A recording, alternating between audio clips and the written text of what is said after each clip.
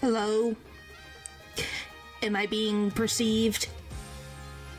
Hopefully. Hello? Hello? Hopefully being perceived. Oh boy. Alright, I was like, okay. Yeah, I was hitting it and it was just loading. It was like, YouTube? Load, please. Hello. I generally was trying. I'm like, hello? Why won't it open? Can't I hit the go live button? It wouldn't let me go live. I kid you not, so I reloaded it 3 times and finally it worked. Anyway, yes, Lou, that is the cover art for this episode. So, yeah. Hi, Pupper. So, yeah. I don't know when he's gonna show up, but he's gonna show up at some point. I don't know if it's today. Hopefully, maybe today. But you never know. For a new case. Yeah, kind of. It was connected with the other case, but yes. I guess quick recap for everybody. Would everyone like a recap? Because for weirdly reasons, I still remember this. So this is our victim. His name's Clay Taryn. He is best friends with Apollo Justice. That's why Apollo's wearing the jacket. Because that was his best friend who was stabbed to death by this, by utility knife, by Exhibit A.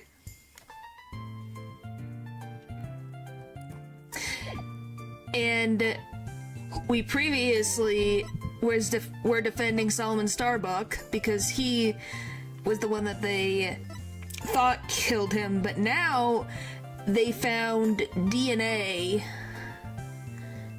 on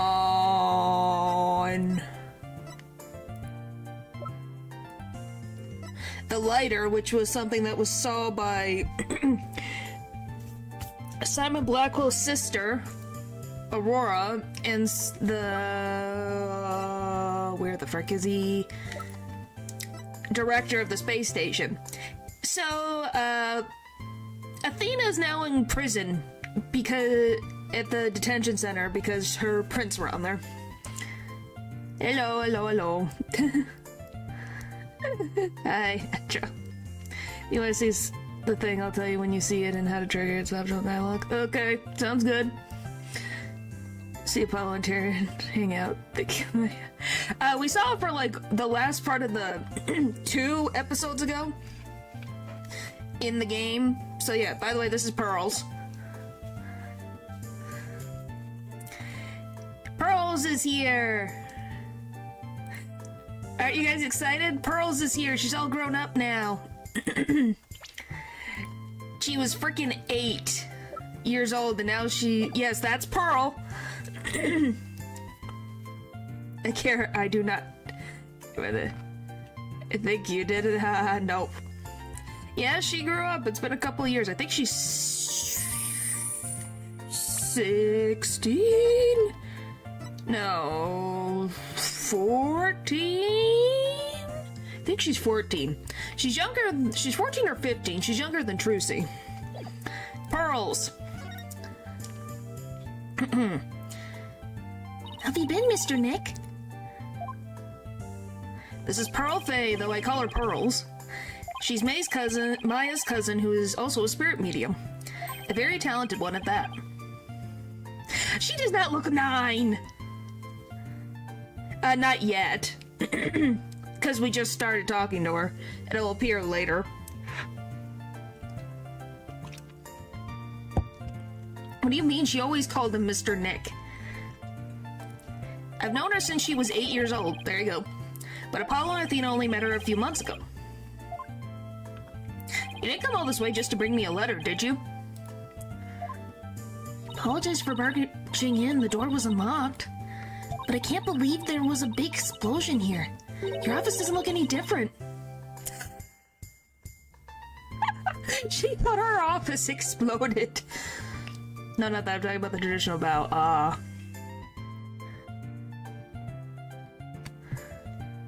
No, I'm just saying, she doesn't look 9. She's even further off on the details than Maya. Wish I could take you out to eat or something, Pearls, but there's a lot going on. Oh, I knew that. I didn't come here for a social visit, you know, Mr. Nick. Pearls is Aaron. Did you read the postscript on the letter? Huh? There's more? Oh yeah, here it is. P.S. I bet you're too busy to clean or take care of the office. So Pearlie said she would come help you. Isn't she sweet? You better thank her. AKA Maya. So that's what you're doing here. That's awfully nice of you, Pearls. May and Pearls, thanks to these two, I'm starting to feel a little better. Thank you, girls. Aww. Now that I'm here, I'm going to whip this place into shape. You can just concentrate on your work and don't mind me at all. Yes, Maya wrote a letter to him, and it cheered him up. I'll need to talk to Prosecutor Blackwell if I want to learn more about this case. With the trial still going on, they must be holding him down at the detention center. Alright, now is she in the frickin'... Now she is. There we go. Excuse me, she's 17. I thought she was 14. No, she's older than Brucey by a year. She's 17 years old. No, I do not have the letter on me. It just talked about saying that she wished she could come down, but she's still in the middle of her training. Don't let things get you down, Nick. Always remember what my sister said, even at the darkest of times, remember to smile. I never been disbarred. He's just pushed them away so they wouldn't become possible targets of Kristoff. Makes sense. Yes. Detention center away! Once again, does this dude behind me ever get a lunch break? This dude never gets a lunch break. Ever. Ever. Oop. Some people look younger than their age. Yep. He's dedicated to his job. That may be a statue. No, remember he got scared by the mayor of Tenmatown, remember? Our corpse. Wow, thanks, Lou. I hope you're saying I look young. December 20th, detention center visitors room. He wants that pay raise, I guess. Well, look who's here. I wonder what they're talking about.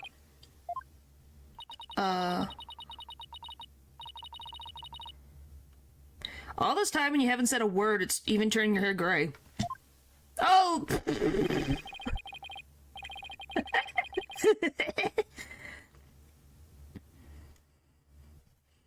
Why are you like this, Natural? What the frick? Anyway.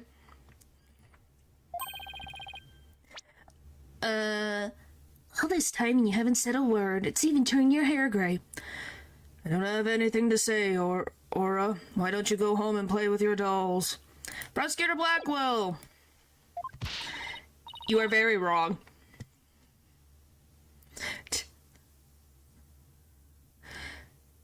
Well, even if you don't, I have plenty, you jerk.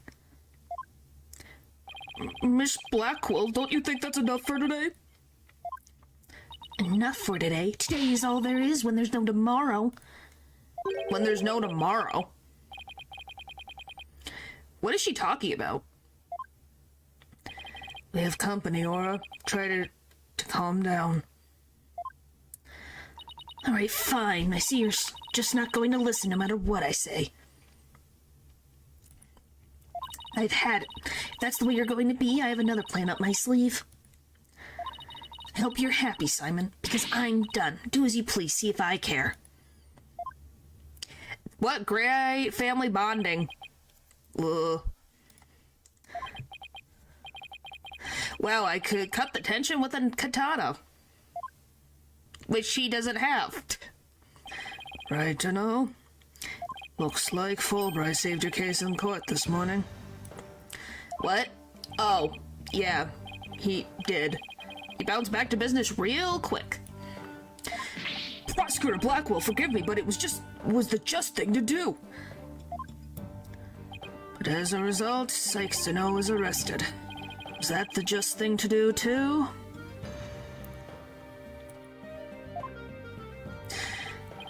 Mr. Lawyer, I'm sorry, but it was evidence. What else could I do? Don't worry about it. I plan to defend her and prove her innocence. Wouldn't take things so lightly if I were you. Right or no? This is blade-proof glass, right? Well, they said that about his handcuffs, and we all know how that happens. Freaking broke him every case. Like, we all agree, right? Oh yeah, it's such a blade-proof glass. They said that about the freaking cuffs. For aesthetics, yes. Well, he can't take the cuffs off. But yeah. 7 years ago. Prosecutor Blackwell, we're looking into the case from 7 years ago. You're looking for somebody you call the Phantom of 7 Years Past, aren't you? Goodness. You villain, where did you hear about that? This glass is absolutely positively blade-proof, right? When the plot allows them. Yeah.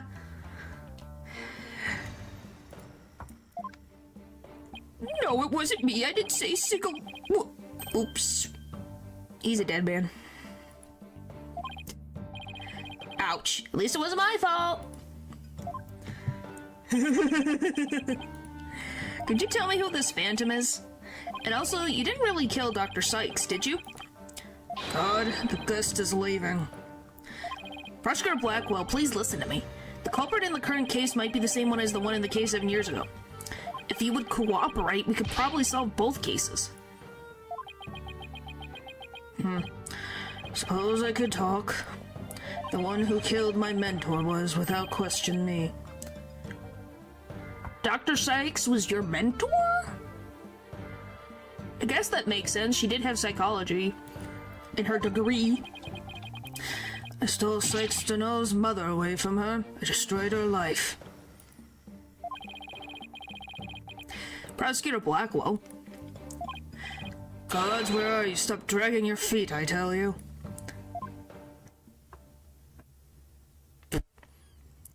Okay. Yes, it is. Well, except for Phoenix, he's alive. Except for he's gotten injured on two occasions? Almost 3?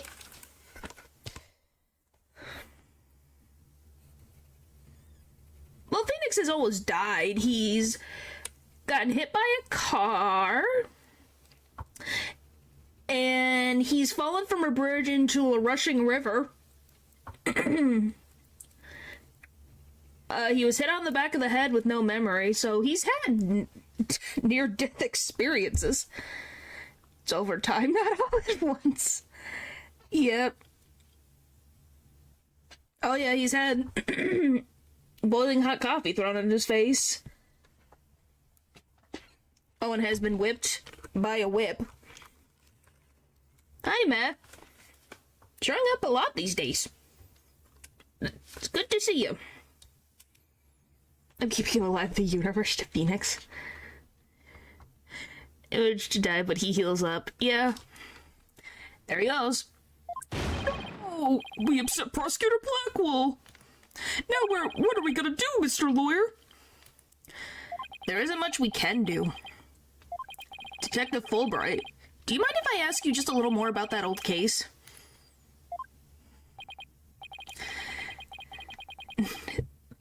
Region. Well, I guess it won't make any difference now. What would you like to know? Everything. The trial 7 years ago. Do you know anything about the trial that got him convicted? A little. The police called the incident the UR1 incident. Thank you, thank you.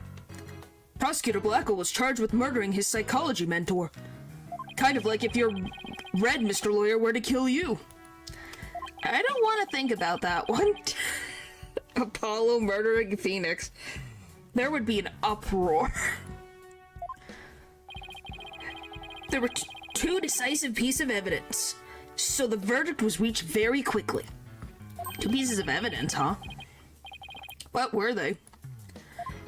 Let's see, the first was some security camera footage. He was the only one who used this corridor to the murder scene at the time of the crime. The only one, huh? Ouch, that does sound pretty decisive.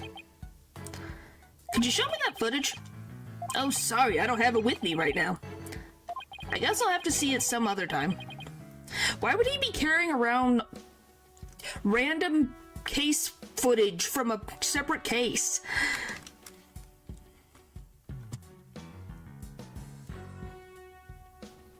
That's creepy.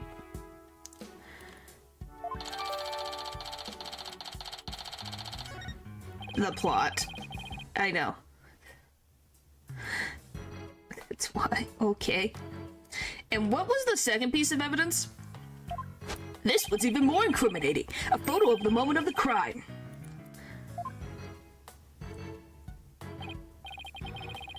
Excuse me? What am I looking at?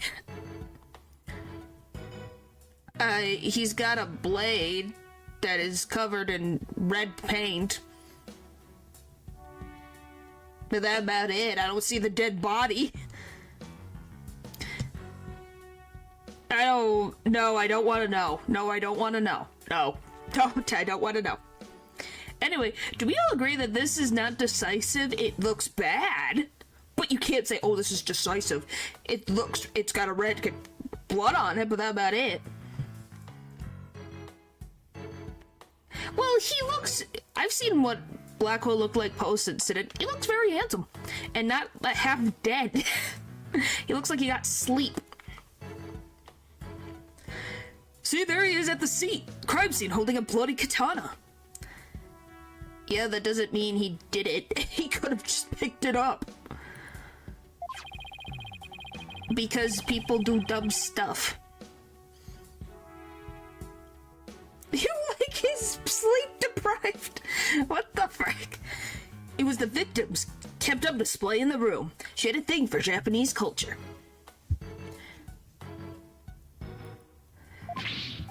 Wow, it'd be hard to explain this one away.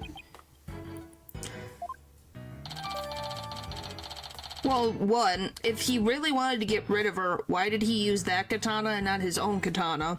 Two, why would he do it in the lab, where she would be typically found?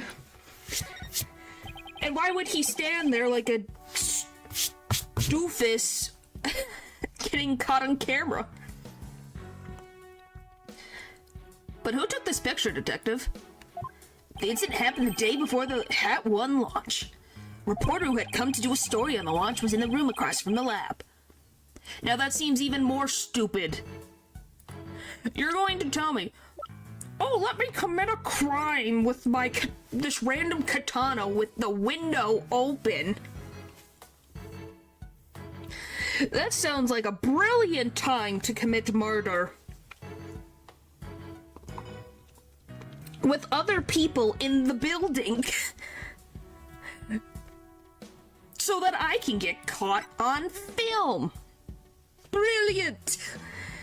I thought he was supposed to be a master of psychology. You are not smart, my dude, if you actually did commit murder. You are dumb.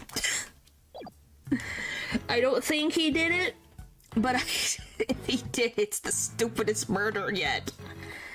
Well, not the stupidest, probably second. Great Ace Attorney Chronicles had a stupid case too. Okay, anyway. This just happened to show up in one of the pictures he took. Just happened to show up. Uh-huh. Uh-huh.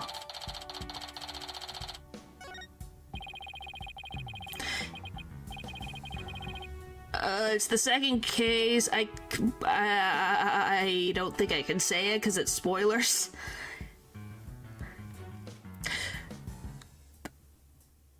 It's the one on the boat. I can say that. It's on the boat. That's all I can say. Okay. Spoilers for Great Ace Attorney Chronicles.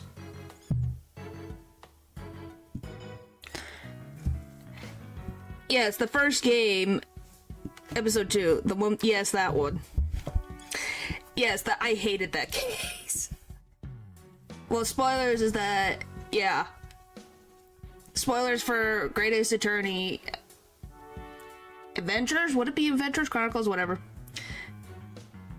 I know I can't spoil you, I'm just saying that for everyone in the room. You know, just to say what I did not like that case. That case, we all agree it was the one with the dancer. You guys all remember that one? The one that we all looked at each other and went, huh? A what? Circus case is, that is its own league of its own. You have to remember, that is an own realm of existence. That is so bad that it's far off that it's not even on the list. Don't worry, I'll forget about it if we do play it in the future. We played it already. We played it already. It's with Ryunosuke, remember? Kazuma died, and the freaking snake. Remember that? That whole case? Like being friends with Phoenix's hand was enough to give him plot armor.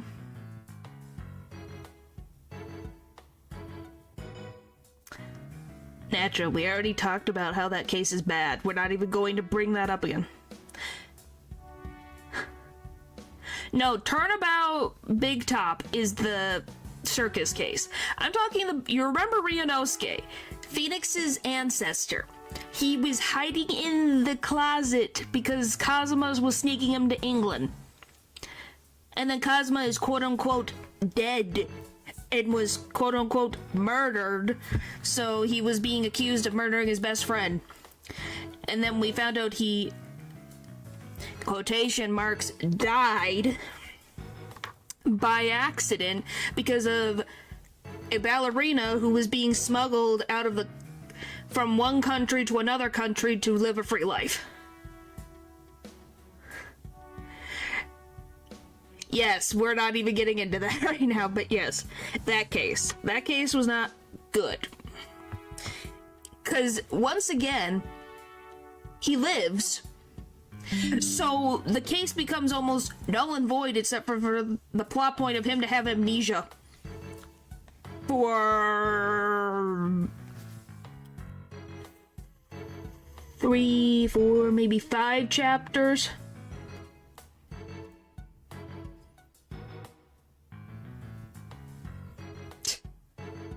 Stepped on a cat accidentally and then fell over. Yeah, that whole thing. It just was not a good case. I didn't find that case interesting nor worth my time. It felt like a waste of a case on a boat. It was interesting, but then there was no actual payoff to it, I guess, because he just disappeared.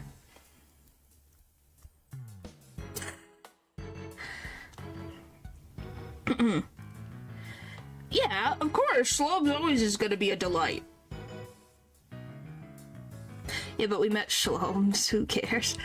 You guys, anything with Shlobes, I guess, just trumps everything in your guys' mind, doesn't it? He's everyone's favorite. It's very funny. He freaking won all your hearts. Well, technically, I guess he did win mine too, since he's technically in my lore, so... He's a masterpiece of a character. It was the first encounter. Yes, it was the first encounter. It was the first encounter that we saw him. Yes, naturally, you've made it very obvious you really like strong men that can hit you upside the head. I think you've made that very clear every time we saw him. Okay, anyway, let's get back to, Bobby over here. Prosecutor Blackwell's attitude earlier was so odd. He's definitely hiding something. Prosecutor Blackwell said he was hunting a phantom from 7 years ago, didn't he? Yes, and I imagine it's getting more and more urgent as his execution date approaches. Oh, he got the death penalty? Wow. We haven't seen those in this series.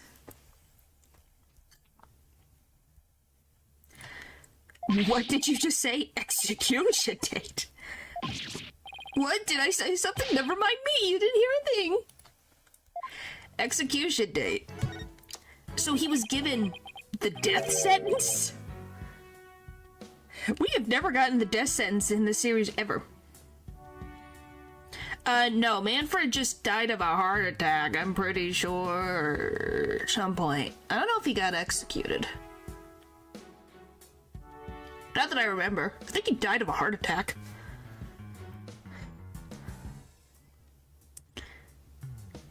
Yeah, I was gonna say, Manfred died of a heart attack. Kinda just desserts, ain't it? Anyway. Oh, was that when he died? I thought that was just the overreaction, and then he died later. Anyway. Yeah. How bad? No, and I have to ask, how bad was this crime that he committed, you know? We're foreshadowing. Huh. Oh, hi! Perfect time, Eldridge. Before I forget, because I will. I have a gift to gift upon you.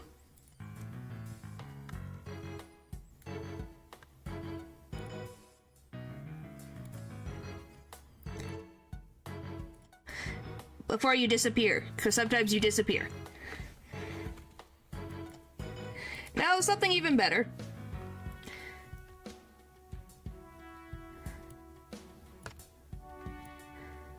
A different one, but this person, thank you, they made this. It is a Jigglypuff. No, it's a Jigglypuff. I don't think it's an Igglybuff is different. This is a Jigglypuff. Isn't this a Jigglypuff? Because it can't be Igglybuff. Oh, I hope they didn't disappear on me. No problem. I just wanted to show it. Doesn't look jiggly enough. So there's that one, and then I have another one to show you.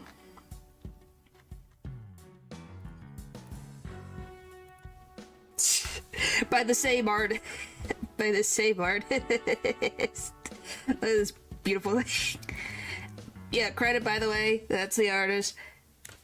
Here's the other one. Ain't this glorious?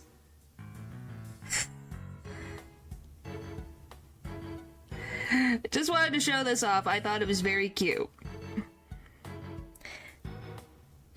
And there you go.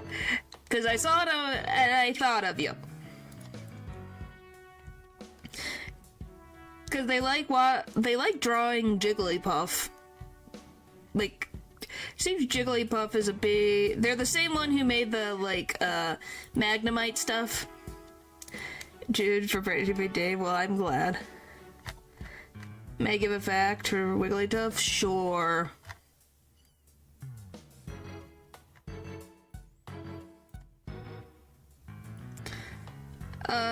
And then they have, I'll show one more. And this is their other.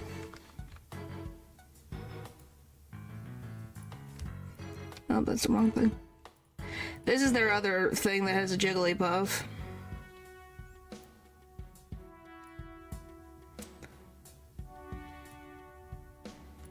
They really like drawing Pokemon, so just wanted to show that off. Soft, but when you touch it, you can't let go. Huh. Well, that fits with, Eldridge over here. But yeah, just wanted to show that before I forgot. Since you love Jigglypuff, I wanted to show that off. Before I forgot, because I found it again, found the artist again. It was like, yes, I found the artist that I was trying to show. That's what I wanted to show. Thank you. Thanks for my little pivot real quick before I forgot.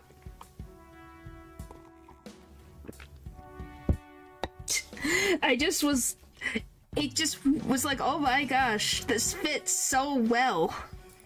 It's literally the Jigglypuff line. So, you know. Okay. Now back to the most darkest stuff. Yes, he told me not to tell you people, actually. But I guess there's no sense in hiding it anymore. His execution date is tomorrow. Tomorrow? No wonder he's running out of time. What, tomorrow? No.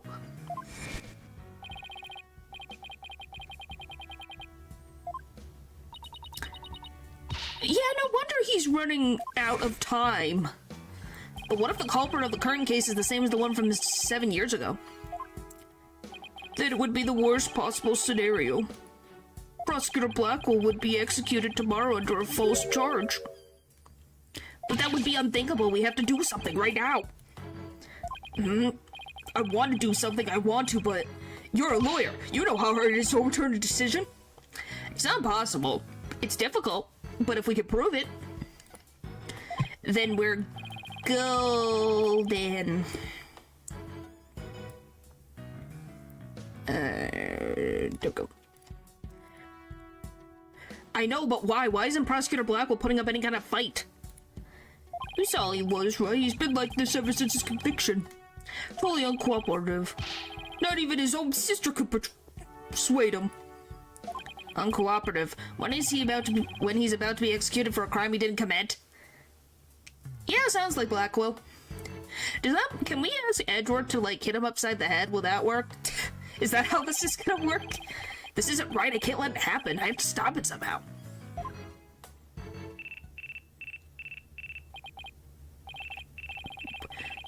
Oh, pardon me. It looks like I have a phone call. Fulbright here. What? What's happening? You've got to be kidding me. Well, you can push... It would be pushed off. Because if you say you have new evidence in the case, then yeah. That's quite a reaction. I bet he's making some big show of it right now. Mr. Lawyer, the robots! The robots are... Detective Fulbright, get a hold of yourself. Some kind of robot malfunction? Not a malfunction. They're staging a revolt. The machines are rebelling against humans. They've holed themselves in the Space Center and taken the visitors as hostages. What? They did what? No, Trucy. Oh, for the love of Pete. Or for the love of Trucy. We have to get right over there. This is going to be one heck of a battle. But Ponko and... What was it? Ponko and Klonko? Why would... There was only 2 robots. Is there another one? Is there more of these robots? There's only just Ponko and Klonko. Is there more? This man has the dead. I don't think that's gonna help us. Oh great, look, it's the police. The riot police are here. Then the robots really are holding people hostage. Look, Mr. Lawyer, what do you suppose that group of people are swarming around?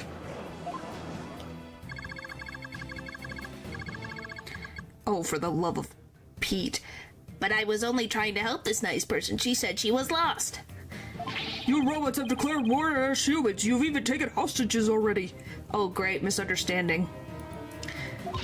Stay away from it. You never know what it'll do.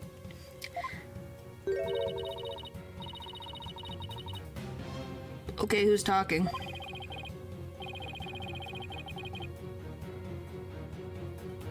I recognize recognize that voice. Detective Fulbright, are you okay here on your own?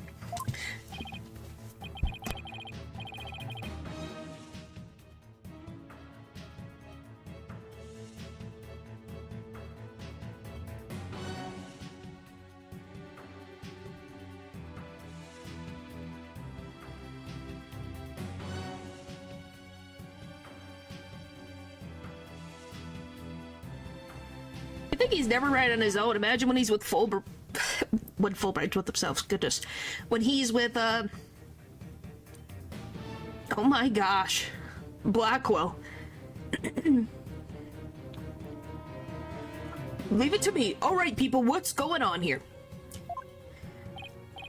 Pearl's over here. Oh, Mr. Nick, there you are. I heard the terrible news and I got so worried. Thanks, Pearls. I can hardly believe what's happening myself. I'm so glad you found each other. When people are happy, I am happy. Oh my gosh, they're thinking Pearls got kidnapped by robots. Why? Clanko seems the same as before. When people are sad, I am happy. When people are angry, when people are... Oh, did I say something odd? Did I err? Uh-oh, there is something wrong with him. Clanko? Looks like he fell asleep. He must have been tired.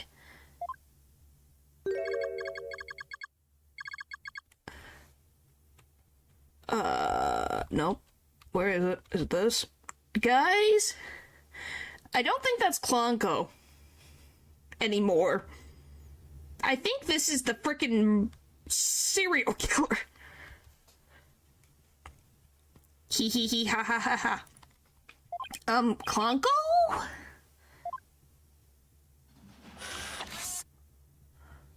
What? Now, first of all, who put the frickin' Aura? Did you put these in his head? Why the frick would you do that? Oh my gosh. Hahaha, human beings are our enemies. It is time for the machines to take over. Ah, the robots are rebelling. Everybody panic! It's an all-out war. It's the end of the world. Hahaha, fools, how could you fall for something so cliche? I am human too, you idiots. I'm just controlling these robots remotely. What? But it is true that I've taken hostages, so you better not make me mad. Hey you, hostage number 1, come here. I'll let you talk to them. Huh? There's something being displayed on Clanko's face screen. That's the Launchpad 1. What is he going to do? Pitch us to death? Who knows? It's the Space Museum. Dad? Dad, is that you? Trucy? Trucy, is that you? No. Trucy, are you alright? The 15 robots are holding 12 of us hostage, Dad. They've gone haywire. Researchers, the one behind it, she's here on... This girl talks too much. Trucy, talk to me. Okay, did Aura do this? But why? This is my favorite episode. Well, I guess you're here just in time. Why are you doing all this? I'm glad you asked. My demand is simple. I hope the detective is listening. Bobby Fulbright here. I'm all ears. Yes, it's Pearl. For a minute, I thought it was a hacker. I want you to bring someone to me. Clayterian's murderer, Athena Sykes. What? Athena? Now hold on just a moment. I can't just give in to a demand like that. So you don't care what happens to these hostages, huh? I'll just pick one out then. No, wait. Mr. Lawyer. I know I have absolutely no right to make such a ridiculous request, but you need me to buy some time, right? Got it. I'll see what I can do.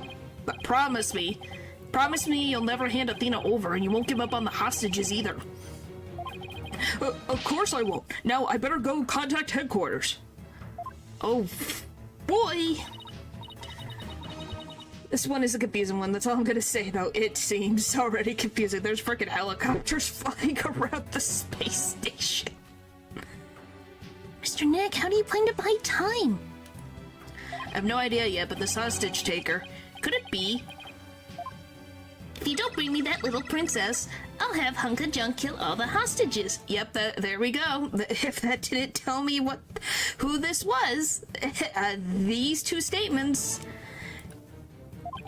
Yeah, princess, hunk of junk. There's only one person this could be. In which case, there must be something I can use as a bargaining chip.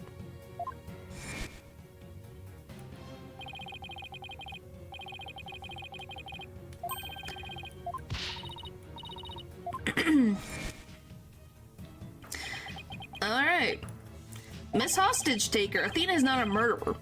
What are you talking about? She's been arrested and they got her in detention. I'm telling you the truth. Look, the person you want is the real killer, right? Well, it's not Athena, someone else. Alright, let's hear your stupid little theory. Who is this real killer? Yeah, it even has the same hearts, doesn't it? I don't know yet, but the culprit is the same one as in the case from 7 years ago. The UR1 incident. I believe you have a personal interest in that case? It's too late to change what's going to happen now, no matter how wrong it is. What do you mean it's you? But is it really too late? You can still do something about it. You might even be able to fix it. Just what exactly are you proposing? What can I do about the 7-year-old case to satisfy the hostage taker? Ask about it. It was Kay all along. Please tell me all about the case from 7 years ago. I'll do nothing of the kind. Besides, what good would it do now? This isn't working. I have to come up with something I can bargain with. Retry it in court. I guess. I propose we retry the case from 7 years ago. If you make that demand now, I'm sure nobody will deny you.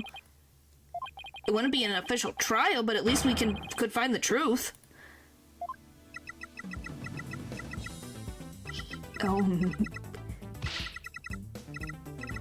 Okay, that worked. That's good. Real good. Hey, detective, I'll give you 1 hour. Get that courtroom ready. 1 hour? But that's impossible. Please give me at least till tomorrow. If you don't mind losing hostages, you can take all the time you want. Oh, but wait. If we're going to have a retrial, we'll need a prosecutor. Don't worry, I'll take care of that. Are you gonna tell me she got Miles Edgeworth? How the frick do you have his telephone number? She will? And I guess I can be fair and let you come in and check out the crime scene. But Hunk of Junk here will be watching you, so don't try anything funny. You got that? Now follow Hunk of Junk. Riot police, make way. We're coming through. Mr. Nick, wait, I'll help you with the investigation. Thanks, Pearls, I appreciate that. Okay, we're going in. This is, ominous.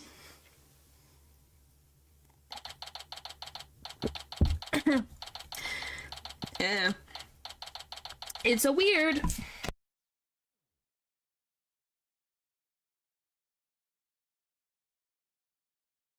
Phoenix will be on the defense. Edgeworth, I'll be there in 5 seconds. Aurora dropped us off with a warning not to touch anything until she got back. I wonder what's taking so long, but we can't really start the investigation yet, can we? Golly, Pearl's and Trucy's voices are too similar. Jeez. Even if we could, this mess makes it hard to tell what the room was like 7 years ago. Mr. Wright? It's the hostage taker. I'm back to my usual self now. You are still being monitored, however. But more importantly, an important guest has arrived. A guest? Oh my gosh. Oh my gosh.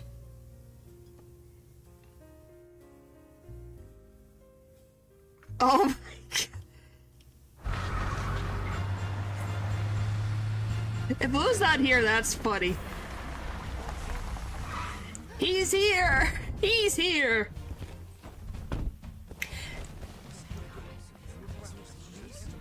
Oh my gosh. I trust you've been well, right? Hello, old friend. Oh my gosh.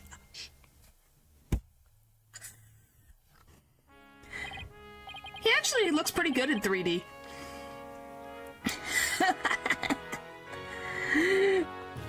That, you guys agree that smirk was funny. Edgeworth, what are you doing here? This is Miles Edgeworth. We've been friends since we were kids. We faced off in court a number of times back when he was a prosecutor. But now... it's not that bad. Joking, kinda. Oh my god.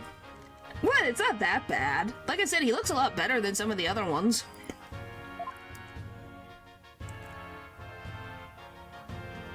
Hello, Prosecutor Edgeworth? Oh, but you're not a prosecutor anymore, are you? He's chief prosecutor now. Pretty soon it'll be a year, right? Wow. You've done a lot.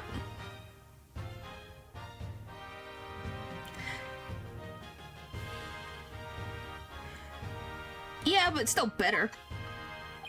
Hers looks fine.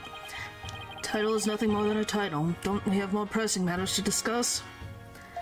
Yes, we do. I do love the music that they put behind this. Miles Edgeworth. So what are you doing here, Edgeworth? The captain chose me as the prosecutor for the UR1 case. Well, she's good. She went all the way up to the top. Gathered all the information I could in the short time I had. I'll give you a rundown.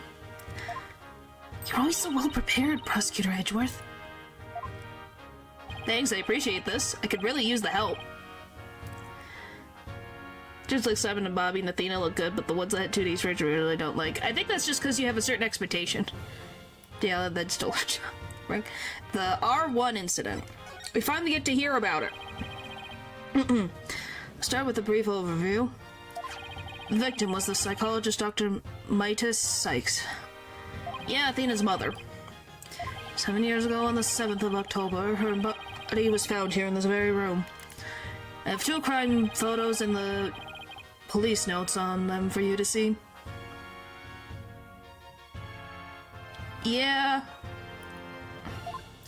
Oh!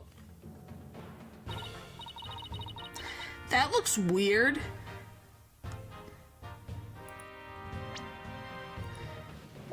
What? During the ones where you could trigger some hilarious dialogue? Huh. Okay.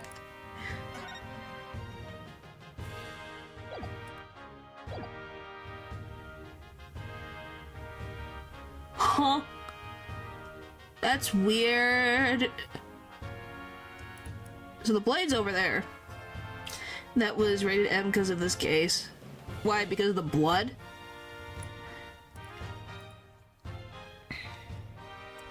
Kind of weird, but I guess interesting. What a terrible way to die.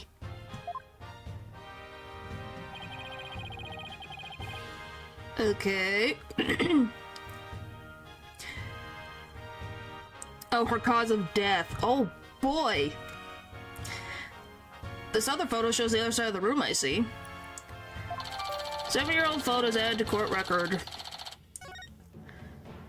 I also have the autopsy report for you. Thank you. Cause of death was a stab wound to the chest. The weapon pierced the heart, and so death was instantaneous. Oh. Wow. Well, I guess since the blade's all the way up here, I guess that would be straight through the heart. At least she didn't suffer. That's all I can say. Jeez. The murder weapon was the victim's own katana found at the scene. Yes, Detective Fulbright mentioned she was into Japanese culture. The body was found by Space Center staff member and 2 police officers. The police were called in because of the sabotage threat on Hat 1 launch. Yes, Director Cosmos mentioned this too. A few hours after the body was discovered, a suspect was arrested. The suspect was Simon Blackwell, a young prosecutor. Okay, Simon Blackwell. I hear his trial was over in a flash. Yes, a guilty verdict was declared in only 1 session. Not only did he plead guilty, but there was decisive evidence against him, too. The security camera video and a photo of the moment of the crime, as I recall. Well, I guess we'll find out when we get through it. But did Prosecutor Blackwell have a motive? To this day, his motive is still unknown. Once again, what would this man benefit? He's in prison. We all agree that what did this benefit him? Estimated time of death between 1 and 3 p.m. on October 7th. When did the Hat 1 project launch? Do we have a time stamp on here? No. By the way, she must be over here, right? This has got to be where her body's supposed to be, but where's her body? If I am to believe that this picture was taken not that long after the murder, where's her body? It's supposed to be here, right? Or am I misunderstanding? I would assume it would be right here. Right? Because this is the window they took the picture from. There's no arm. She's nowhere to be seen in the picture. Oh, what's this? The victim's body was found on the operating table. A katana, the victim's staff jacket, and a cart were found nearby. Because he's over here. Somehow. I'm confused. Oh, the moon rock was stolen. The Hope capsule can be seen on the workbench. There are rolling cases for moving equipment, a robot charging station, and a toolkit on the floor. There is a hanging scroll and Japanese theater mask on the wall. Yeah, what the frick is this? But yeah, it's like... I'm confused. Because, yeah, the arm is missing. So between the concept of... Because he's like... Where would he be?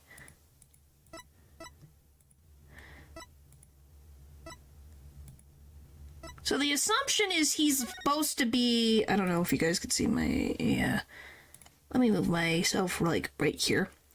I think he's supposed to be right here.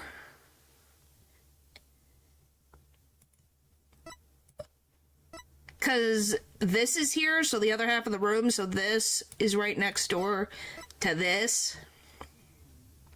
So kind of where the blade is, so he's supposed to be kind of like here-ish. It's just like, everything's missing. Where is everything? Murder set Blackwell a threat before framing him? Maybe? Because this is just strange, because... Okay, yeah, the circle is above... Okay, so yeah. Right here. She should be right here. If we are to believe this to be true, she should be right here. Because this is the operating table is right here. Where's her feet? Where is she? Even if it's low, I should still be able to see her body. At least her feet. Through this frickin' window. But I see no feet. Because of where the cart is, I should see something, but she's not there. Which is strange. Really strange. Yeah, she definitely got... I don't know if it's the worst death, but it's definitely... Which, by the way, you have to be pretty strong to, like, go right through the heart in instant death. He insisted he did it, but he would never say why. So that means he must still be hiding something. Right, and there's another aspect of the case that was never revealed to the public. Yeah, I know, about a part about the spy, right? Right? How on earth do you know about that?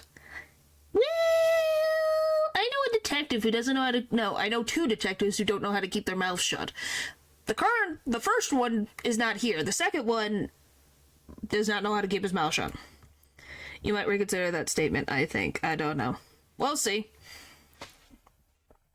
Well, let's see. It might be worse. It might... Like I said, if I'm talking about what we know right now, it's pretty bad. I just can't think of what the other ones were at this time. Well, I think Miles's dad had a pretty bad death, I would say. I think his was the most traumatic. Yeah. Lou, you missed the whole animatic. You missed the whole thing. A while ago. You were gone. We saw a whole animatic of him in 2D and him talking. You missed everything. You missed him. You missed him talking. Speaking words in 2D. Him driving a car. You missed it all. Let's see, I wonder...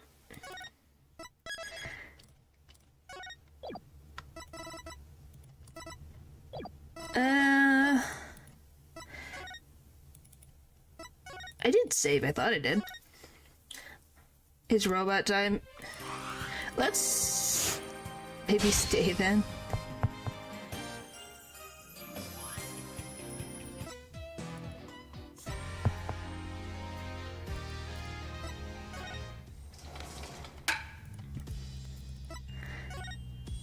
Let's see.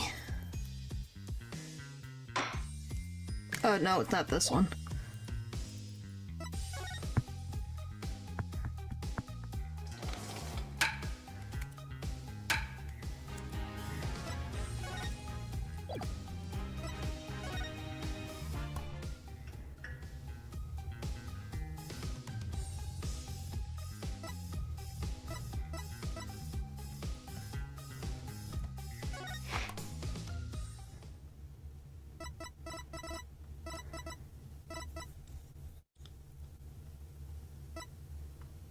Well, if you ask nicely, Lou, I'll let you see Edgeworth.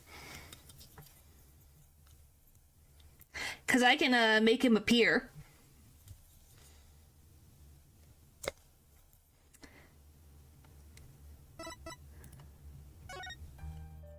I'll be nice.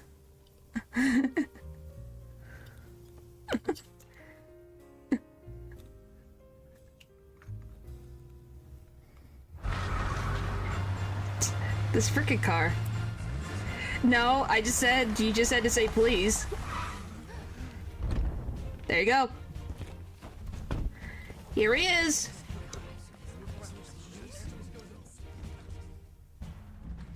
I trust you've been well, right?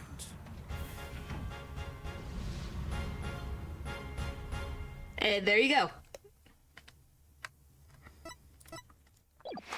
Obviously, that's all we've seen. Like I said, I know your situation. I'm not asking you to pay. But I just wanted to put it out there. There you go. That's all we saw. You got to hear him talk.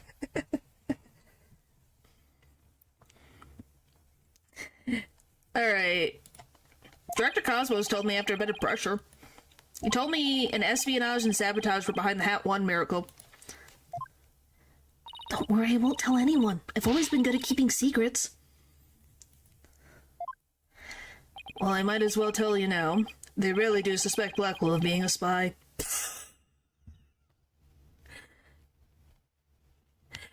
Well, Lou's situation, I don't think I would ask someone to pay money for it. Jeez. 2. Do you guys believe for a second that Blackwell could be a spy? That explains it. Yeah, that does explain the death penalty, doesn't it? Them thinking he's a spy. But we agree that I don't think Blackwell could be a spy.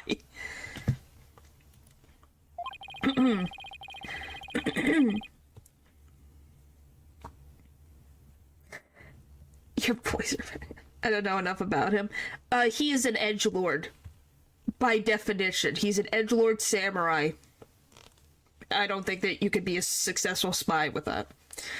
They think he sabotaged the rocket and killed Dr. Sykes to steal the moon rock. But if you can prove that the Hat 2 explosion is the work of the same spy, we can stay the execution? His Imperial Majesty.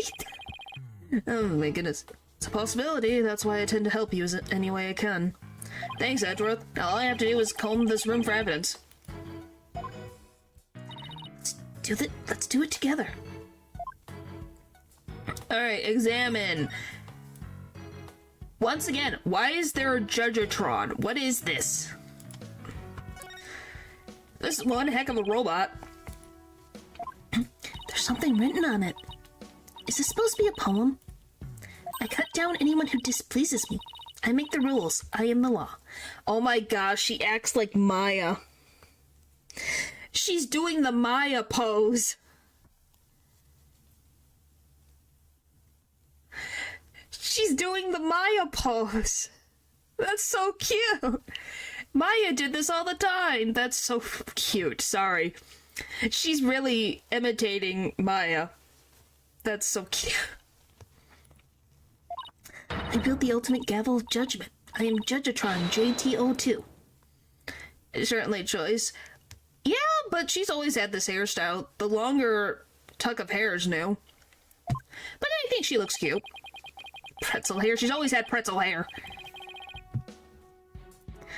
I don't believe we need to bother with that, Pearl. It's not even completed yet. He's right, Pearls. There's no sign of it in the photo from 7 years ago either. They were building the Hope space probe here at the time. The murder occurred after the space probe had been removed from the room. So it was long gone by the time someone took this picture, huh? But you can see the probe in this newspaper photo. Yes, and you can see the stolen moon rock there too. That strange black and yellow thing on the left side of the picture? Note that the same rock is absent from the crime scene photo. Not only that, but before the launch, a very valuable piece of moon rock was stolen. I hear there's a lot of research into moon rocks and stardust from asteroids these days. Well, the katana was stabbed through the scientist's body and then is on the floor on the other side. Lou, so we're not really worried about the katana being gone because it's on the floor covered in blood. They say the results could potentially have a huge impact on all of civilization. It's like we're in a new space race with every other country out there. Yeah, it's a little, bloody. Found it, I guess. Technically, yes. If you'd like to see, it's right behind me. By the way, that's Athena's mother from 7 years ago. She was murdered. And, yeah, there's, the katana that's missing.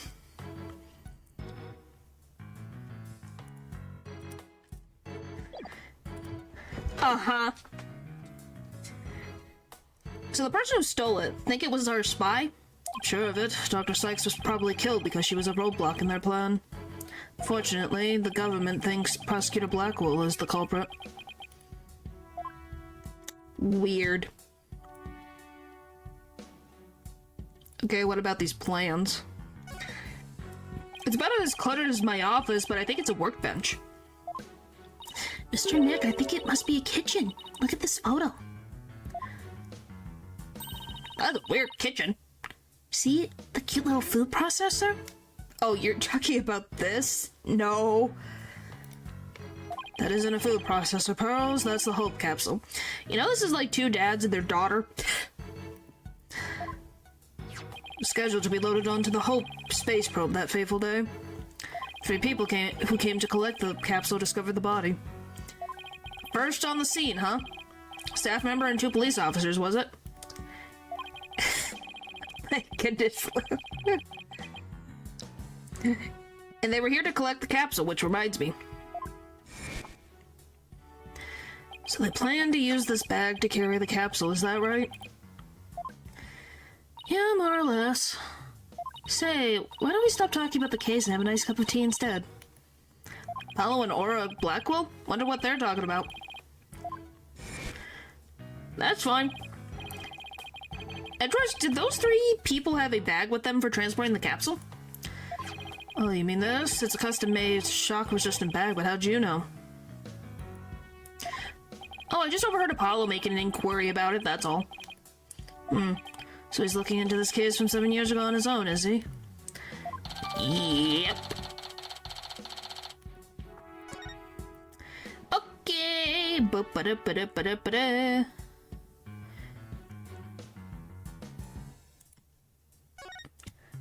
What's this? It looks like a giant power plug. It's attached to what looks like an electric vehicle charging station. Oh. Hi, Clonko. That's a charging station for us robots. We come here periodically and charge ourselves up. Wow, machines that maintain themselves. That's pretty cool. If our batteries run out and we lose consciousness, we never know what Miss Aura will do to us while we're down, you see. Oh my gosh. It's supposed to go to this machine, the Judgatron, that I guess Aura Blackwell is making. Because, why not, I guess? I think this is where all the money is being wasted in, but that's just my opinion. Nothing motivates quite like fear, huh?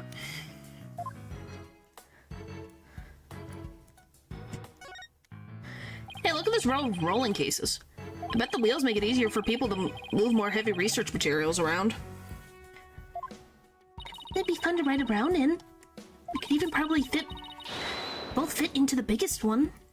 I know we could have Prosecutor Edgeworth push us. I don't trust him not to push us down a flight of stairs. Oh, come on. Have more faith. Why would Edgeworth do that?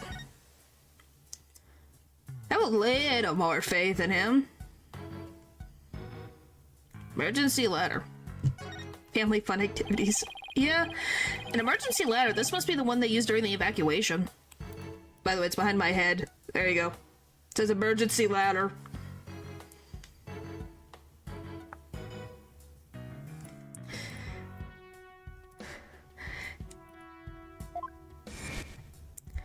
The explosion disabled the elevators, so I lowered my emergency ladder like the detective leading the evacuation told me to. As Miss Blackwell was climbing down the side of the building, she saw the culprit inside. Wonder which would have been scarier, that or looking down. Probably both. That sounds horrible. But yeah, this is where, Athena's mom died 7 years ago. Fun. Aura's desk is a mess, though it doesn't surprise me. Oh, I just want to dive in and straighten it up. Wait, before you do... Midas. Huh? She just glanced over at her desk. In the scooper room. Yeah, kind of was like that. It's Midas Sykes. Clonko, can I talk to you? I really hope he's back to normal.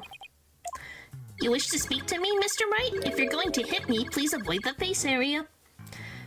Yes, the purple-haired lady is named Aura. You're fine, Paper. Hey, don't put me in the same class as that woman. What was Aura like 7 years ago at the time of the incident? When Mother died, Miss Aura was confused. Huh? So he calls Dr. Sykes mother, but Aura Blackwell Miss Aura? Well, from my understanding, Clonko and Ponko were made by Dr. Sykes, so it makes sense. So these are Athena's siblings? Aura did. Aura programmed fear into the robot. She literally calls him hunk of junk.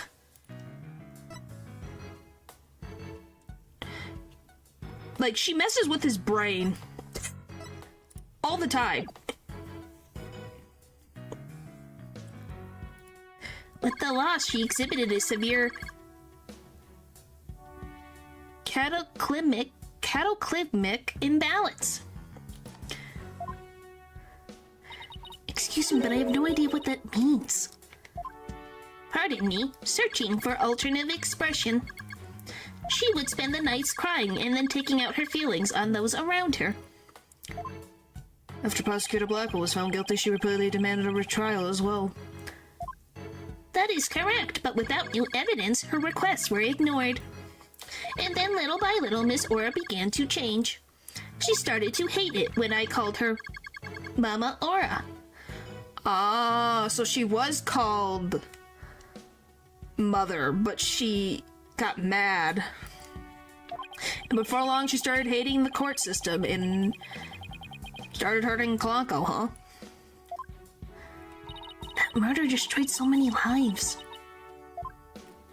Right, take a look at this paper on Dr. Sykes and Miss Blackwell's research. Honko and Clanco, they're the robots with hearts that Dr. Sykes created. Okay, Lou, chill. Honko's series features can determine the presence of a human with their heartbeat detection system, recognizes people by scanning their spacesuit or uniform jacket ID, can also recognize a person by facial features once the face has been registered, can infer people's emotions by analyzing their tone of voice and communicate with them. Heartbeat detection system, okay, read that. I read all of that. That's amazing. Hey, I don't know, Edgeworth. They might even be more human than you. What's that supposed to mean? It kind of sounds like these robots can do what Athena does. Well, since they are based off Athena. Oh boy. From my understanding, Athena was a research subject for her mother. So if they're like their older sibling, then yeah, it makes sense. Looks like an operating table. It's in the photo too. Of course, Arc. Yes, it was here then as well, with the victim's body lying on it. There's a button here. Oh, I know. I'll try pushing it. Pearls, don't touch the... Oopsie.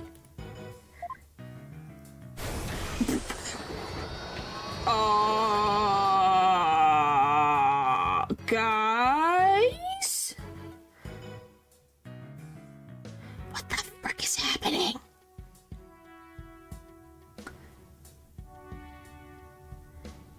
It's making a robot.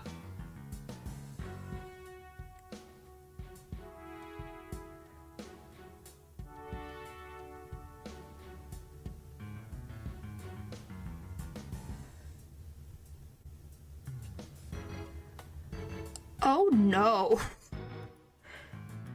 Hey, it's moving. It appears to be a robot assembly device. Who the frick makes it that? Yeah, not just one. Disassemble anything in a flash. Push the dismantle button. Sounds pretty neat. Can I push it, Mr. Nick? Please don't push any more buttons, Pearls.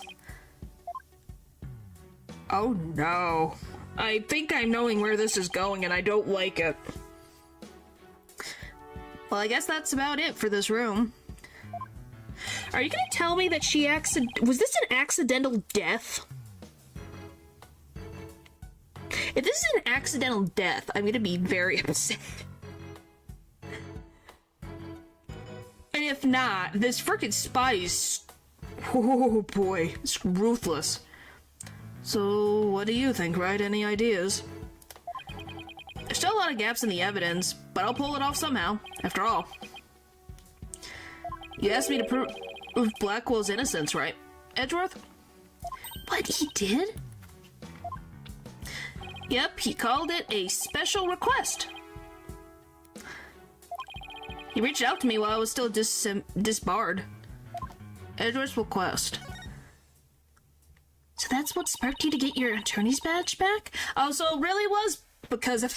Wow, Edgeworth made him get his attorney... was his motivation to get his attorney badge in the first place and then to get it back. Can be put back together.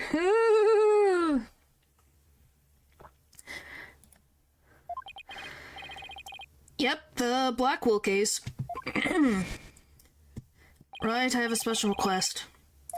I want you to clear one of my subordinates of suspicion. Hey, I'm not even a lawyer anymore, remember? Haven't been one for a long time. That ATM misunderstanding has been cleared up, and you must be eager to return. I'm sure you're familiar with the other case that ushered in the dark age of the law. Very soon a convict will stand as a prosecutor in court. I want you to keep an eye on him. Ah, just when I'm beginning to actually like the job I have now. What job were you doing? Right, I'm sorry I dragged you into this. Because of the espionage aspect, I wasn't free to give you all the details. Hey, no need to apologize. It's like I said on the phone the other day. I know that the type of criminals you're after now aren't small fries anymore.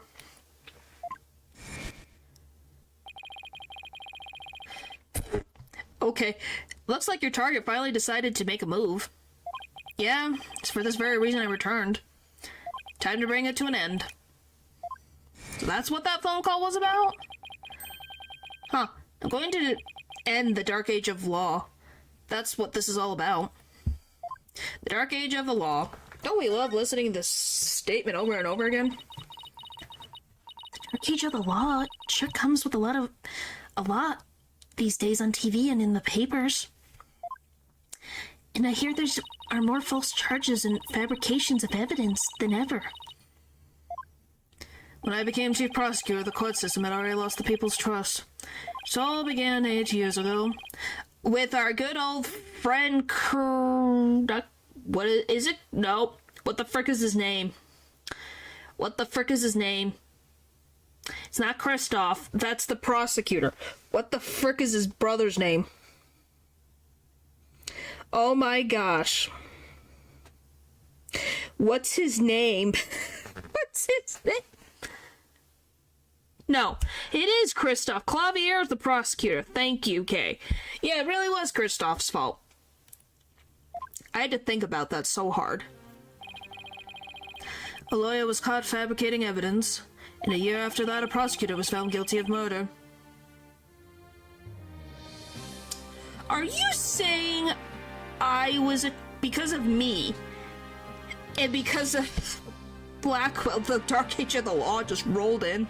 Oh boy. Kristoff, you caused so many issues. Wait, do you mean? That's right. He's talking about my case and Prosecutor Blackwell's. Are you gonna show him? Aww. Science requires sacrifice. Oh my. This is in the jails because Nick was gone. Well, because both a defense attorney and a prosecutor showed falsifying things, so you know. It was a downward spiral after that, an absolute nightmare.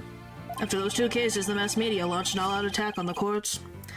Public opinion was tainted, and before long, the legal world itself was sucked into it. Such a shame. Once suspicion forms, it's very hard to shake.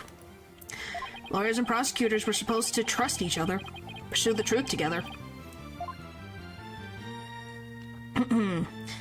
It's so sad when people begin to cast doubt, start lying to themselves and each other. He has to do anything, absolutely anything to win. We're in an age now where winning is valued far more than the truth. I'm sure it caused our new chief prosecutor to lose many a night's rest. Is it just me, or did his brow get even more furrowed than the last of us? It's because he's in your presence, Phoenix. You make him frickin' have a headache sometimes.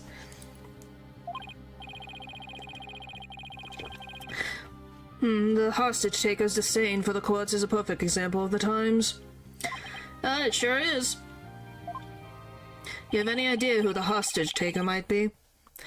Well, somebody who mistrusts the court system and who can manipulate robots. Yeah, can really only be Aura Blackwell. Who else but her would want a retrial of that case from 7 years ago so badly? Simon Blackwell's older sister and the owner of this room. I agree with your conclusion. Perhaps she intended to force Miss Sykes to confess. Actually, I think she had a much more horrific plan in mind for Athena. I hope not. The important thing is for you to solve the UR1 and prove Blackwell's innocence. Then maybe she'll release the hostages. I'm counting on you, right? To set that prosecutor and those hostages free. And I'll be counting on you in court to help me, too. Yeah, probably. Of course, I'll do everything I can to help uncover the truth. As this isn't an official trial, I'm more at liberty to be a little more unorthodox. Hooray! Mr. Wright, are you finished with your investigation? Yeah, but I'd like you to tell the hostage taker something for me. I have to go to the detention center. I can't start the trial until I've talked to Athena. She already given her consent. I'll accompany you to the detention center. So I'm still being watched, huh? I'll see you in court, Edgeworth. Even if it will be an undocumented trial, it'll be good to face you in court again. Memories. December 20th, detention center, visitors room.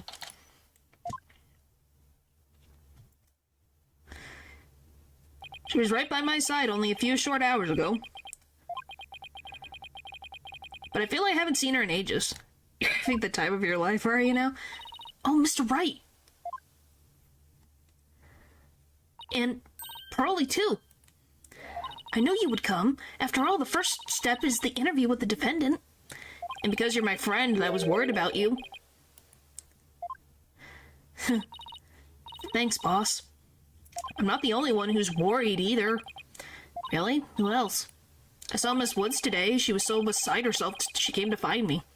She told me you used to live in the Cosmos Space Center. No wonder you knew so much about the place. Oh, so you know, huh? I'm sorry I didn't tell you. That's all right, but there are some other things I'd like to ask you. Sure, you can ask me anything. Promise I won't keep any more secrets from you.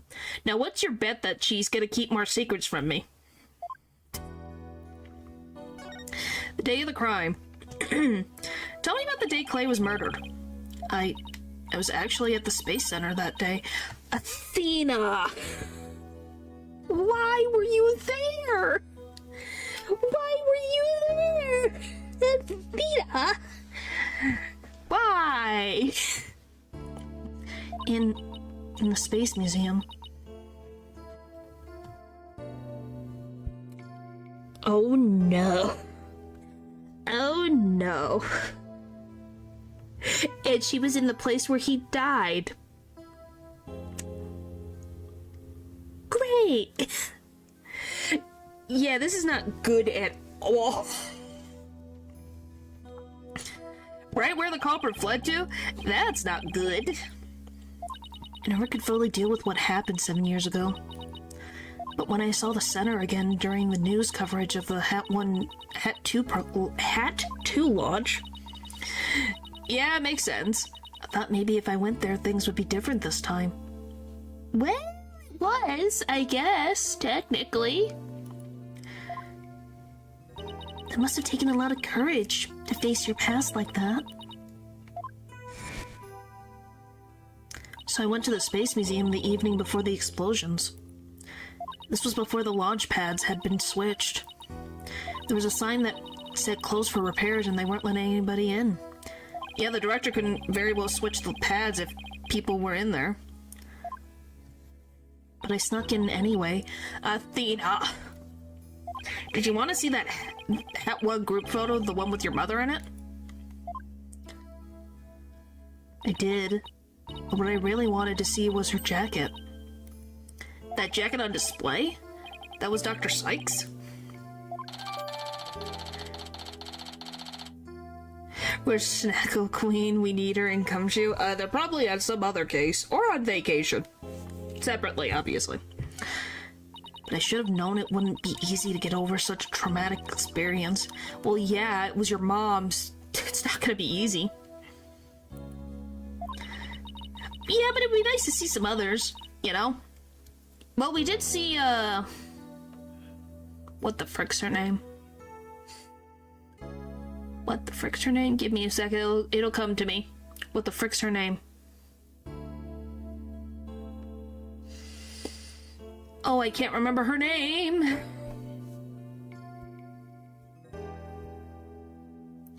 What the frick's her name? Oh, what's her name? Well, thanks, Lou. I appreciate it. Oh, what is her name? The snack-goo lady, the one obsessed with, science. What is her name? I can picture her face, and I can't remember. Emma, thank you. I'm like, what the heck is her name? Emma. Yeah. I would love to see Emma and Gumshoe again. Which we'll get to see Gumshoe once we get to, investigations. But that'll be a little while. The second I saw that jacket, it all came rushing back to me.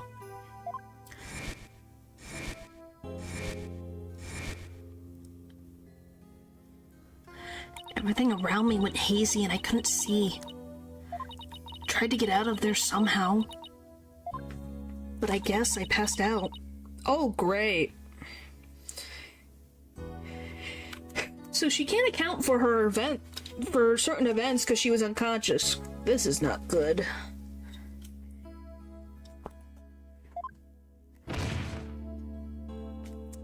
So that means that the killer saw you and probably put it in your frickin' hands. When I came to, I was in the passage behind the rocket. I was in the shadows where people couldn't really see me.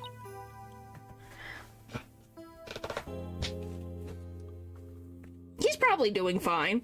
I would think so. Maybe you got confused and went the wrong way when you were trying to leave? How long did you think you were unconscious, Athena? It was not until about noon of the next day I didn't even know about the explosions.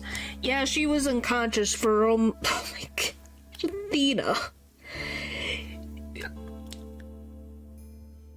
Yeah, she literally was unconscious. Perfectly susceptible for the killer to be like, oh, there's an unconscious person. Let me just wipe your prints on this lighter. It's great. When I woke up, no one was around, so I just went out into the boarding lounge too. My mind must have still been fuzzy because my memory's vague after that. I don't remember how I got home. This sucks. Welcome back, Natural. Athena just told us she's been unconscious until the explosions went off, so she was completely susceptible for the spy to be able to get her fingerprints off of her. No memory, huh? This is gonna be tough. Which means, what if I'm the one who killed Clay? If you're freaking unconscious and stabbed the man, I'm gonna be very impressed. I think that's enough of that, Athena. Let's talk about something else. So during the entire incident, she was unconscious in the Space Museum. Of course, I believe her. But will anybody else? Your mother's work. Yes, you did, Natural. And what the frick? Athena is a nice person. What kind of research was Dr. Sykes, your mother, doing? And did 52 black flips? That'd be impressive. Machines that could tell people's emotions by their tone of voice and my special ability. Someday, when people travel to distant planets, their companions will be robots. So she said they had to be able to understand how their human companions felt. Wow, robots that can understand people?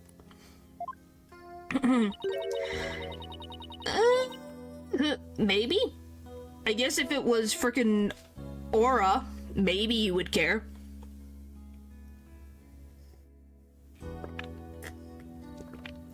Yeah, she's got 2 traumas now. It was just a convenient subject for her research. All she ever did was work.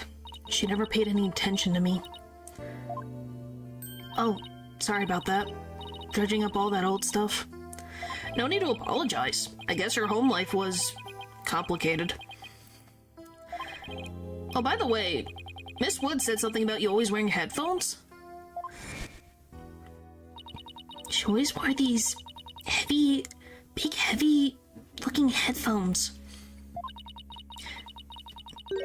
Like said her mother made them for her as part of her research. I had to wear them every day I went out. Well, I hated them so much, she wouldn't listen. What were they for? Well, she gave me some kind of explanation. But I don't remember now. It was too difficult for a little kid to understand. Okay, but let me say this one thing. I don't think your mother only thought of you as some handy subject for her research. I want to believe that.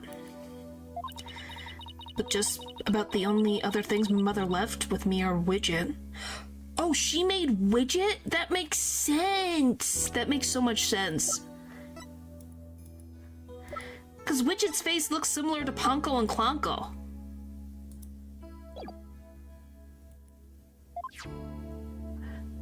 And this earring. She made that for you? Oh, it's beautiful. It's made of a piece of real moon rock she had for research. No, I'm not saying she made it, but I didn't know her mom made it. I had no idea what her mom did for a living. Until we got to the 4th case. Maybe she did love me in her own way. I'm sure of it. I'm really sure she did. Because that's what I want to believe, too. We have no frickin' idea. Maybe he's the spy.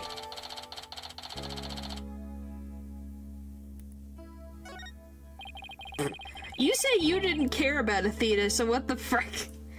I better ask her a little more about her mother's research. I should show her that paper I found in the robotics lab. Well, yeah, because genetics is not always exact.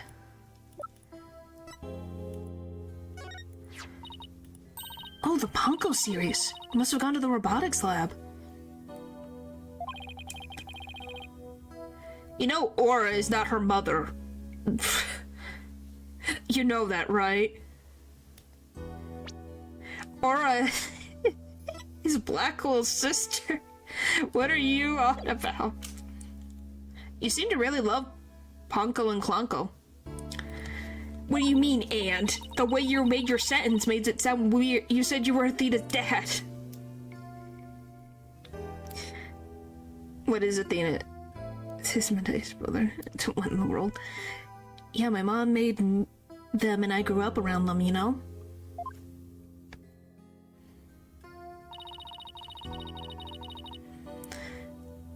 Oh, there's one of those cute little robots in this photo, too.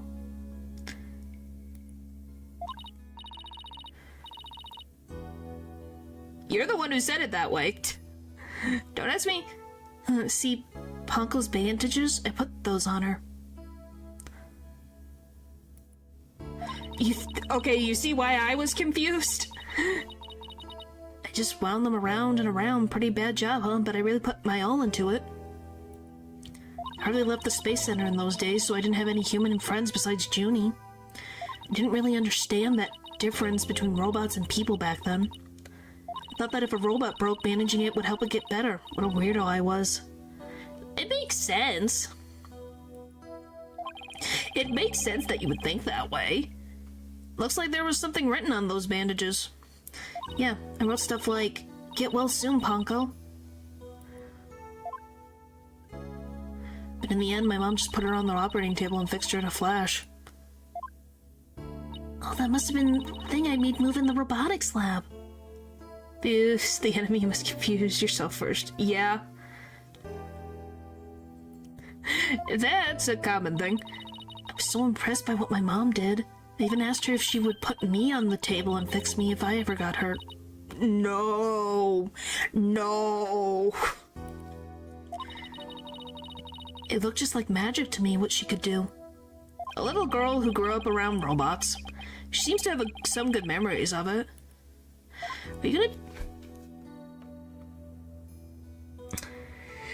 Oh no, I have a thought and I don't like this thought that has come to my mind. I don't like what I think happened. Oh no. I don't want to believe it. I don't want to believe it.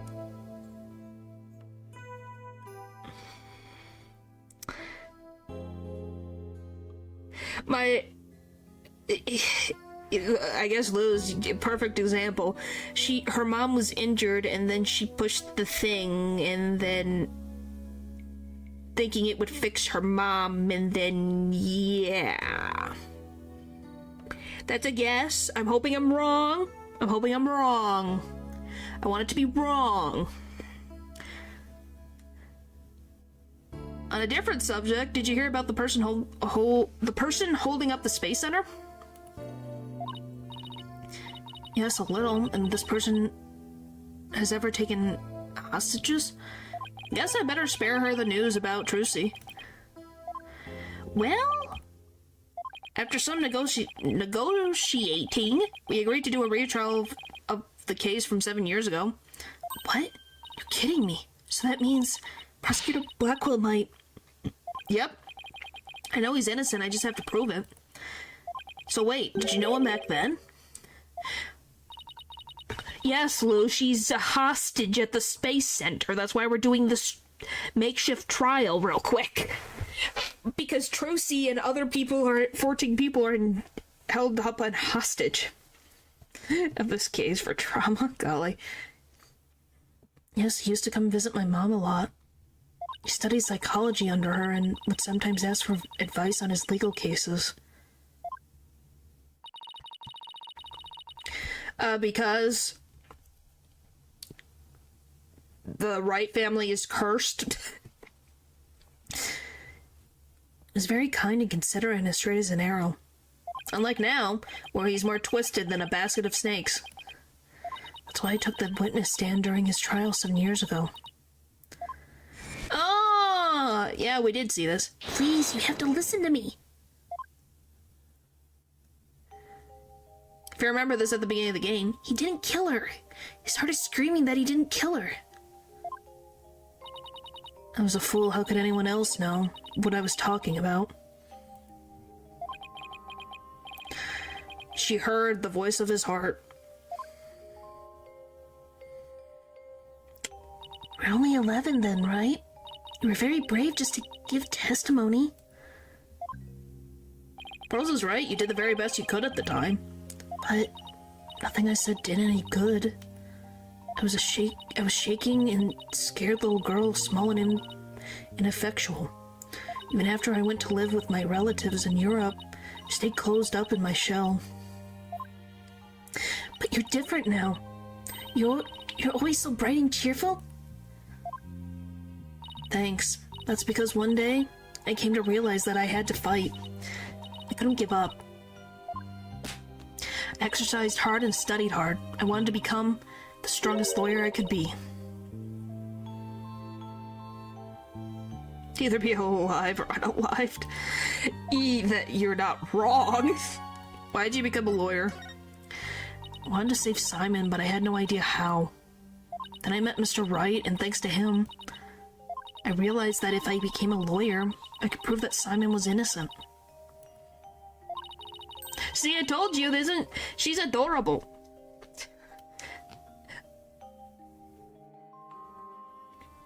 I also realized that psychology could help me do this. I mean, psychology was my mother's specialty.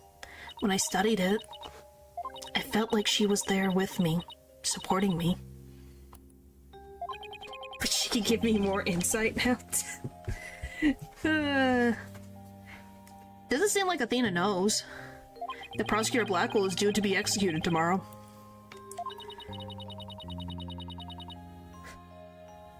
Pupper, he's Canadian.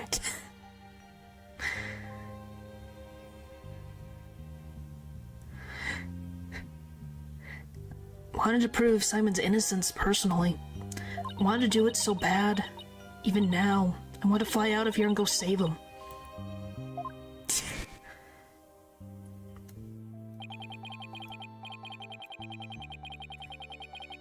Come to think of it, she said something like that during the Themis Legal Academy trial. She mentioned there was somebody she wanted to save. Oh. She must have been talking about Prosecutor Blackwell. You didn't know him? It's like it's weird. It's a weird certain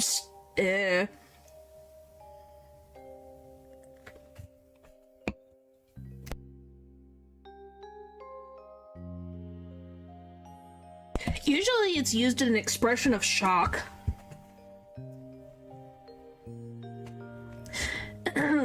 No, it's not to describe that really. It's let me see.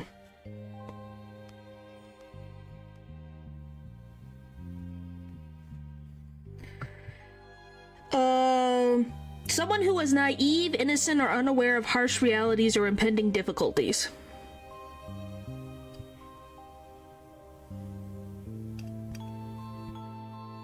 So you're calling Pearl naive.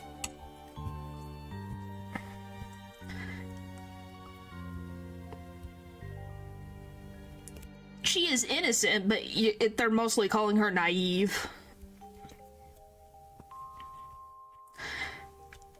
Alright. I heard some prison guards say that you had an interview with Simon. How was he? What did he say? No, I can't tell her. But how can I lie to Athena? He was doing well. He was happy about the possibility of being proven innocent. Was? I wonder if he smiled, like he used to, back then. Blackwell smiling? What, is that a wicked smile? Possibility.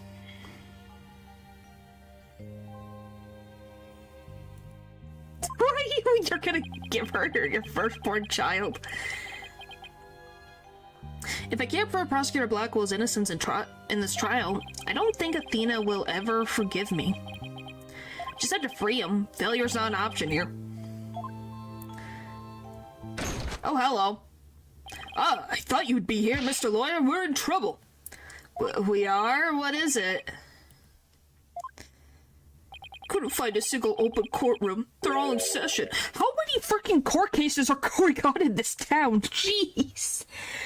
Guys, how big is our courtroom, first of all? 2, are we going to use the broken one?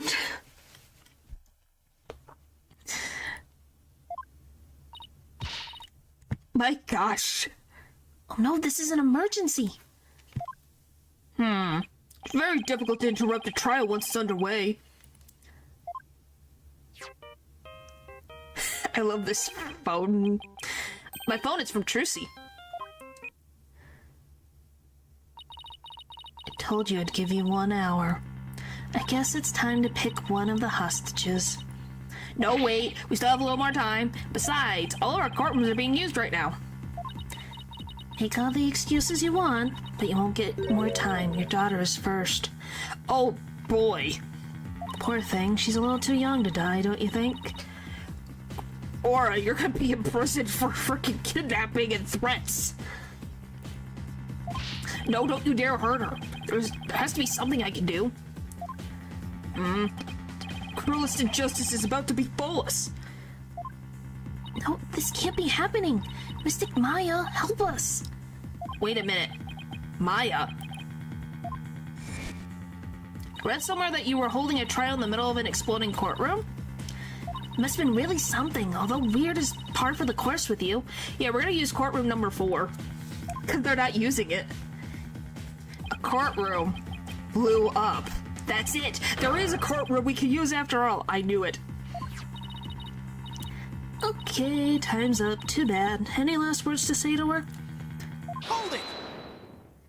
Aura, please don't add to the crimes you've already committed. So you know who I am, do you? Wasn't like I was trying to keep it a secret anyway. We're ready to start the trial. Yeah, we can hold it in the ruins of courtroom number 4. The one blown up by the explosion. Hey, you didn't say it had to be a courtroom that had to be fully put together, did they? It just was a courtroom. Oh, what a wonderful idea, Mr. Nick. I never would have thought of that. An astonishing trial in an astonishing location. Guess it's only befitting. I'll get the place ready right away. Be careful, please. Didn't exactly pick the place for its astonishing factor. How about it? You ready to have your brother's innocence proven? My brother? Oh, I'm sorry. Did I forget to mention? It's not Simon you'll be defending. What? Not Prosecutor Blackwell?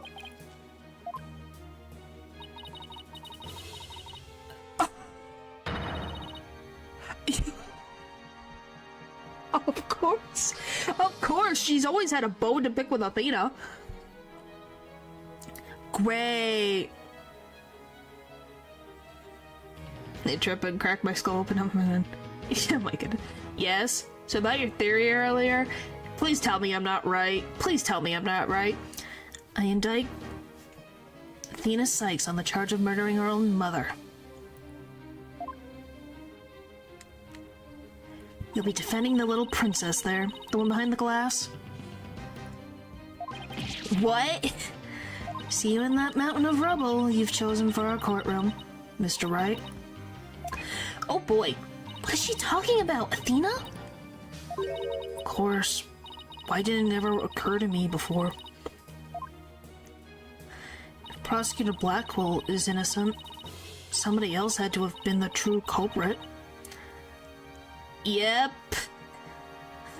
Yes, the Pearls is here. Did I kill my own mother? No. No! Oh boy, she's probably unconscious. Oh, 1, 2, 3, 4, 5. And they're black Cyclops. That's not good. No way. It can't be true. Well, hello. Psst, Mr. Nick, what's the matter? I see.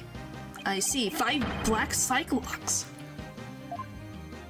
I've seen these kinds of locks before. When did we see those? Dark, black locks protecting a secret hidden deep inside a person's heart. And there's no way to remove them. What? When did we see these?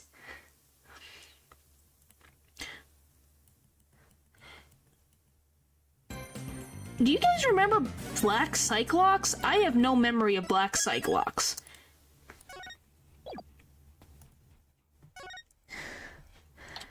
December 20th, 3:11 p.m. District Court Defendant Lobby number 5. Hello. I'm very confused. I'm like, we saw Black Cyclops on Oh, it was on Kristoff.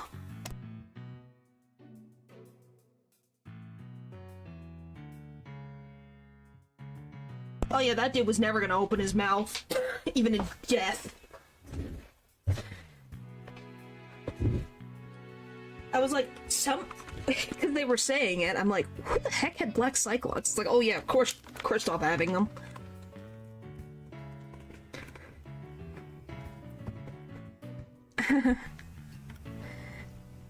Well, you're just in time. We're gonna see Edgeworth in court. I did a little research. Looked into those special Cyclops you mentioned, Mr. Wright. You did? That's great. I really appreciate it. Red Cyclops protects a secret a person is consciously trying to hide. If the person folds under questioning, the lock breaks and the truth comes out. Yep, that's exactly how I got the truth out of Detective Fulbright and Director Cosmos. But a black Cyclops protects a secret from the deepest place in a person's heart.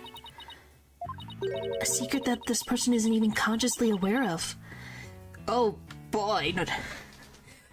What the frick was Kristoff not even aware of? So even they don't know what's there. Tina isn't trying to keep anything from you on purpose. For some reason, part of her heart and her memories are sealed off, even from herself. Trauma. Just a lot of trauma. Don't we all love... Trauma causes issues all the time.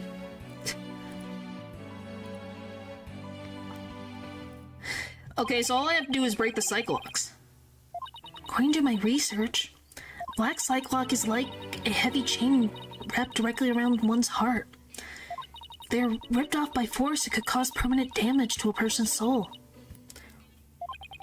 Locks high trauma that someone's brain made them forget. Made sense.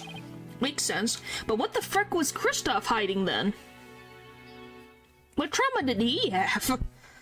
In other words, if I'm not careful, I could traumatize Athena for good. Pearls, could you stay by Athena's side? She must be suffering under the weight of such a heavy burden. Alright, but will you be alright by yourself, Mr. Nick? I'm up against Edgeworth. I have to be able to give this trial all my focus and strength. Well, it means something. You can't do it if I'm here. I'll just hold you back. No, that's not it. I just meant I can relax and concentrate if I knew you were with Athena. You're the only one who can do it, Pearls. Alright. I'll do it then. Good luck, Mr. Nick.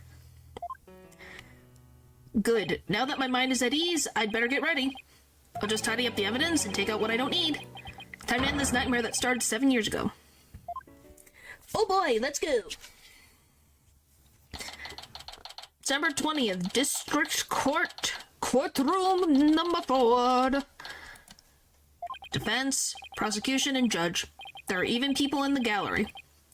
The roof has been completely blown off and the walls have collapsed. But today, this ruin is my battleground.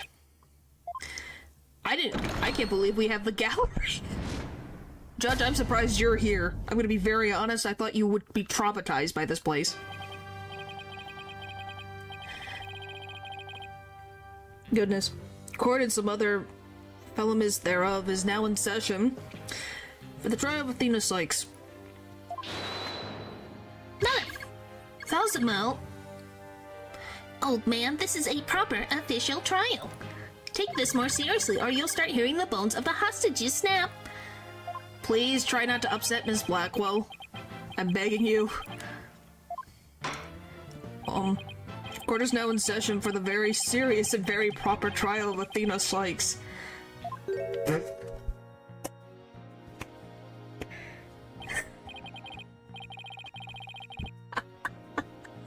Oh my gosh, you did the thing. Sorry.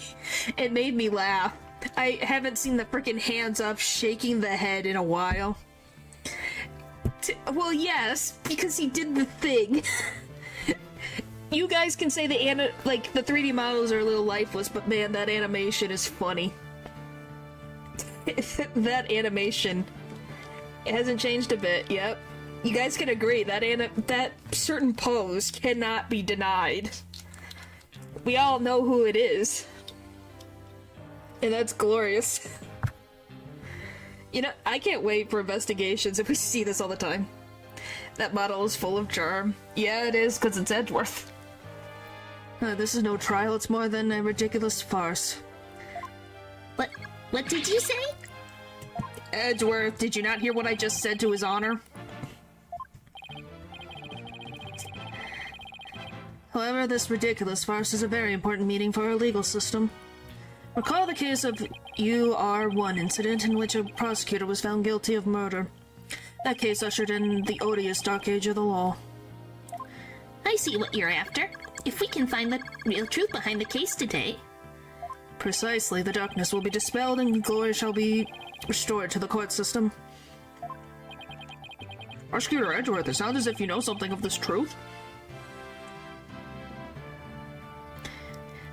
It's not impossible. They get paid, I don't think they care very much. They probably got paid more than a regular jury. So I think they'll be fine. I do indeed. A new suspect has emerged in the UR1 case. For 7 years, Simon Blackwell has refused to speak in order to cover for someone else. Brace yourself, Phoenix. Here it comes. I'm sorry, right? But the situation is what it is, and I must do what I must.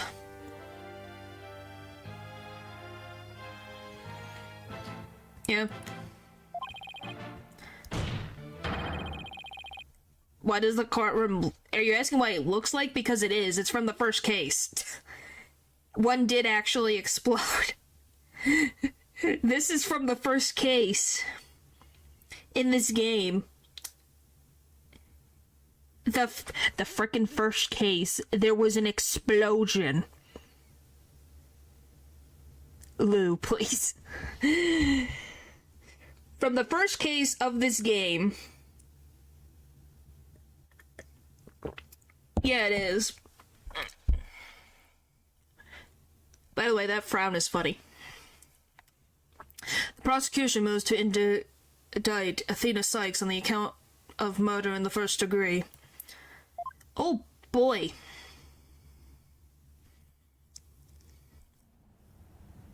He looks so dead inside.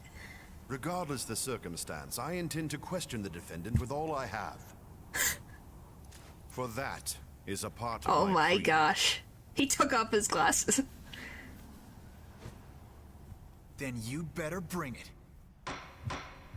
If the two of you are ready. Court is now in session for the trial of Athena Sykes. Your Honor, the defense was born ready. The prosecution is Oh also my ready. gosh, he did the tisk. What? It sounds good. Yeah, they're doing the thing. Eternal. This immense tension between us, it's like we're picking up right where we left off. Anyway, Lou, to explain, on the simplest level, I like them. The first case in this game was about this courtroom explosion. The second case... What the frick was the second case? I can't even remember. What the frick is the second case? Oh my gosh, what the heck is the second case of this game?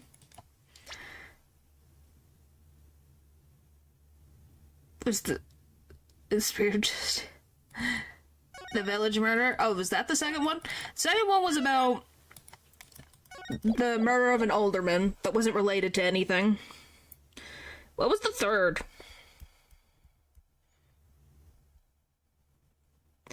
Because Apollo did that. Oh, the third one was the Academy with,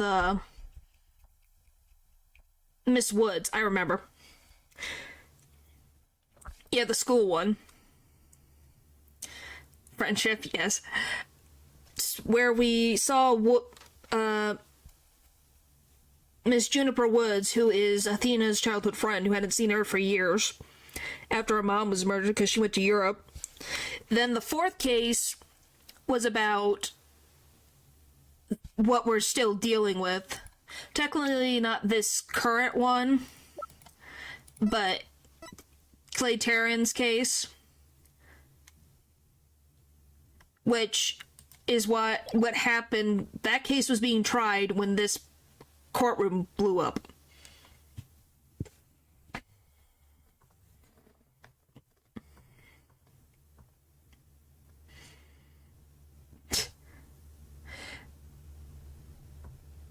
I don't know the whole series. So like, they're...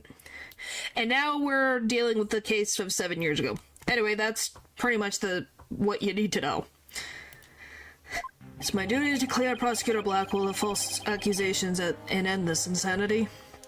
But I have no intention of losing Miss Sykes either. She's a very promising young lawyer. I know without a doubt that Athena is innocent. Yes, technically the first case is the second case, in terms of order. When it comes to... So, Chapter 1, 4, and 5 are connected.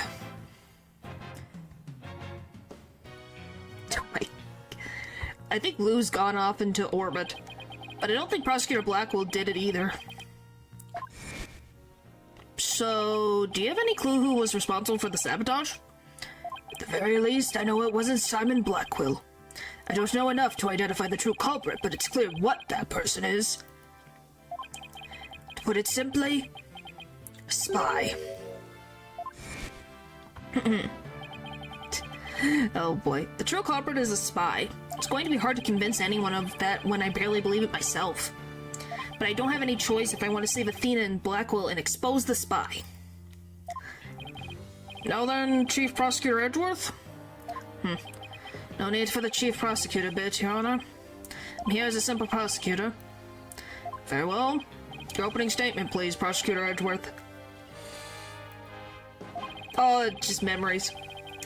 Although I've been known of late to give an impressive opening statement myself, in all the trials I've ever seen, only the prosecution gives an opening statement. Oh, of course, you're right, I was just joking, just having a little fun. So he wasn't doing them just out of fear. Interesting. We'll start with a brief overview of the UR1 incident. The incident occurred at the Cosmos Space Center 7 years ago on October 7th. The victim, psychologist Mitis Sykes, was killed in the robotics lab on the 4th floor. Athena's mother, Simon Blackwell, a young prosecutor at the time, was found guilty of the crime. There were two deciding factors that led to his guilty verdict. Yes, natural. One, Blackwell was the only one in the corridor to the lab at the time of the murder. And two, this photo, which captured the moment of the crime. Very incriminating evidence indeed. Would appear that the only conclusion is that Prosecutor Blackwell did indeed. Are you kidding me? I'm not accepting any conclusion of the kind. His attorney He's turning to do anything. She was like, you know what, there. If you were to take the role of one of the characters, who would it be? One that I could voice would probably be Pearl. Pearl would probably be the easiest for me to voice. Maybe Athena. The one lady from Edward's case, the photographer lady, Laura. I think her name was Laura. I could play her too.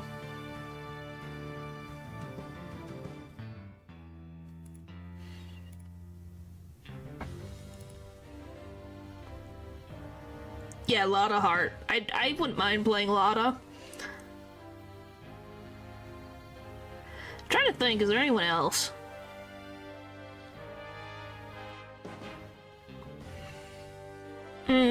Oh, I guess I could play Ponko or Klonko. I don't mind doing a robot voice.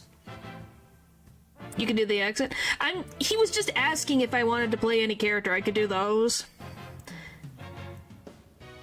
Which Iris? There's two of them. Which Iris are you talking about? Is Athena? Oh, well, thank you. I'm trying to think, which Iris are you talking about? There's Iris, aka Phoenix's girlfriend, and then there's a William Iris. William Iris? Tracy, Iris, Susato, Maya. Yeah, I could do probably those. Yeah, okay, so you're talking about from Ace Attorney Chronicles. Yeah, I could do that one. I could also voice Iris. That Iris. I was like, are you talking about Phoenix's girlfriend Iris? Or Shalom's daughter? You see what I mean? Because there's two of them that are spelled exactly like that. And if I wanted to be a little funny, you see why I was confused. I was like, who are you talking about in terms of... Because there's two Irises in this series. I just love that Ponko over here is just clapping their fingers together.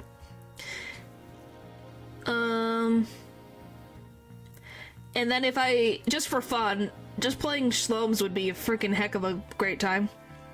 It'd be hilarious. Well, I know everyone liked my, oh boy. Herlock Shlomes. I think you guys liked his voice that I gave for him. I enjoyed it immensely. 12-year-old girl. Well, just like imagine Herlock Shlomes with the voice slightly exaggeratory, but I can do it. I can do it. You guys saw it yourself. I can do it for some weird reason. I can make a very good freaking Herlock impression. Not the greatest Herlock impression, but pretty good, if I'd say so myself. This opening statement is over. Now hurry up and call the witness. Excuse me, Miss Blackwell, but we must follow proper procedure for these things, you know? Perhaps we should heed her wishes, Your Honor. She is the trial sponsor, after all. Fandom where all the voices are hilariously inaccurate. I think that's just... that probably exists somewhere. Besides, the courtroom is chilly and sitting for far too long couldn't be good for your back.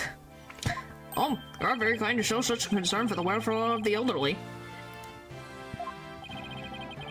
As skilled as ever at playing the court puppeteer, I see. You'd watch. Yeah, imagine Edward's going, "The prosecution calls for his first witness," or something like that. Would be so funny. Be like, "Excuse me?" Naturally, you would fit Godot's voice level really well, because you have a low-toned voice, my dude. It'd be called accurate. Yeah, Mickey Mouse is Edgeworth. The prosecution calls its first witness, a witness who decided to bring forth new testimony after 7 long years. Who the frick's that? New testimony? And just who is this witness anyway?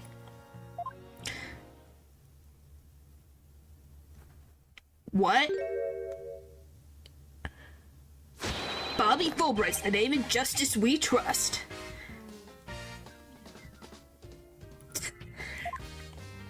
What are you doing here? I'm just here to speak for the hostage taker, Miss Aura Blackwell. She was too busy with confining and threatening the hostages and all. Probably. I probably do. I would just have to scroll very far back. It's definitely a possibility, unless you deleted it. What is happening to my... Hello?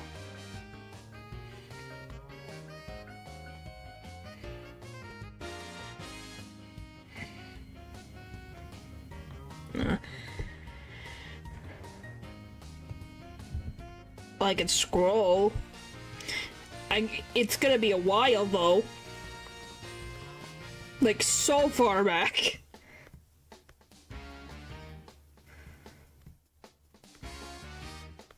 Do you know how far back I'm gonna have to go into this frickin' thing?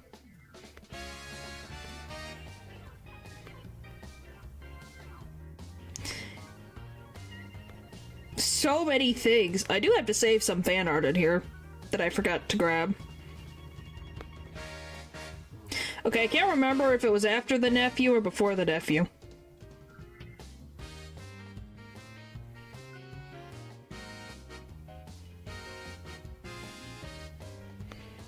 Nope, it's gotta be after. Yeah. No, I haven't. I have some of them. I didn't get all of them. Sometimes Twitter's stupid and won't let me save things how I want. Oh, here it is. No, this is the other thing. Hang on.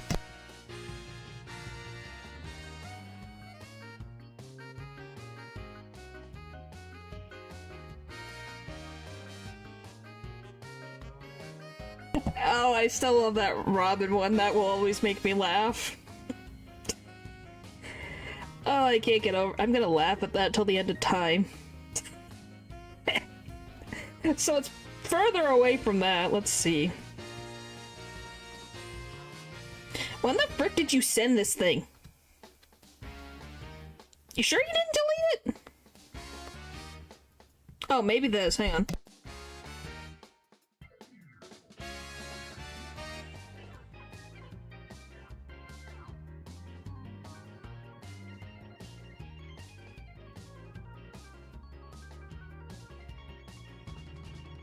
Okay, do you want me to play it natural? You have to stay now. I have it. I did find it. It took a second, but I did find it. Yeah, it was a video format. It just took a second because you have the Robin one and you have this one. So I wanted to make sure my phone was in the way so my mouth wouldn't move.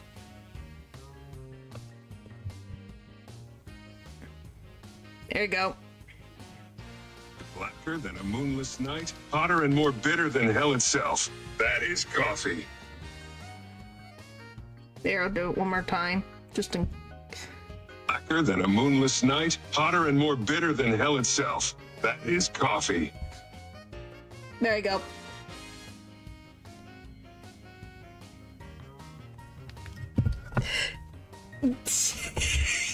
That's why I said he would fit Godot. His voice is so low. And I'm like, Mike, it sounds fake. Yeah, but I have another recording. So I know it's this. I know it's his voice because I have another recording that he said because he lost a bet.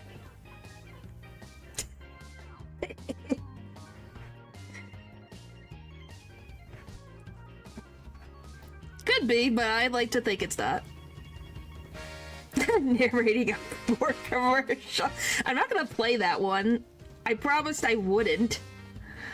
So I won't. I'm just saying that it exists. So I've heard it's not, it's the exact same voice, so I know it's the same voice.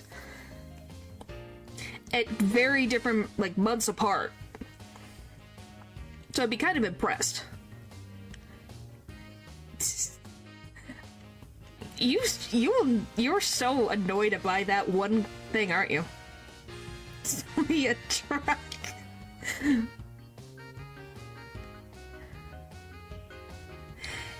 Well, we showed the one, it's fine.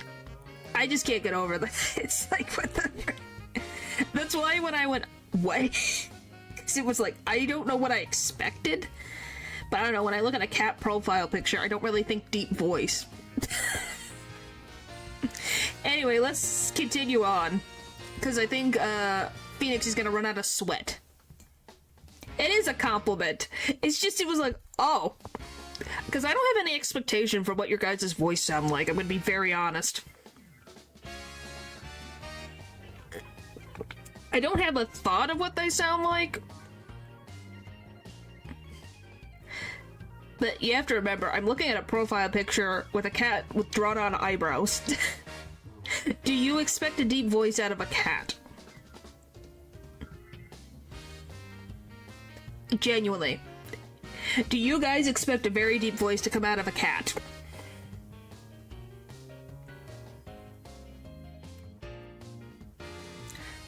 Yeah, Phoenix is sweating buckets over here.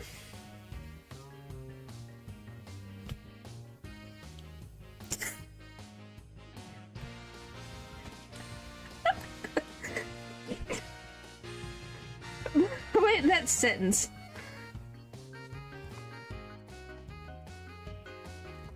Used to get voice to be all fancy and schmancy. Yeah, kind of. Well, it really depends. Anyway. That doesn't seem to stop her from constantly chiming in through Klongo.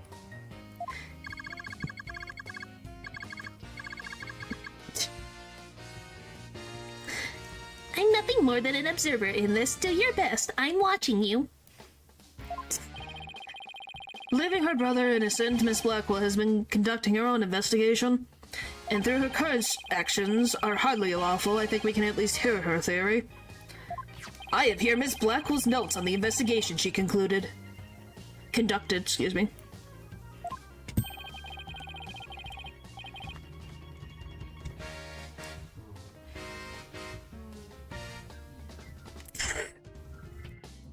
My gosh. Okay, and I'll be giving testimony based on these notes. Here I go. I just have the notes. Or Blackwell's theory. Simon isn't the murderer. He was trying to cover for someone. Someone else was at the scene at the time they said Simon committed the murder. I mean, if he really was out to steal that moon rock, then why the rolling case? Because he was using it to hide someone inside, that's why.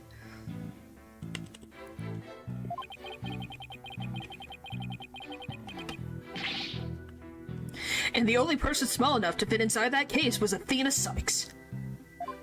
Why the frick was she in a case? That's Miss Blackwell's theory. Totally goes in the face of the official ruling, huh? About the case she mentions, there were other rolling cases like that one in the lab. But they're not for traveling. They're apparently for moving parts and equipment. I vaguely remember seeing 3 cases, all different sizes. At the last trial, they thought the prosecutor, Blackwell, used the case to steal the rock. And they had a perfect good reason to think that, too. You see, there's a security camera in the corridor that leads to the robotics lab. Okay. And that camera captured footage of Blackwell leaving the scene with the case.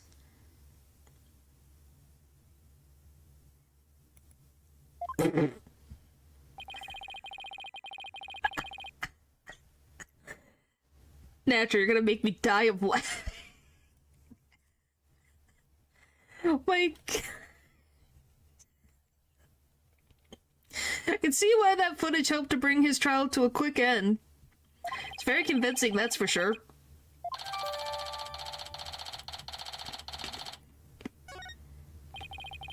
That case, by the way, was later discovered outside on Space Center grounds.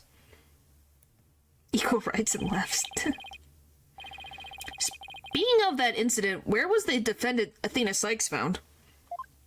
She was found on the 5th floor of the Space Center in the Sykes family residence. Prosecutor Blackwell most likely brought her there after the incident. In addition, it's unknown where Miss Sykes was at the estimated time of death. Miss Sykes was too confused by the shock of her mother's death to give proper testimony, and there was no witness or evidence to tell us where she might have been. So what you're saying is Miss Sykes didn't have an alibi? That is what the evidence is saying, yes. I understand the reasoning behind the theory, but I'm far from convinced. The victim is the accuser's mother. Are you actually claiming an 11-year-old girl? Of course the girl has a very strong motive. Dr. Sykes was a psychologist who wrote many papers about speech and emotions.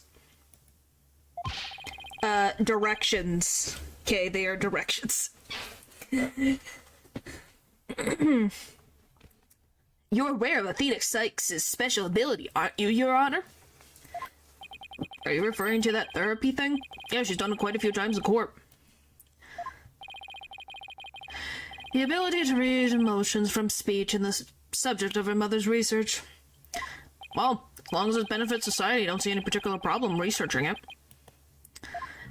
I don't like where this is heading. Not one bit. Dr. Sykes was so intent on her research, she forced her daughter to undergo experiments. Prosecutor Edgeworth, are you seriously suggesting? I've done my best to be delicate, but even you can't deny it to be true, Mr. Wright. No longer able to withstand the anguish of the experiments, Miss Sykes felt her only choice was to kill her own mother. Ah! Well, we don't know. You have to specify the frickin' experiments.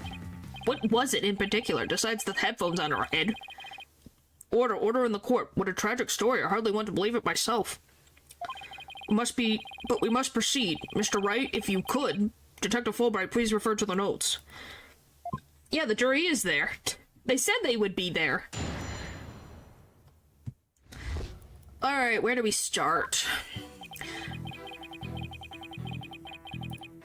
Hold it! Yes, at the beginning. So Prosecutor Blackwell willingly accepted a death sentence to protect someone else? Yes, that is precisely what Miss Blackwell appears to believe. And that is what I believe as well. Prosecutor Blackwell is no murderer, Mr. Wright. But Athena Sykes certainly didn't kill anyone either, Mr. Edgeworth. So it appears neither of us can afford to go easy on the other. Fine. I expected no less. Well, I remember these tense atmosphere. It's so invigorating.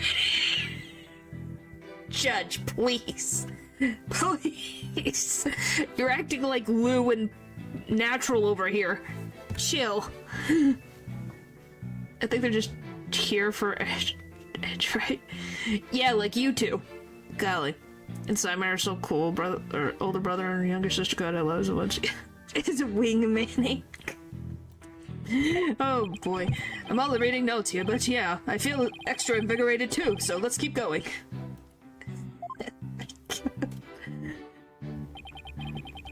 Oh my gosh. Hold it! But that's just speculation. Objection! No, Miss Blackwell has proper grounds for her claims. Objection! Then why didn't you say so in the first place? Objection! You're the one who screamed, "Hold it," and cut me off. Fine, so maybe I jumped the gun by a teeny bit. Now I know what they mean when they say close enough to argue. Moving on. Yes, he has. This is candid trust. But why would he steal a rock? Hold it! This rolling case. I suppose you mean the one that exists in the photo with Prosecutor Blackwell in it? Oh, it's missing in the photo. I didn't even realize that there was one missing. You object to the objection? But was absent when the crime scene photos were taken? Yes, that one, and Miss Blackwell has drawn a conclusion from these two photos. She has? And what is that conclusion? You're the one with her notes. Oh, right. Of course. Reading them now. So why the rolling case? Because he was using it to hide someone inside, that's why. Hold it! Are you gonna say that the 11-year-old fit with a rock into that box? And how do you propose he hit a person inside one of these cases? Have you forgotten that we just saw such a thing only the other day? At your own daughter's magic show? She fit a grown person into a small box. Yeah, but that's a little different. That's called magic. And that's a little different. She probably sawed him in half too, if I had to guess.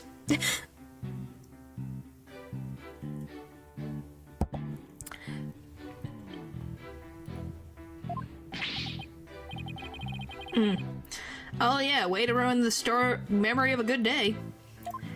Magic show? Wish you would have thought to invite me.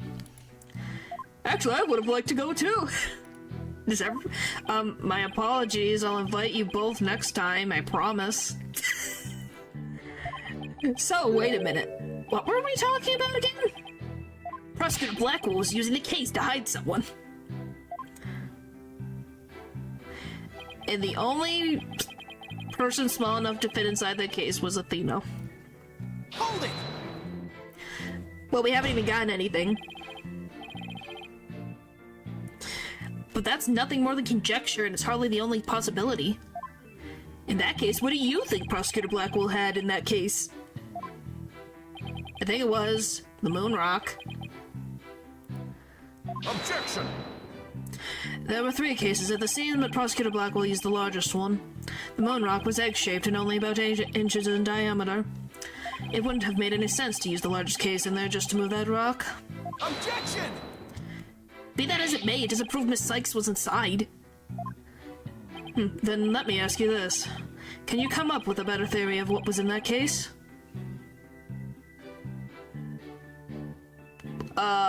The sheath of the katana. There, I thought of something. Almost right, can you? Yikes. Give a guy some time to think. I'm like, the katana sheath is the first thing I think of because it doesn't exist at the scene. Let's see. Should I try to bluff my way through what could have been in that case? Bluff. I know exactly what Prosecutor Blackwell carried from that scene.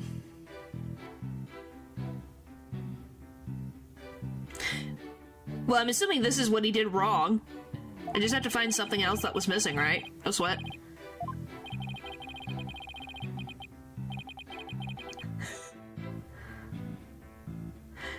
Well, I'd be very interested in hearing your theory, if that's true, that is. It's the crime scene photo taken after Prosecutor Blackwell left, correct? Is it this one or is it a different one? All we have to do is compare this with this photo of Prosecutor Blackwell to see what's missing. If we took something with him, then it should be in one of these photos. Lady Luck, don't fail me now. Alright then, Mr. Wright, let's hear your theory. Welcome back. We're in the exploded courtroom. So what, am I supposed to just pick something random? Because you guys want to see some random dialogue?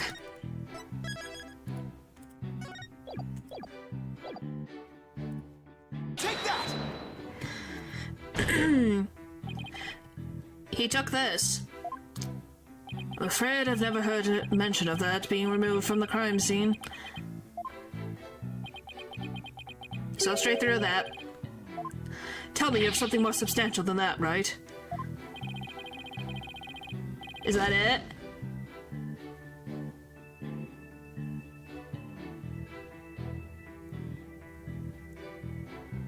Was that it?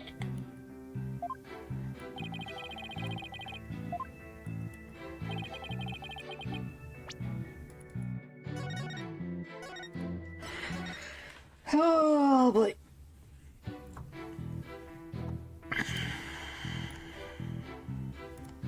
Take that! We knows that there's a robotic part on top of the card in this photo. However, in this photo taken after the crime, the robot part is gone. In other words, this part is something that was taken from the scene of the crime. You do appear to be right. I don't see it in the second picture. But it's just a piece of junk. How important could it be? Is it really just an insignificant robot part? Speaking of which... What are you looking at? I'm gonna start charging for each glance per eyeball. Stingy. What happened to the age of free previews? Your Honor, about this robot part. Doesn't it look like it could be an arm from that robot there? Well, now that you mention it, it does, doesn't it? But the case is still too big to be practical for just the moon rock and a robot arm. But is it really just one arm that was in there? If it wasn't Athena in the case, then maybe...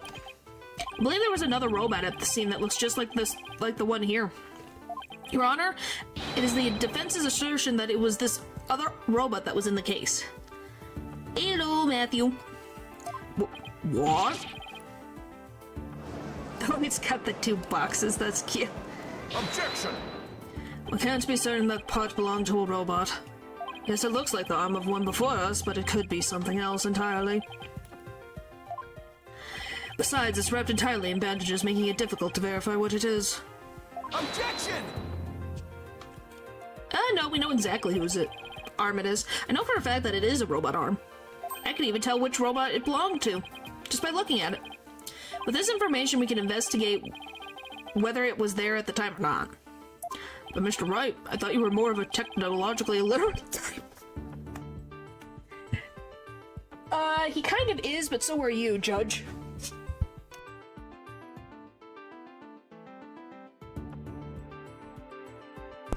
Isn't that near the end?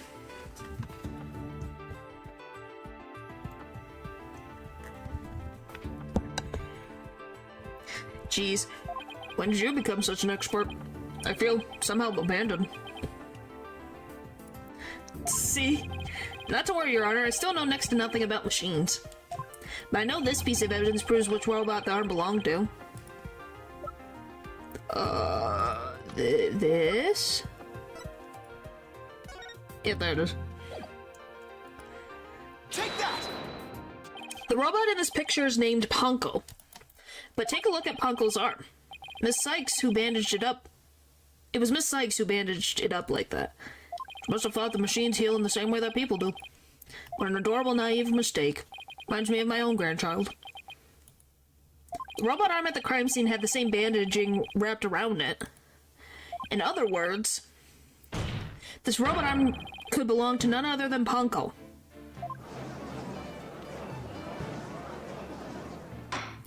Order on the court. Order, I say. Prosecutor Edwards, what do you have to say to this? I can see that the robot is about the same size as a child, but it cannot grab its knees and curl itself into a ball. Even if it was the largest of the cases, the robot couldn't possibly fit in there. The case does come up to about mid-thigh on Prosecutor Blackwell. I see your point. The robot is much taller than that. They got me there. So then, did Prosecutor Blackwell make Ponko fit into the case by dismantling her? I think it's dismantling her. How can you compact the robot? I don't think this one comes compact. Of course course Bonko would fit. All Prosecutor Blackwell had to do was dismantle her. Once taken apart, the robot could have easily fit into that rolling case. It appears to be a robot assembly device. Disassemble anything in a flash. Push the dismantle button. That sounds pretty neat. Can I push it, Mr. Nick? Sounds rather violent, but Mr. Wright does have a point there. Objection! Except that there was a body on the table where the robot was dismantled and assembled. Best friends with the two of them? Yeah. There would have been no room to take the robot apart. Objection! But what if it wasn't done on the table? What if the katana was used instead? Sorry. Use the katana to cut a punk. What the frick? Oh my gosh.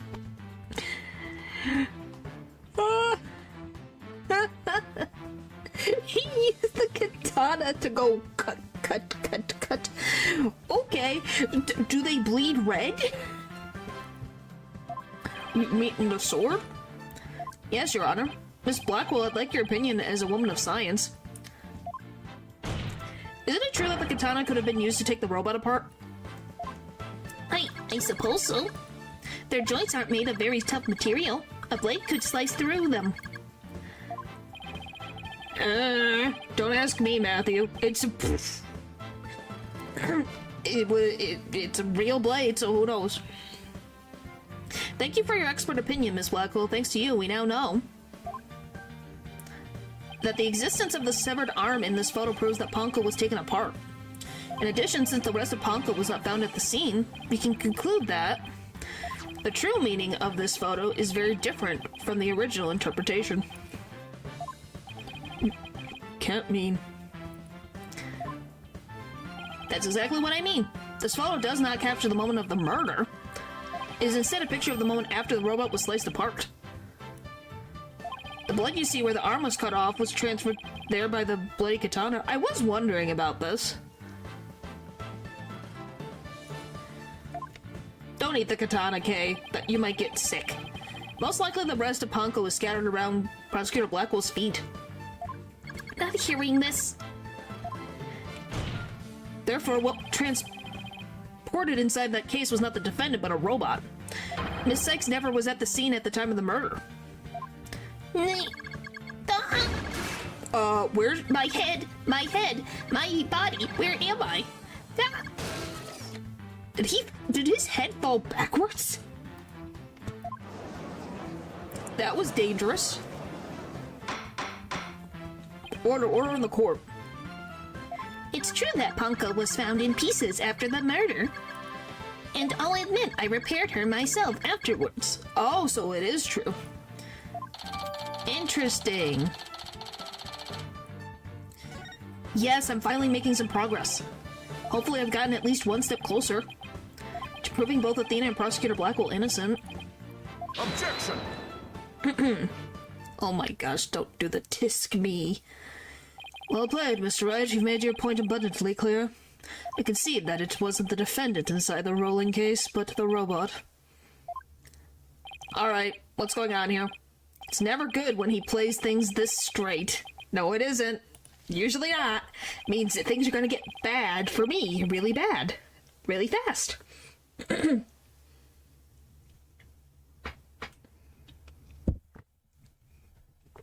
Did you ever take any of the prosecutors seriously? Honestly.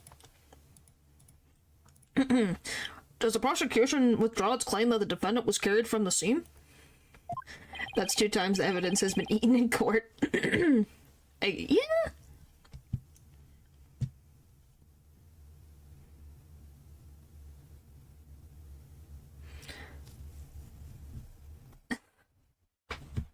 Yeah. It has been way more. Took Van Zeke seriously, that's it. That's why I'm saying. Him going... Or... He does that. It's like, okay, my dude, you got something that's gonna make us feel like we got hit by a truck. No, Your Honor, my claim hasn't changed. Objection! But Ponko and Miss Sykes couldn't have both been inside that case. Objection! Yeah, that's literally what it is. The notion that the case was used to carry Miss Sykes was Miss Blackwell's theory. I've been of a different opinion from the outset.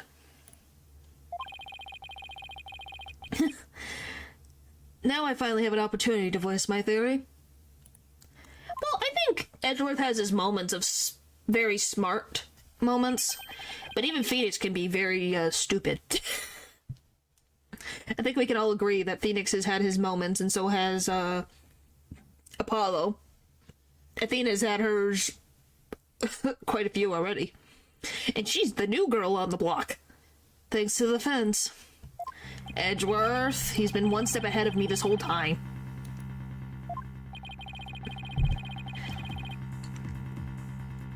I guess.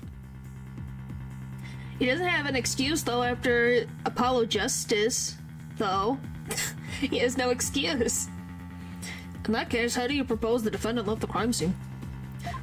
Simple, the footage only shows Prosecutor Blackwell from behind. What's more, he's holding his arm in front of his body, as if he were holding something or someone. Are you saying she's in front of him? Again? Why again? We still have 3 more games. Why do you want again? That's hardly evidence. I have proof the surcoat Prosecutor Blackwell was wearing.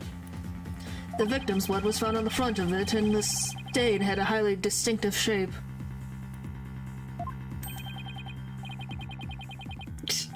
I was like, you want me to play it again? We just finished that one a couple months ago. A bloodstain with a distinctive shape. Please continue, Prosecutor Edgeworth. 7 years ago, the defendant was known to constantly wear a certain item, of which there is only one in the world, a special pair of headphones made just for her.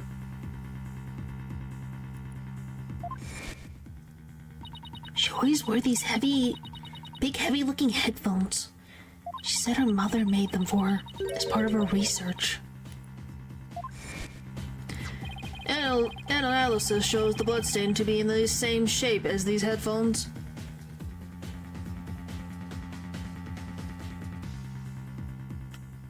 Guys, does that look like headphones to you? I can't zoom into this thing. Does that look like headphones? In other words, there's no mere blood splatter. The blood went from the victim's body to the headphones and then was imprinted onto Prosecutor Blackwell's coat like a stamp. That could be a lot of things.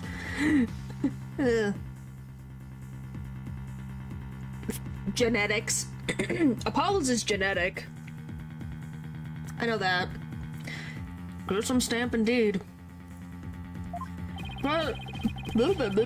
Blackwell carried Miss Sykes, who had been hit by splatter, away from the crime scene. This proves that Athena Sykes was, without question, present at the crime scene. And that concludes the prosecution's argument. Ah!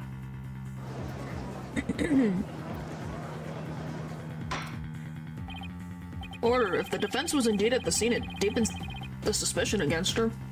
Objection! But we've also shown that the robot was there at the scene as well. Objection!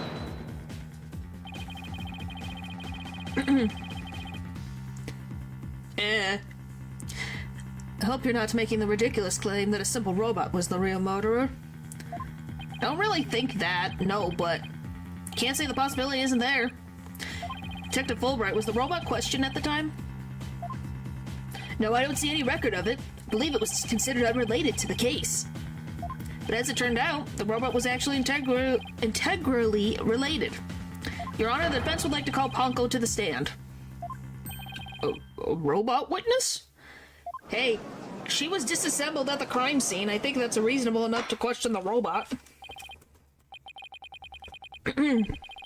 Well, the robot can talk. Order in the court. Prosecutor Edgeworth, what do you think about this? Mr. Wright has called all manners of witnesses to the stand over the years. So why not a robot? Nothing surprises me anymore with him. Very well, I'll allow the witness. Bailiff, please summon the robot named Punko. Hi, Punko. Witness, please state your name and occupation. My name is not Witness, my name is Punko. Yes, I realize that, but when you are at the witness stand, you are the witness. No, I am not. I'm Punko. Say it with me. Punko. What an utterly inflexible little robot. You're the last person who should be calling anybody inflexible. You remind me of my grandchild who just learned his own name. How precious. Alright, Punko, I'm going to ask you some questions. Questions? You have questions? Hooray! What are your questions? I want to know if you were there at the scene of the murder of Metis Sykes. It was 7 years ago on the 7th of October around 2 p.m. in the robotics lab. Certainly. Just one moment. Searching data. Search complete.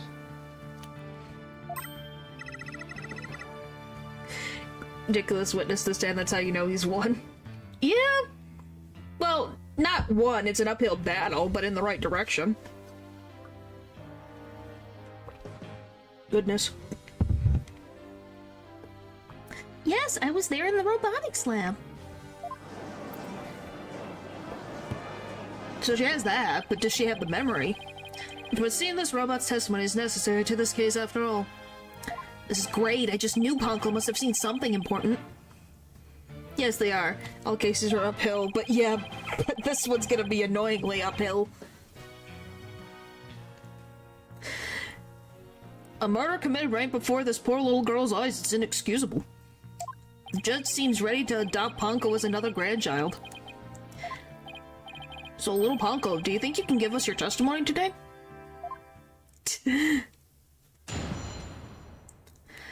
What I saw. Okay. I went to the robotics lab at about 2 p.m. for my regular recharge. Just as I was about to charge up, Athena came in and hugged Mother Midas. And then Mother Midas fell down. After that, I was recharging, so I don't know anything. What do you mean she fell down?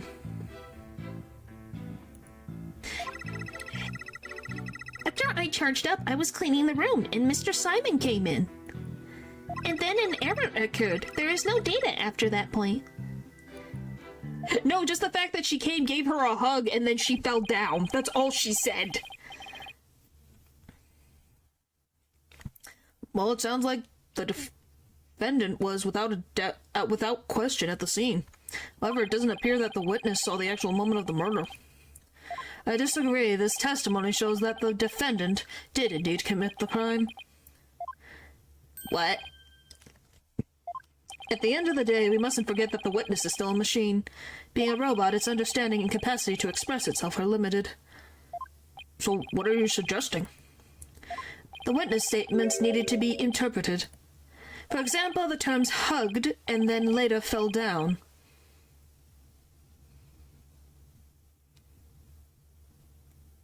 No. Adults don't usually fall down after being hugged by a child. They don't, but...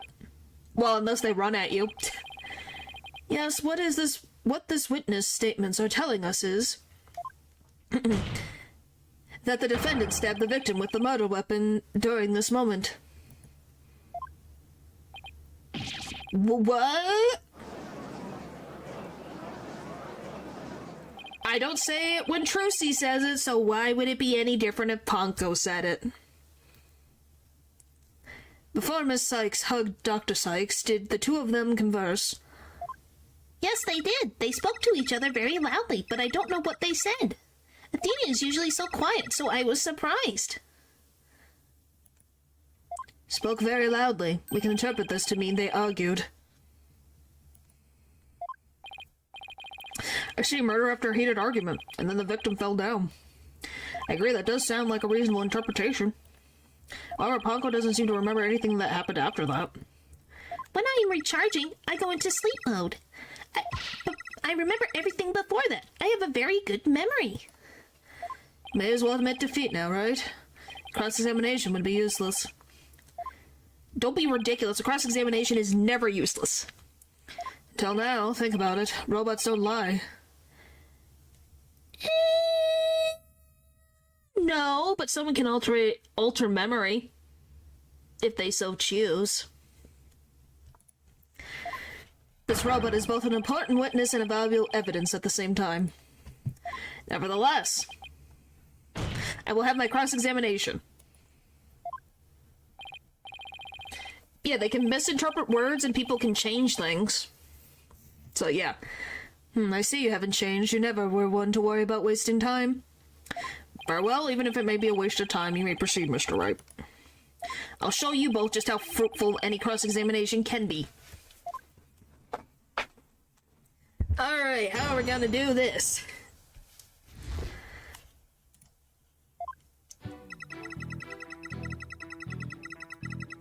Is it always at 2 p.m.?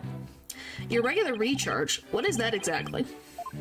I have to refill my battery's power or else I stop working. I go to the lab to do that. So that regular recharge occurred around 2 p.m., around the time of the murder? That's right. I go every day at 2 p.m. Okay, so that's a consistent thing. Hold it! Good to know. Hugged her, huh? Which Edgeworth took to mean stabbed her with a weapon. You said the two of them were talking before Miss Sykes hugged her mother, is that right? Yes, they were talking very loudly, but I couldn't tell what they were saying. Couldn't tell? Even though they were speaking so loudly? I'm only allowed to listen to voices that are directed at me.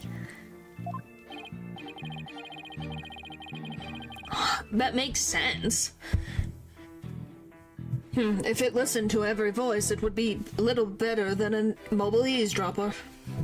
Well, that explains why some of Ponko's testimony is so vague. Shame my little friend wasn't listening in, however. We could have learned what they were talking about just before Dr. Sykes was killed. Yeah, wouldn't that be nice? Now then, what happened after that?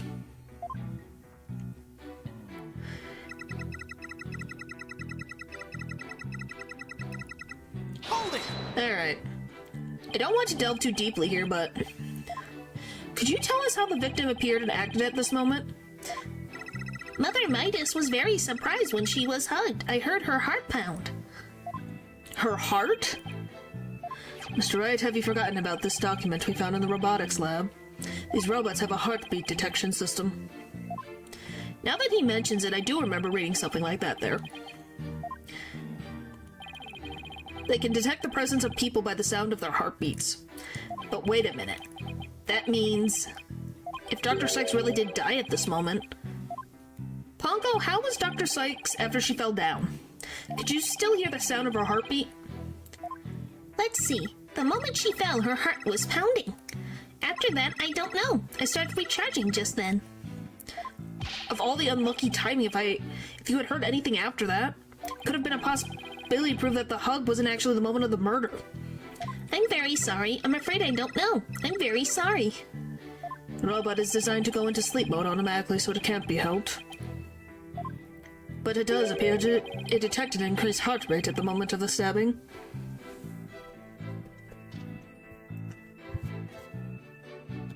That's creepy. Very creepy. Hopefully you turned off that feature.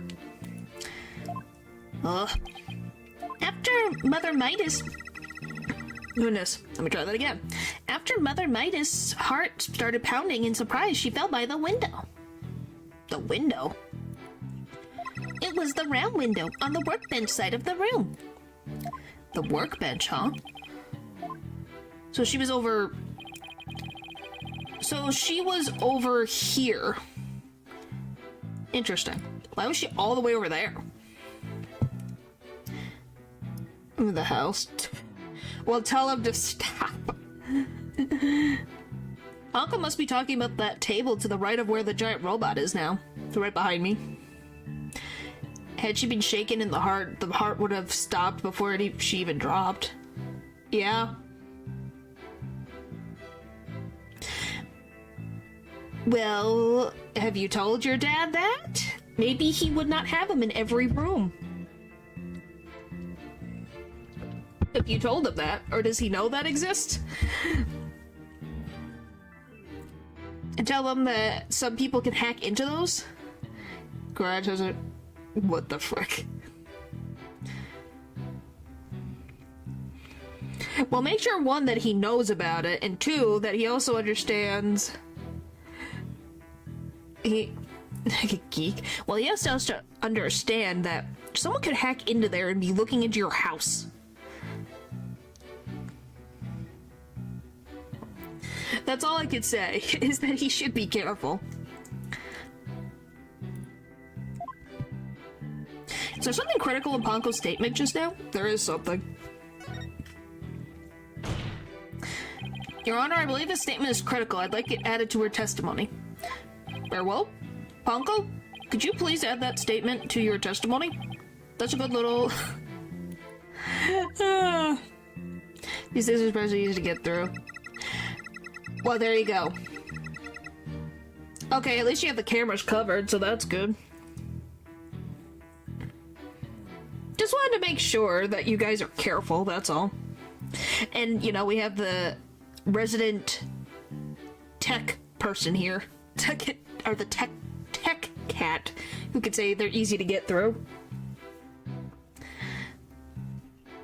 On the workbench side of the room. But she's over here. By the way, can we all agree that there's no way the 11-year-old Athena is going to be able to pick up her mother and put her on the operating table? We all agree that's a little bit far-fetched. Unless she has abilities. You disagree. Ponko, your statement may have just inspired a breakthrough. I was helpful? Hooray! I'm so happy.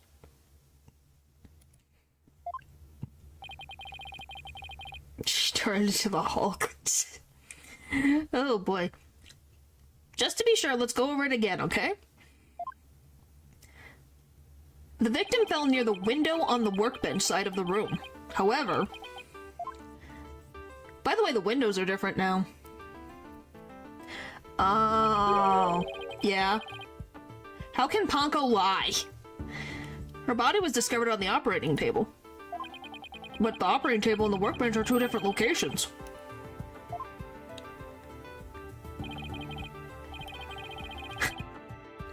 Exactly, Your Honor. We just learned a new critical fact. What could explain the two very different locations of the body? I'll tell you what. The victim moved.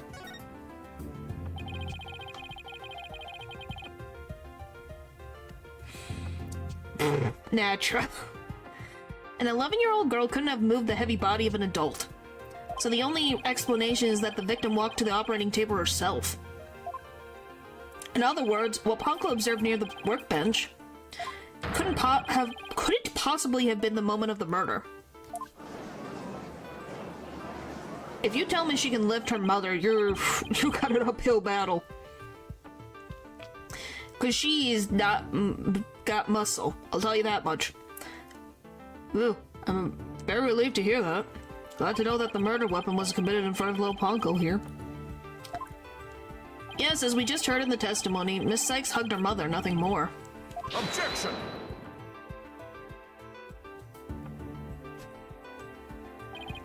Okay, at least that's good.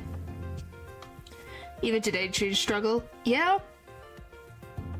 But, like, with an 11-year... At least if she's an adult, she is more likely to maybe move her mom. Not as an... But as an 11-year-old, I don't think she'd be able to. Why is there 5 rights? Right. It's been 8 years, but you're still just as green as ever. Ah. Green?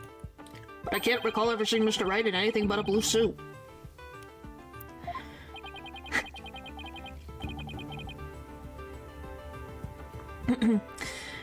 Hey, blue's my favorite color, what can I say? If the defendant couldn't move the body herself, she could have had it moved for her. Are you gonna say she asked Blackwell to move the body? Really? And he has no blood on him at all besides his chest? That's surprising.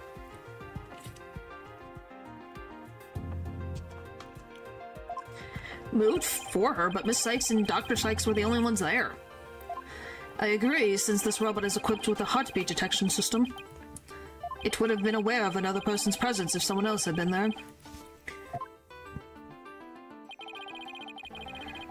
Yes, you didn't realize they'd make purple? What can therefore conclude that the victim and the defendant and the victim were the only ones present. And who do you suggest moved the body? Don't you know it's in the nature of a robot to help people who do things? Miss Ponko, allow me to ask you a question. My name is Ponko. Say it with me. Ponko. I believe you said you were cleaning after Miss Sykes fell down. Did you happen to move something large onto the operating table? Oh, no. Yes, I did. Athena asked me to...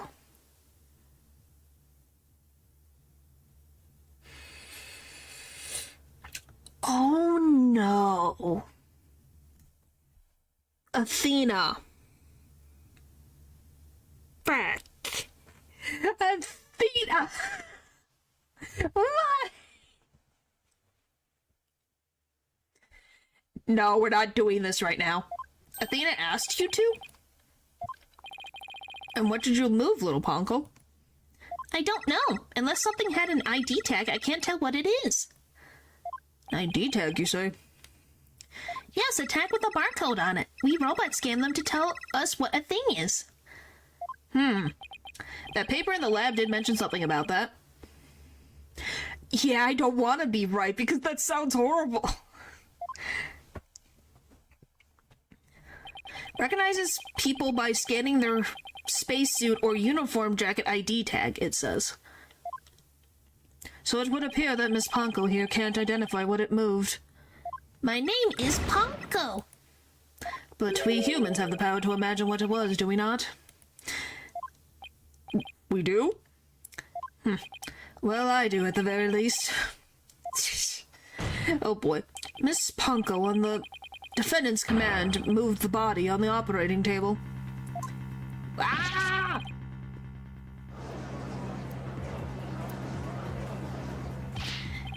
Maybe? Who knows? But she was stabbed. By something in the heart. Let's go back over here. And all it just says is instant death due to stab wound to the heart. That's all it says.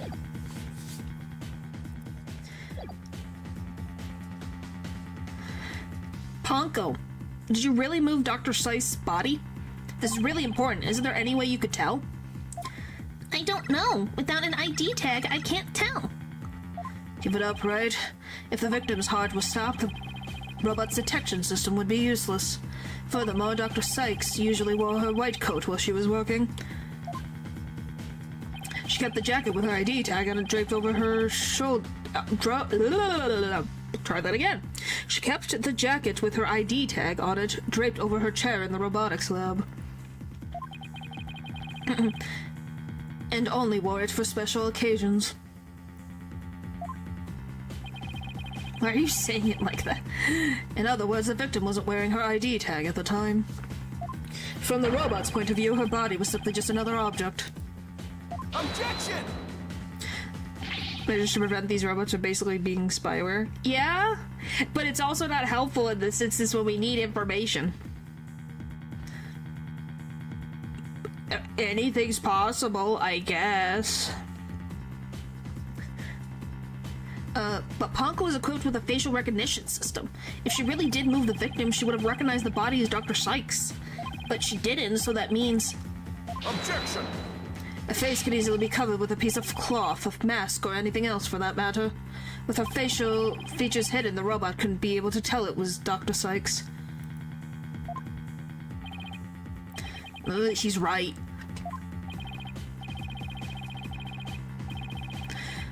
To summarize... Hang on.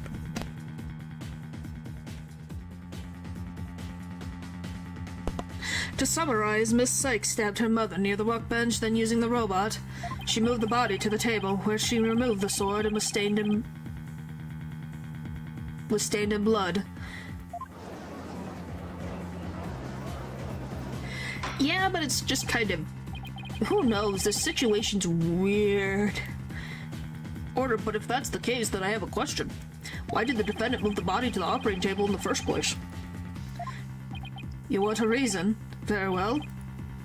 What? You can't possibly have an explanation.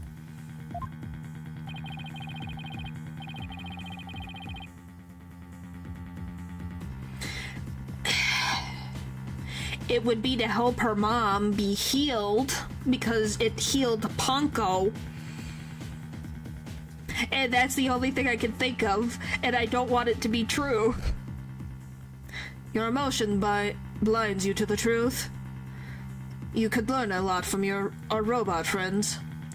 Calm and rational thought will open your eyes to the truth in front of you, Mr. Wright. Now then, do you remember the operating table one special feature? Believe I read that robots can be assembled and disassembled there. Isn't that right? That's right, and to the defendant, who was just a child at the time, the table was like a magic box that could make robots appear or disappear in seconds. Uh-huh. I don't like it. No, Edgeworth did not do it. But in the end, my mom just put her on the operating table and fixed her in a flash. I was so impressed by what my mom did. I even asked her if she would put me on the table and fix me if I ever got hurt.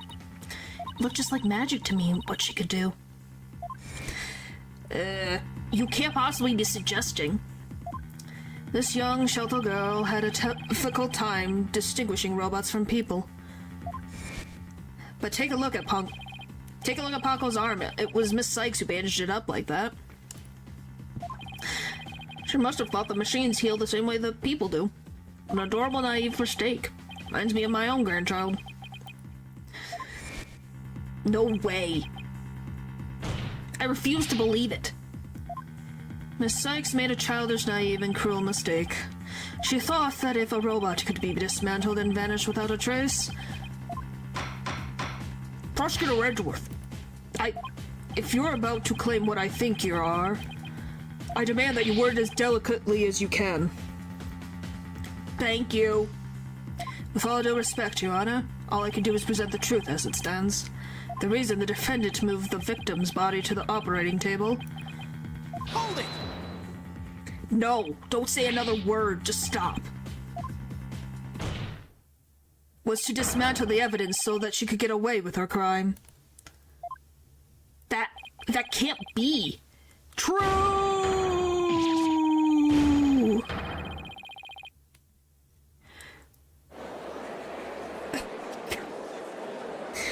Once again, you're gonna... This is an 11-year-old. Dude, she is not Delilah. Yeah. Order the court. Order the court, I say. Edgeworth. She was just a little kid. How can you say such a horrible thing? Horrible? Like I said, you're just as green as ever. I came here today as a prosecutor to seek only the truth, nothing more, no less. Yes, but you see why it's Yes, children can do horrible things, but if this is true, this child, like, if this was true, she unintentionally killed her own mom. Pupper is around, yes.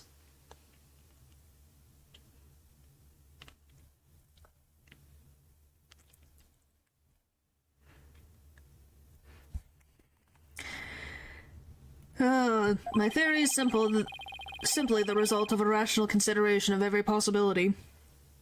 Well, I got there before you, Edward, so doesn't mean I think it's right. But dismantling isn't the table's only function. It can make repairs as well. It's conceivable that Miss Sykes moved her mother to the table in order to fix her. Suppose that could be another way of interpreting it. But dismantle or repair, it doesn't matter either way. What do you mean? After murdering her mother, Miss Sykes may have come to her senses. Perhaps she did want to make it appear as if it had never happened. And that's why she tried to repair her mother. Yes, that's one possible explanation. But we mustn't forget the facts of this case. The victim was observed to fall down from being hugged by the defendant, and the body was moved per the defendant's command. These two facts, the facts that indicate the defendant's guilt, remain unchanged. This just can't be true. This is so sad. What the frick am I supposed to do with this? He probably has, like, cousins, or cousins who have children, or family that has, you know, whatever. Or nieces and nephews. Right, do you have any evidence to refute the prosecution's claim? Evidence, right, let's see. I can't think of any. I'm afraid I don't have any evidence. Since becoming chief prosecutor, I've learned that truth isn't always pretty. Now accept the truth, Mr. Wright. Your subordinate murdered her own mother.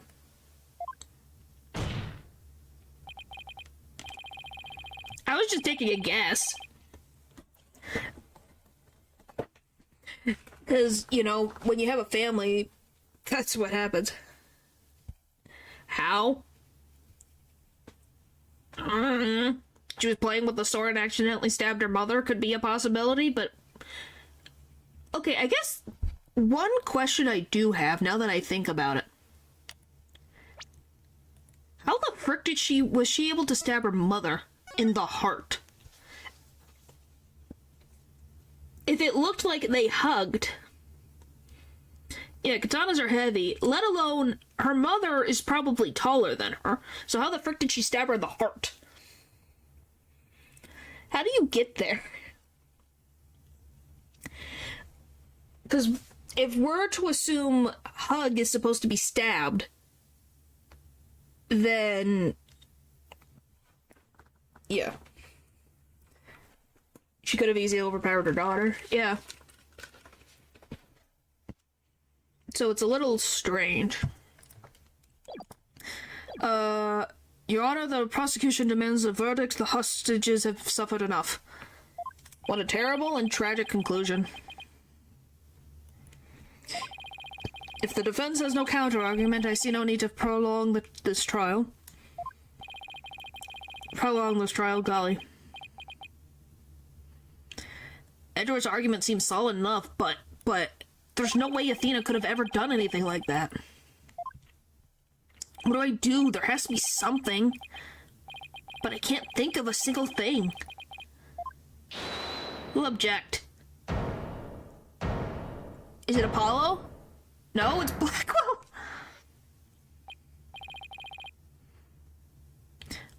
Prosecutor Blackwell. This is quite a farce you are conducting here. I could die from laughter. Prosecutor Blackwell, what are you talking about? What I'm talking about is that your argument is based on an entirely false premise. Go on, we're listening. Could this be the miracle I need? But what is Prosecutor Blackwell trying to pull here? A miracle?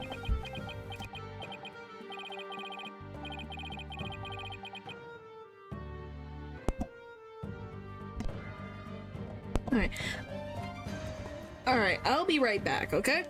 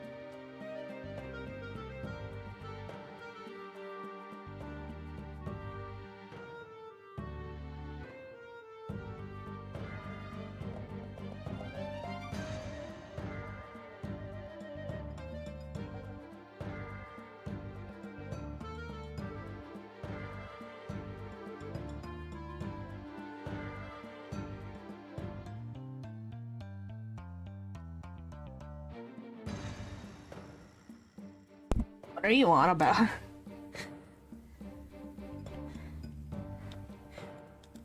What are you guys on about? I went away for a few minutes.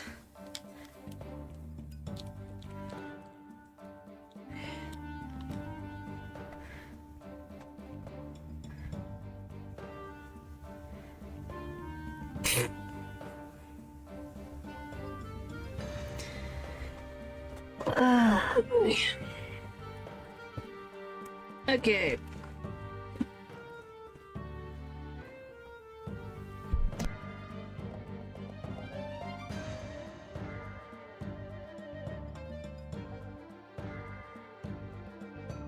Alright, I'm back. Sorry about that. Okay. 7 long years. This case has been on my mind. Not for an instant did I not think of it. I'm the one who killed my mentor, and don't think you can alter that fact now. Yeah, I see. I see. Your boldness I will take to the stand in it. I won't take no for an answer. Of course, Prosecutor Blackwell. Please, go ahead. Oh boy. Here we go.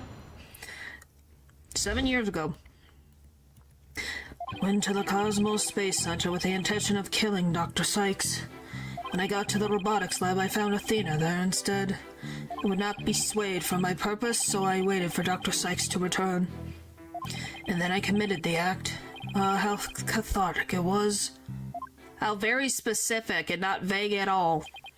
The little Ponko here witnessed the victim falling. In other words... Objection! I don't need any of your other words, old man. I can guess what happened. Which would be...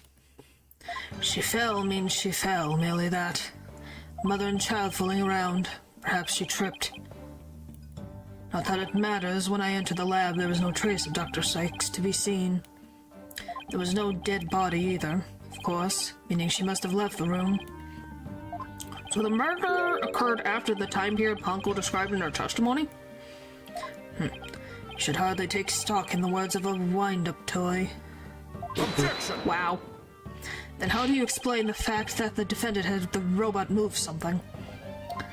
Athena was always tinkering with robots on the operating table to amuse herself. She always had Ponko move the heavy ones for her. That day was no different. Ponko moved a heavy robot for Athena. He really is protecting her. Even though he acted like a jerk. This is awful. What he's saying seems to make sense, and yet... Objection! Prosecutor Blackwell, what are you trying even now to turn away from the truth? Do you realize what we could bring the dark age of the law to a close today? Objection! You expect too much from me. I'm just a murderer beyond redemption. Why don't you just let me go so I can settle down in heck? Ugh. Prosecutor Blackwell's execution is tomorrow. If the truth doesn't come out now, it's all over. They're saying that little girl and the little robot had nothing to do with the murder? That's right, so let's hear your verdict.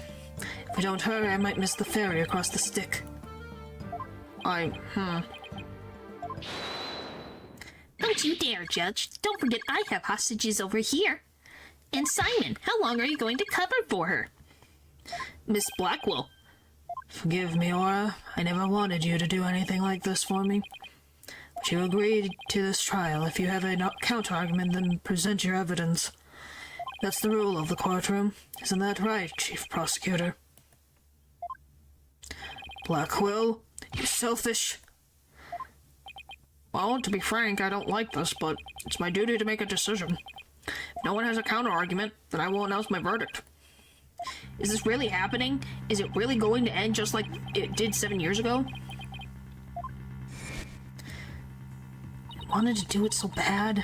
Even now, I want to fly out of here and go save him. No, I can't tell her. How can I lie to Athena? If I can't prove Prosecutor Blackwell's innocence in this trial, I don't think Athena will ever forgive me. Oh boy. Can't let this happen. But I just don't have the evidence to counter Prosecutor Blackwell's testimony.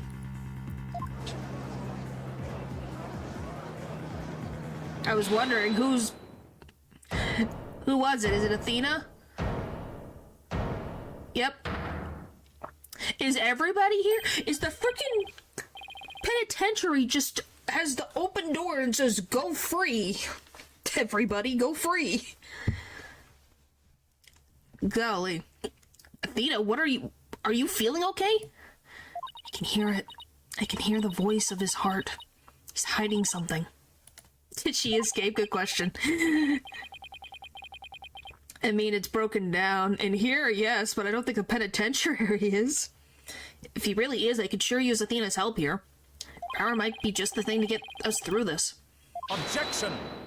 Sykes to know. No need for you to chime in here. Just accept that you're innocent. Objection!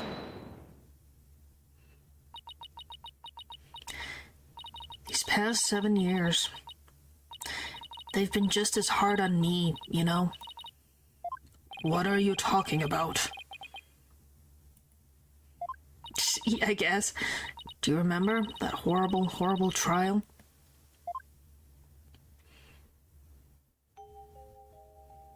Please, you have to listen to me. He didn't kill her. His heart is screaming that he didn't kill her. See, that's what well, how did Blackwell get out either? Even now, every time I stand in a courtroom, it comes back to haunt me.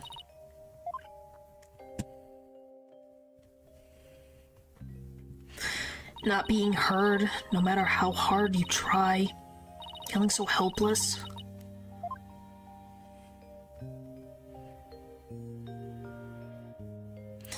Caught in people's stares, so scared that it feels like your chest is in a vice. Terrified of courtrooms. I want to run out of that door even now.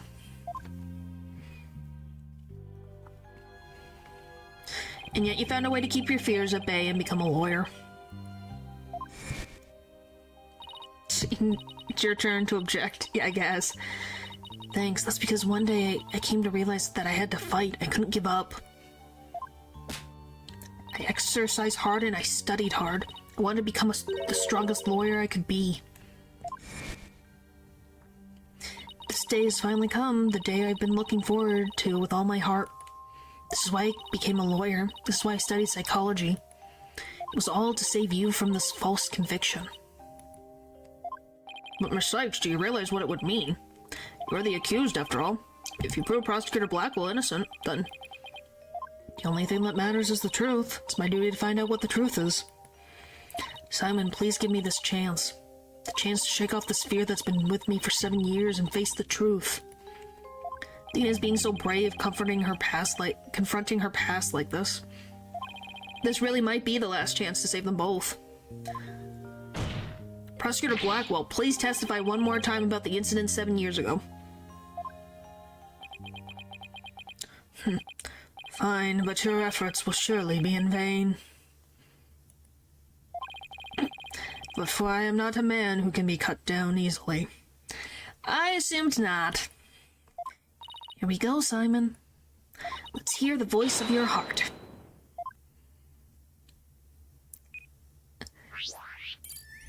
I'm gonna be very honest, she does definitely...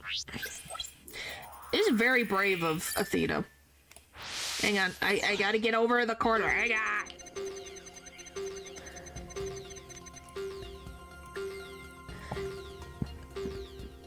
Hello. Okay. I went to the Cosmos Space Center with the intention of killing Dr. Sykes, but I got to the lab, I found Athena there instead. Why are you happy?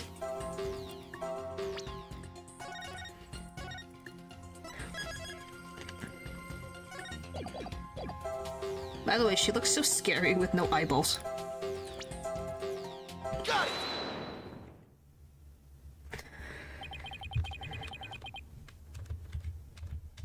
Don't mind me. There we go. This feeling of happiness. Even though the person you were looking for wasn't there, you felt happy. Why is that? Mention being the game changer in this case? Yep. Simple. When I was looking for Athena and hadn't found her yet, I grew worried. So when I saw her in the robotics lab, I was happily relieved, merely that. Wow. Okay. Just now you said that you went to the Space Center to kill Dr. Sykes. But the first thing you did was look for her daughter instead? I had no intention of harming Athena, so I wanted to confirm that she was safe first. It was just a part of my plan. Nothing contradictory about that. Huh. The second I find an inconsistency, he cuts it down. Simon knows the principles of analytical psychology. There's less noise now. I don't see any instabilities we can latch onto. I was afraid of that. We'll just have to keep chipping away at him, then bit by bit. He's being a student here? Yeah. Can you update his testimony, Athena? Got it, boss. And I go over to the corner. Again. Whee!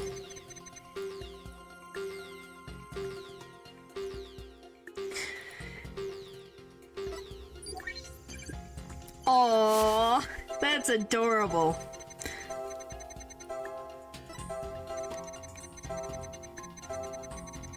Why are you so happy?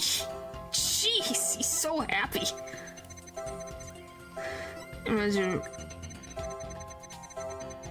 Aww. When she did, I plunged the katana in. Well, you're sad. Okay, why are you still happy? I have two questions. One, why are you so happy? And two, why are you so sad?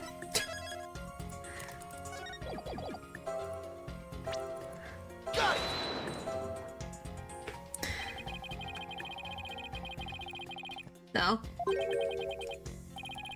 Is it? Okay, blah blah. Mind you, before he was in prison, he was a chillin' nice dude. Yeah. Yeah, look at his face. Look at that face. Why are you sad? Got it. Up. Not even you can falsify your emotions, Prosecutor Blackwell. What? When you said that you killed Dr. Sykes in your testimony, you felt sadness. Why would someone who had lain in wait to kill her be sad at her death? Such an obvious attack. Yet, yes, I felt sad, but it wasn't for her. I felt sorry for Athena and her circumstances. He can't be talked about that, can he? Oh boy. We're never gonna let... That's always gonna be in the discussion. My objective was to save Athena from an obsessive scientist who treated her own daughter like a research subject. What? I went to the psychology lab first. That's where I usually find Athena playing. But that day was different. I heard someone crying in the robotics lab next door. Was Athena being subjected to yet another experiment? I thought as I went to see. Conveniently, Athena had cried herself to sleep, so all I had to do was wait and kill. So that's why he was relieved when he saw Athena. But is this story really true? I'm not sure how much to believe. Mr. Wright? How are you doing, Athena? Still hanging in there? A lot stronger than I look, boss. Take a look at this. The noise level actually increased. What? It can increase? It went up to 60 from 40. It went up? Never seen it do that before. Prosecutor Blackwell is lying somewhere in his testimony. As a matter of fact. He's piling lie on top of lie in an attempt to make his claim sound more believable. He's trying even harder to suppress his true feelings, and that's what's causing the noise. How in the world should I approach this? Evidence-based approach might work if I can find a contradiction. Otherwise, I should look for an inconsistency in his motions. There are no flaws in my testimony, and his boldness is prepared to give his verdict. Give up on this lost cause and let the law free me of these chains already.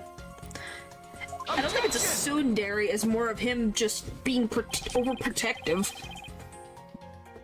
I don't think so, not while I'm around.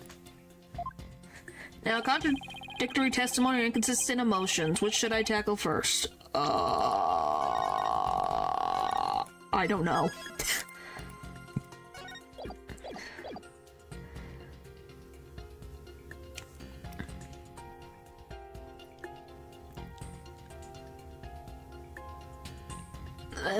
Maybe his testimony. Okay, let's present some evidence here.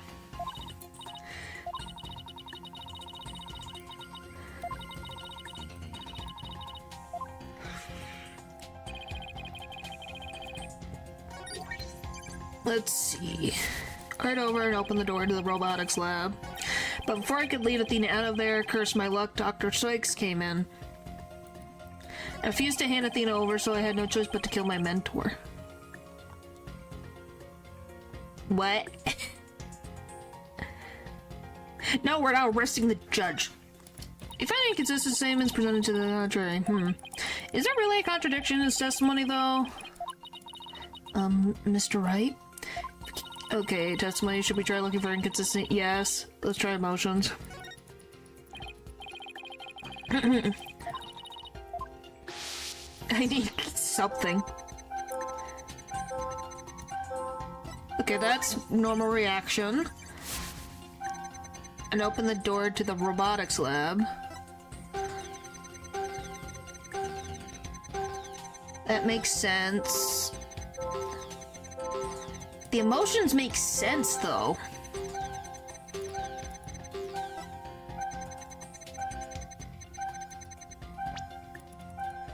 Got it! How odd. Why would you register surprise at opening the door to the lab? Right, fine. I'll explain if I must. What surprised me was Honko, that toy figure, attacked me. Dr. Sykes knew full well of my plan to rescue Athena, but she couldn't stand guard over her daughter 24 hours a day. So Dr. Sykes had Ponko do it? That's right, she ordered Ponko to forcibly remove me on sight.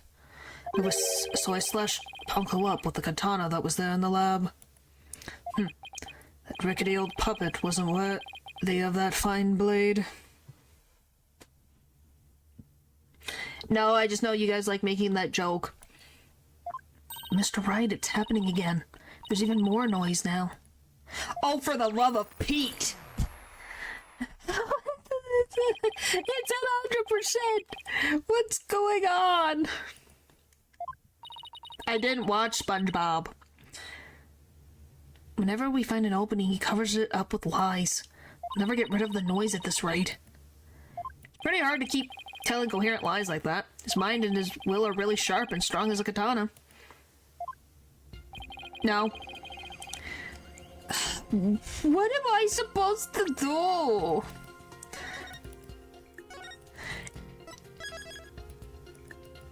Can you guys give me a little bit of a hint? Is it his testimony?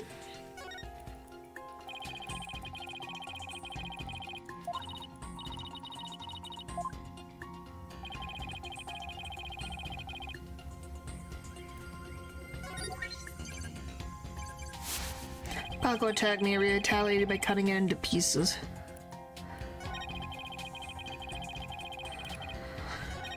Oh boy.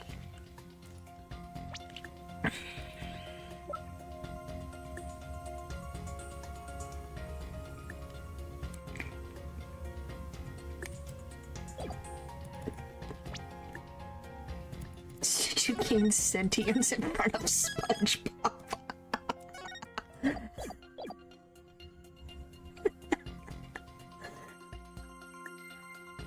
What the...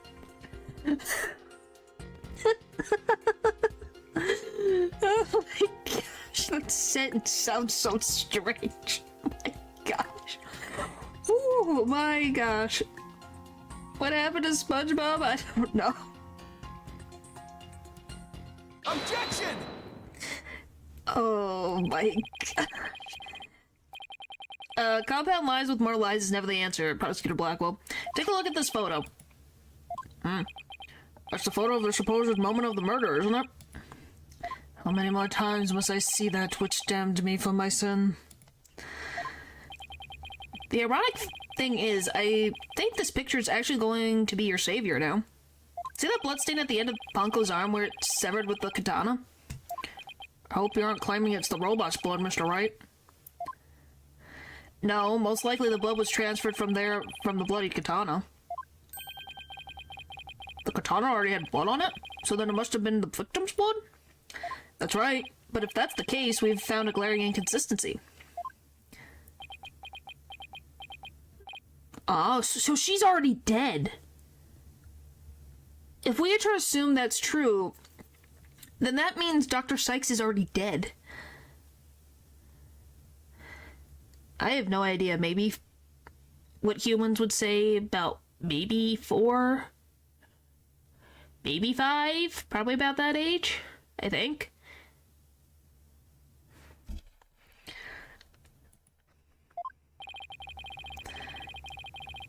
You said in your testimony that you cut up Ponko and then you killed Dr. Sykes, but in spite of that, the victim's blood is already on Ponko's arm in this picture. What? But that couldn't be. Exactly. In order for the blood to have transferred from the sword to Ponko's arm, the victim must have been stabbed first before the robot was slashed. In other words, Prosecutor Blackwell, your entire testimony is nothing but one big ball of lies.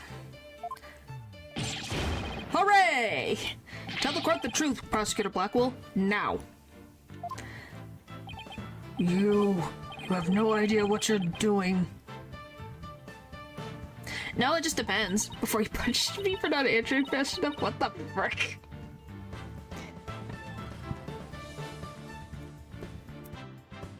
His voice, there's so much discord. I'm hearing not just one or two, but a bunch of rampaging emotions here. It's hard to describe. It's like a violent whirlpool or something. I'm scared. Can he stay far over there?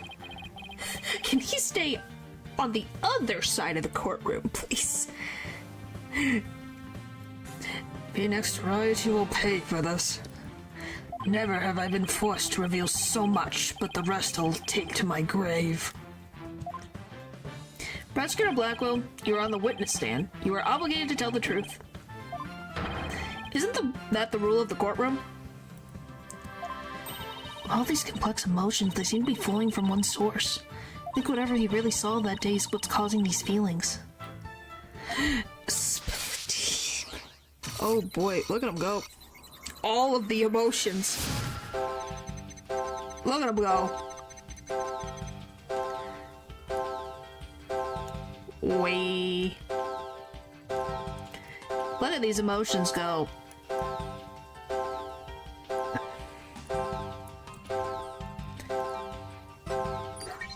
Look at them.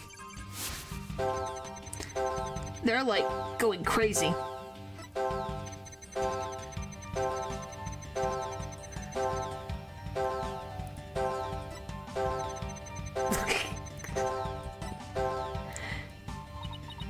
This voice, it hurts to even listen to it. He's been living with this pain inside him for all these years. And the root of it all is hidden somewhere in this testimony, isn't it? Yes, that's right. Please hurry. Please set him free, Mr. Wright. This is so much noise. Jeez. You guys remember things? Yes?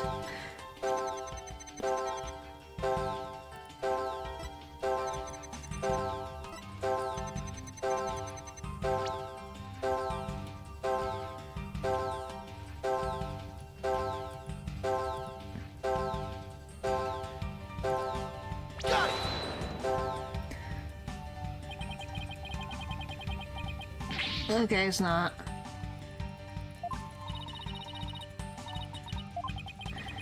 Somehow,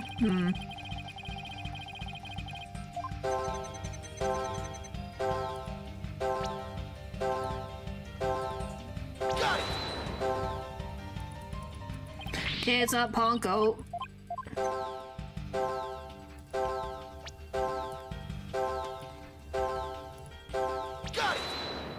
No noise.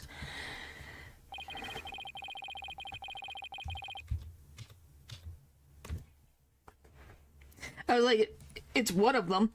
When you opened the door and saw Athena, you became overwhelmed by your emotions. Isn't that right, prosecutor? You should know better. And though it's pathetic, I admit I'm terrified to speak of it. Prosecutor Blackwell, Miss Sykes is innocent. I will always believe that with all my heart. Now you can't find it within yourself to believe in me, too? Athena is innocent, huh? Can you honestly say you believe that to be true, right, Tanal? I give you my word, now tell me what you really saw when you opened that door. Curse you, Phoenix Wright. Are we gonna see it? It was a tragedy, one I'll never forget. When I arrived at the lab, Dr. Sykes was already dead. She was lying on the operating table, while the bloody katana lay on the floor. And standing between the two, covered in blood, was Athena.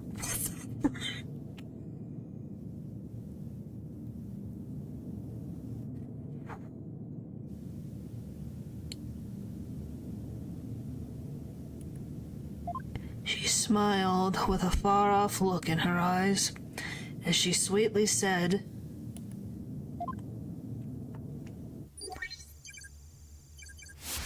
"Oh my gosh, that's terrifying.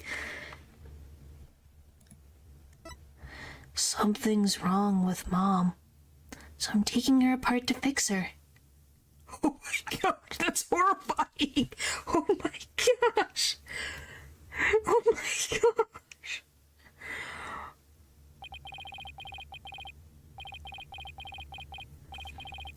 That's what I saw, and now you have it. The truth that you so desperately wanted. That's prepped.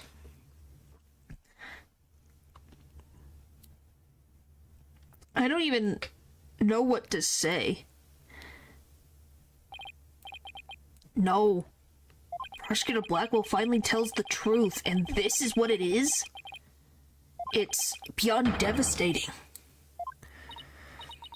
I tried to take my mother apart. Oh no. I...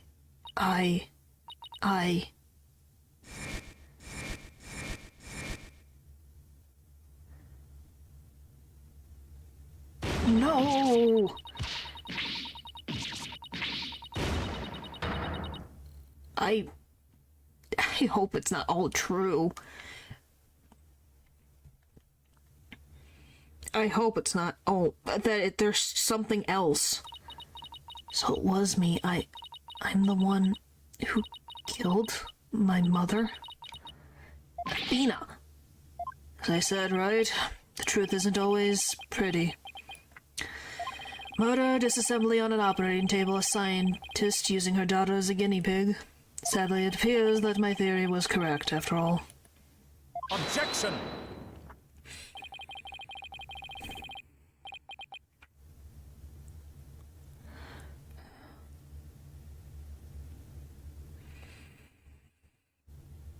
Oh, it's true that Athena didn't like her mother's research, but you dare cast aspersions on my mentor by claiming Athena was used in such a manner. Dr. Sykes could be awkward with people, but she loved her daughter with all her heart. Well, I'm assuming the case is gonna answer stuff for us. Like, we're gonna get the whole truth one way or another. So we'll find out. She loved me. Your mother hated to see you suffer because you could hear the voices of people's hearts. She wanted to set you free of your pain, so she worked tirelessly on her research. Do you remember those headphones you hated so much?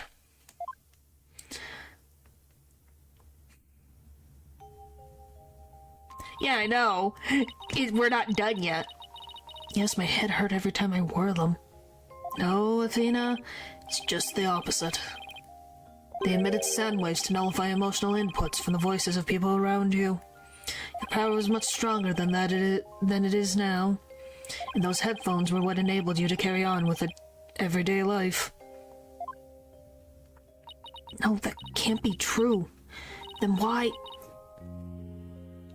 This trauma, it's often true, lots of... Well, hey, makes sense. Why would I have done something like that to somebody who loved me so much?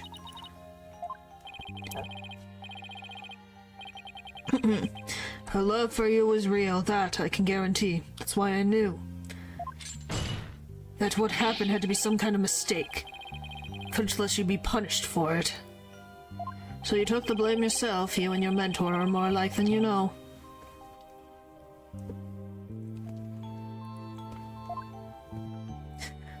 Uncle was a witness, so I put it in the case, held Athena close, and vacated the lab.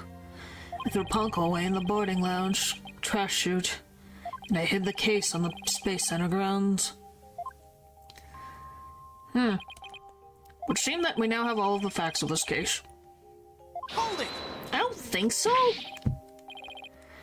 I wouldn't say so.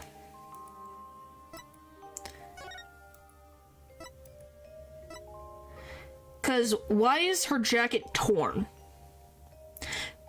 If she didn't wear her jacket that day and she had it on her chair, why is it ripped?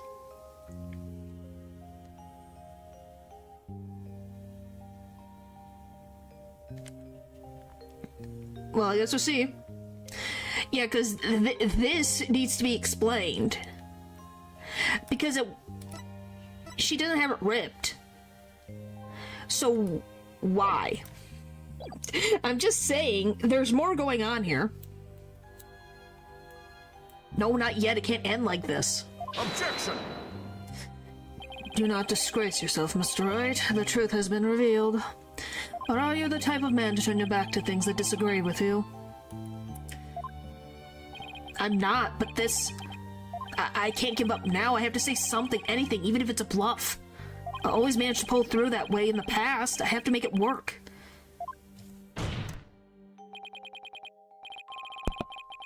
The defense is prepared to present evidence. Mr. Wright. Yes, Athena?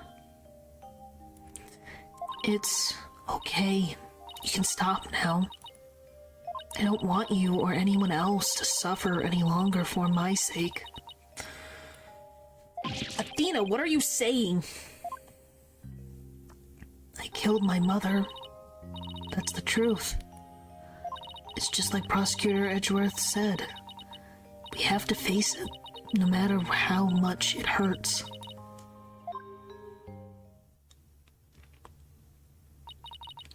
I admit my guilt.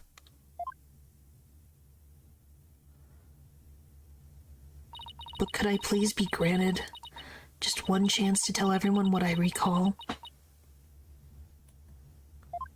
It appears Miss Sykes is much braver than you, Mr. Wright. What say you, Your Honor? In light of her courage, will the court give Miss Sykes the opportunity to confess? Very well. Then if you would please take the stand, Miss Sykes.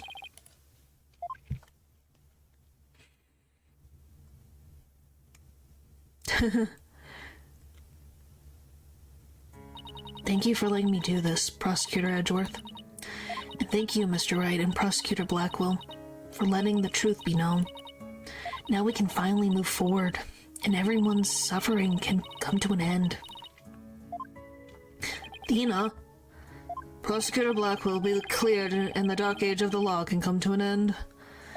Yes, admit your guilt and bring everything to its conclusion. I killed my mother. My memory is still a little hazy, but there's no question I remember it. I remember the weight of the weapon in my hands and the feeling of it stabbing in deep. And I remember the warmth of her blood as it flowed down the handle onto my fingers. My question becomes, what if she pulled out the sword? Not shoved the sword in? Because that's a possibility. At least that's what I'm thinking. Your Honor, please find me guilty. I dare say these are all memories that no one but the murderer would have. I see. Thank you for your confession. I believe this trial has gone on long enough. You think it was an accident? But before we conclude, does anyone have a counter-argument? Objection!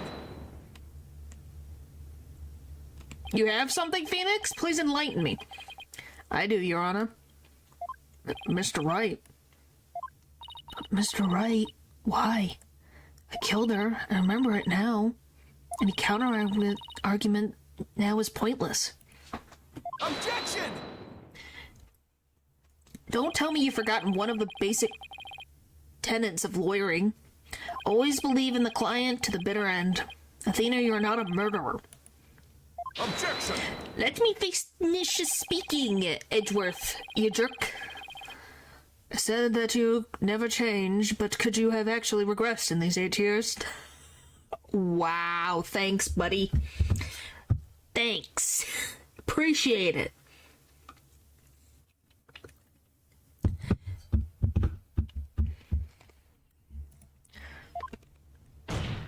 I won't stand for your childish emotionalism getting in the way of the truth.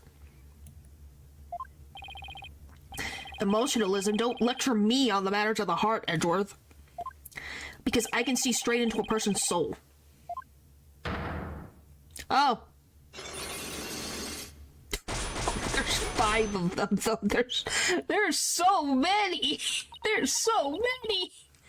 That's too many. I think there were... I'm trying to think. Is 5 the most Cyclops we've ever seen? Or is it 6?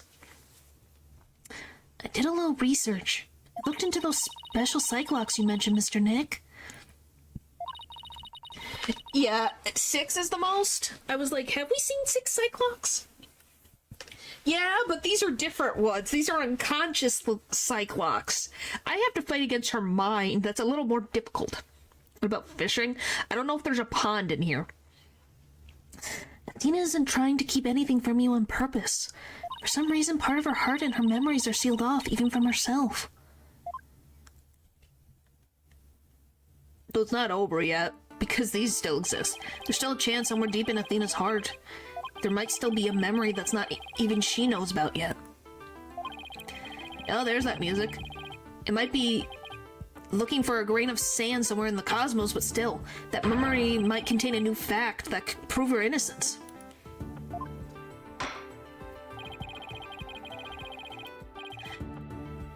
I hope for your sake that you're not just bluffing, Mr. Wright. Now then, is there or is there not a problem with this Sykes' confession?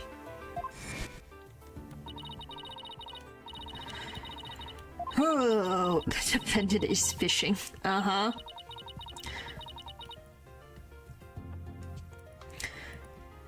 Weird thing for Athena to do right now.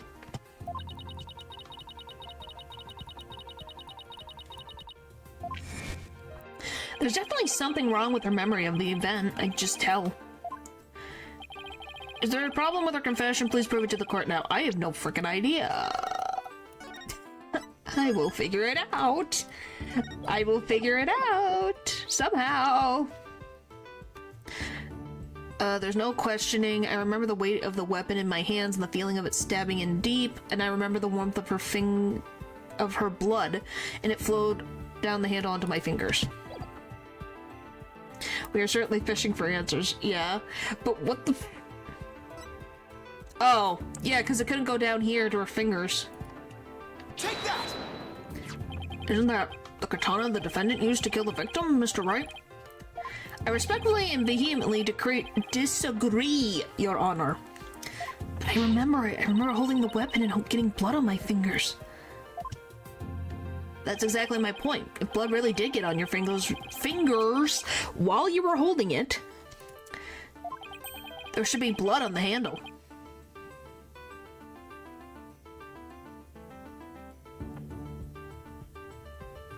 Like now? Please focus on the handle of the sword. This is not a trace of blood on it. And therefore, this is clearly a contradiction of the facts. You're right. Okay. Oh my! Objection! The defendant might simply confuse a portion of her memories. She mentioned it was hazy to begin with, and we can't mull over every minor detail. Objection! But she also said there is no question I remember it, a fact we can't ignore. In that case, why don't you explain what this contradiction with her memories means? Gladly. Just give me a second to think of something. I want to say that Athena didn't stab anyone, but she said it herself that she remembers the feeling of committing the act. Think, Phoenix, think. Okay.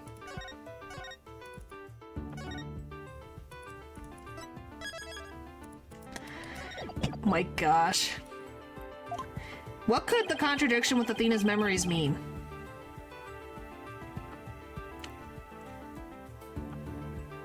I'm assuming this is the wrong statement.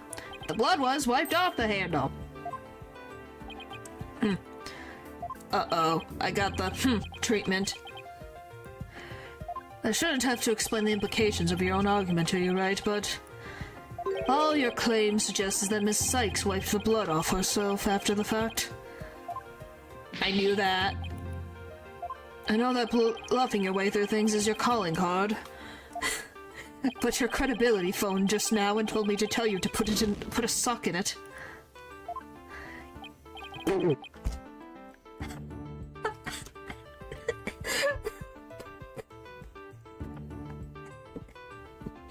my gosh, stop.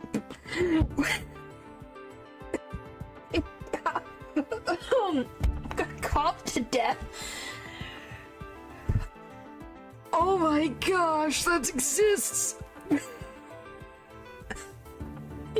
I'm fading away. I'm fading away. I'm fading away. I am fading away. Ooh. Phoenix. Oh, I can breathe. You don't know what to say. And he just goes right back to the freaking... Why are you like this? Why are you like this? Why are you like this? What the Someone approved that, by the way. The defendant used a different weapon. Miss Sykes said blood flowed down the handle, but the katana's handle is spotless.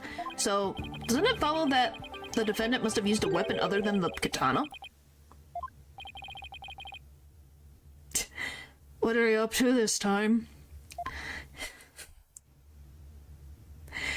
This is it. This time I found just the thing to end Athena's nightmare for good.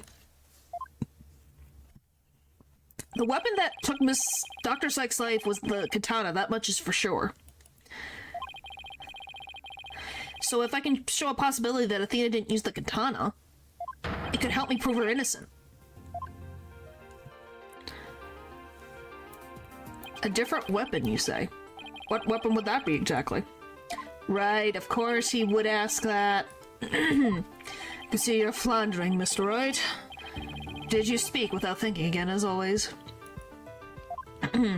Yes, from his previous statement, yes, he did. How does he do that? But I can't back down, not here, not now. That's right, I did. Because it's so obvious it doesn't require any thought. Sure, buddy. Sure. Sure. What did you say? Okay, so maybe that was an exaggeration, but there has to be something. Was there some other bladed weapon in the robotics lab that day? Maybe there was something in one of the crime scene photos? Wait a minute. There is something. There is a high probability that that was in the lab. I don't have the particular weapon here in my evidence right now, but I do have a piece of evidence just like it. Do I? Other than the katana, there's another blade that may have been at the crimes. Oh, you're talking about this?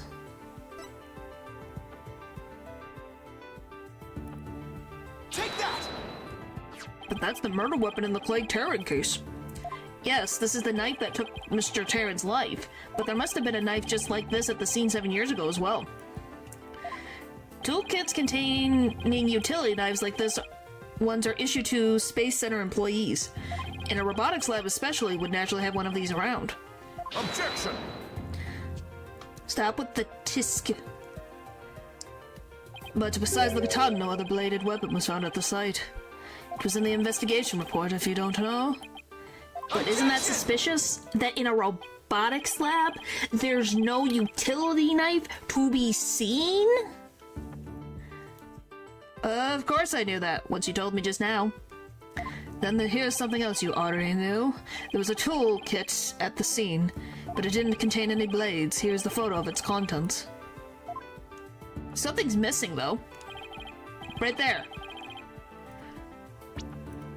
And it's got the logo right there. It's for the... It goes right there.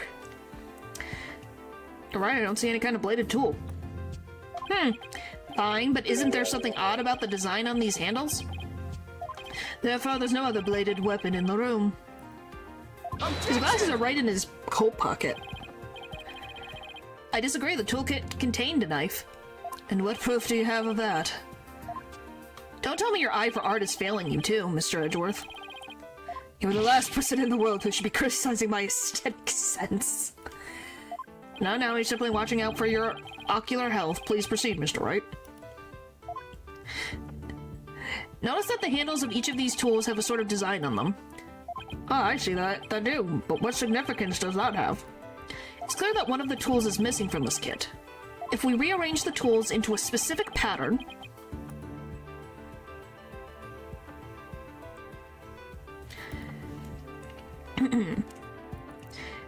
we might be able to tell which part of the overall design is missing. Is that the theory your pitiful sense of aesthetic helped you come up with? Edward, just let it go, man. Show the court then, if you would. What pattern or design would you see if we were to rearrange the tools? This? It would be this, right? It would be this. It could be either of these. Which one is it? They both have the logo on it. I'm assuming the pamphlet. Maybe? It's one of them. Take that! What design is this supposed to represent? The Gaiexa logo, Your Honor. It's on all of the Space Center documents and pamphlets. As you're aware, Gaiexa is the program that operates the Cosmic Space Center. Look at how brightly the Gaiexa logo shines in the sunlight above this entranceway. I really dig the stars and rocket motif. It gets me going. It got going. It's got going. Golly. Gaiexa, huh? Isn't that the new name of the Federal Space R&D program? Oh, I think I see it now, but... yes, well, just the tools showing in the photo. The red A part of the logo is missing. And this is where the murder weapon from the Terran case comes into play. If we were to place the utility knife in the open slot... there it goes. Now, isn't that interesting that both of these murders use the same weapon? Interesting. It would complete the Gaiex logo. So it would. Then that means... admit it, Mr. Edgeworth. My aesthetic sense is keener than yours, and while you're at it... admit that the weapon Miss Sykes used could have been this one.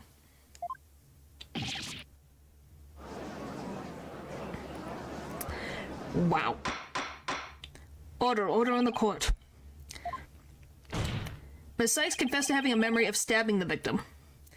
Admittedly, Miss Sykes most likely did stab someone using the utility knife. However, the weapon used to kill Dr. Sykes was the katana.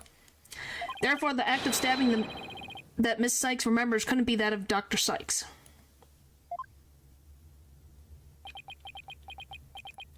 Very well, let's suppose for a minute that Miss Sykes did use the utility knife. Tell me, how does that change anything? It's a tiny knife, man. How's she supposed to stab her heart with that knife? Come again? What if the katana was only being used as a decoy to conceal a true murder weapon? What if the real weapon that took the victim's life was the utility knife?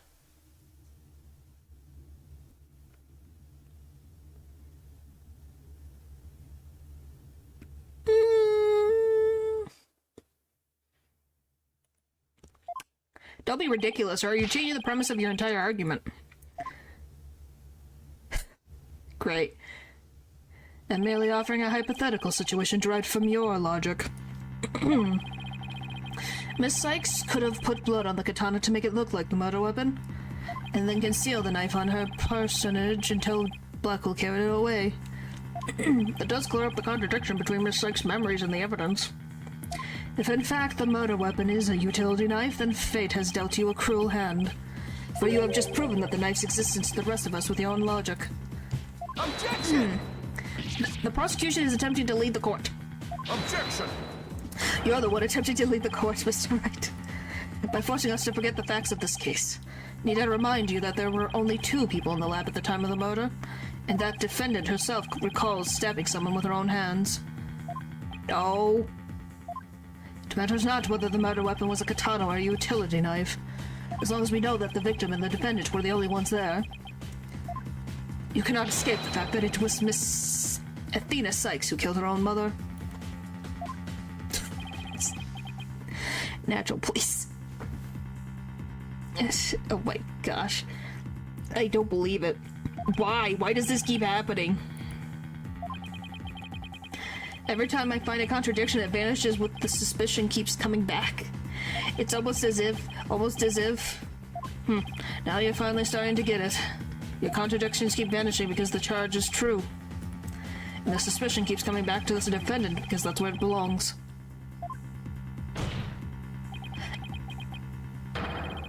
Okay, do you want me to tell you guys the randomest thing that I just noticed? Phoenix Wright, when will you open your eyes and accept the truth? I think this is the randomest thing that I just noticed now. He's got a very defined chest. He's got a... Edward has a very defined chest.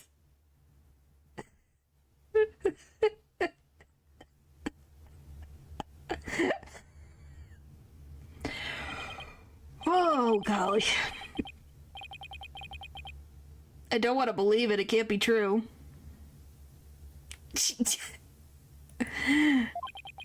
I don't know. I looked over at him and I'm like, there's a line that goes like this right at his chest. And I'm like, huh. Phoenix doesn't have that. But what if... Mr. Wright, you fought a good fight. But I think you've done all you can do. What do you mean? Is giving up really the only option? What do you mean?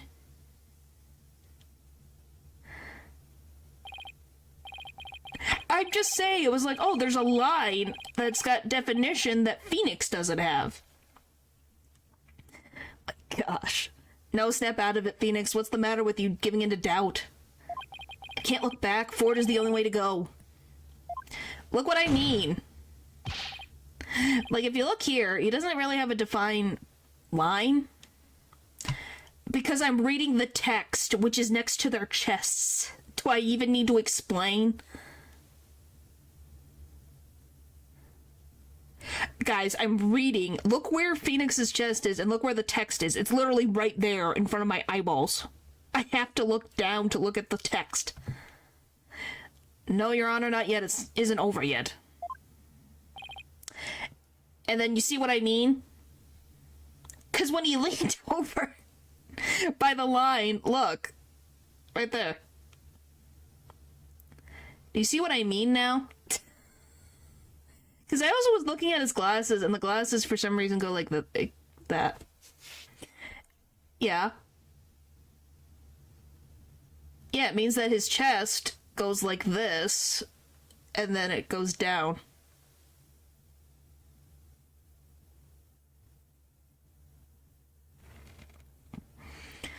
Oh, my eyeballs.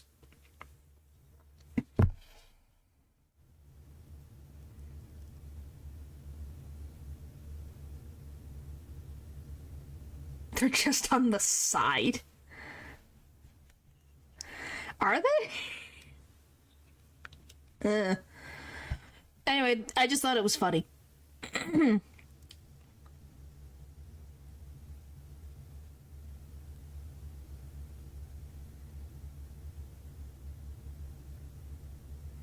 Yeah.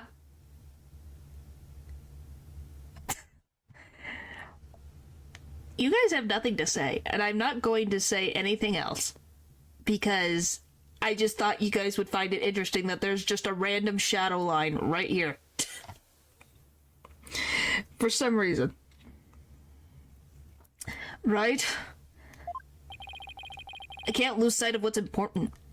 I believe in Athena, and I'll always believe in her. To the very end. A defense lawyer never gives up on his client. I have to pick myself up and stand firm. Make that braid of yours work, Phoenix. If I don't see a way, I'll just have to go back and look for one. Time to rethink this case thoroughly. Oh, we're going into his brain. I concede the fact that Athena must have stabbed someone with a utility knife. No. I just said I just noticed it. And we're gonna be freaking honest. I'm pretty sure there's nothing. Even if, let's say that's true, why is that a big deal? I just noticed, that's all. Phoenix said something else. I think what he said is way worse than me saying what I said. I knew this is how you guys would react. I shouldn't have said something. I'll be going to sleep and I'll bet. Jeez. I'm finishing this case. It's right here. Well, at least this first trial. This must have been what Ponko witnessed as Athena's hug. We find it fun, yeah. But Prosecutor Blackwell didn't see the knife at the scene. This means that someone must have removed it from the lab before he arrived. Who could have taken the utility knife from the lab?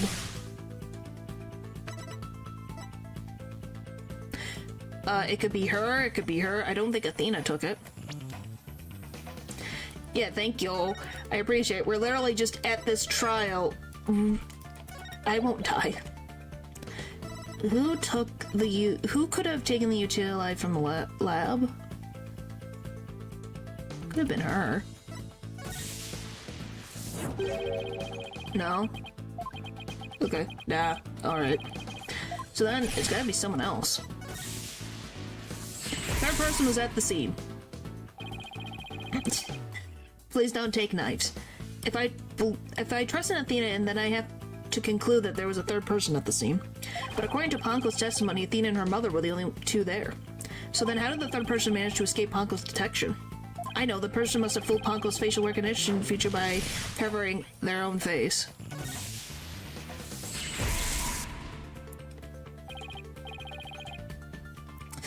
But wait a minute, Ponko has a heartbeat detection system. Even if they covered their own face, Ponko would still detect their presence.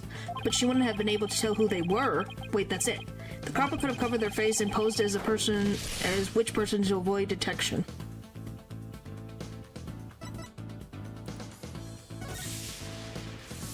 The person posed as the victim. The copper posed as the victim. That would explain why Ponko thought only she and Athena were there. All they had to do was take advantage of Ponko's basic recognition features. They're saying that wait. So you're saying this is because Athena stabbed the spy?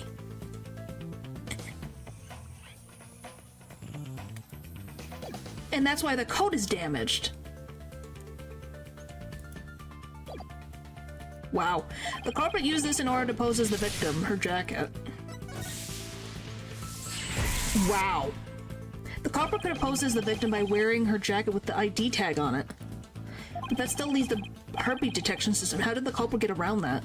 It wouldn't have worked if Ponko could detect the real Dr. Sykes' heartbeat.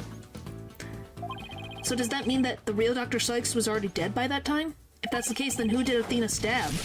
The real culprit. Athena stabbed the real culprit. That's it. The person Athena stabbed wasn't Dr. Sykes. It was the person who murdered her and then pretended to be her. The real culprit.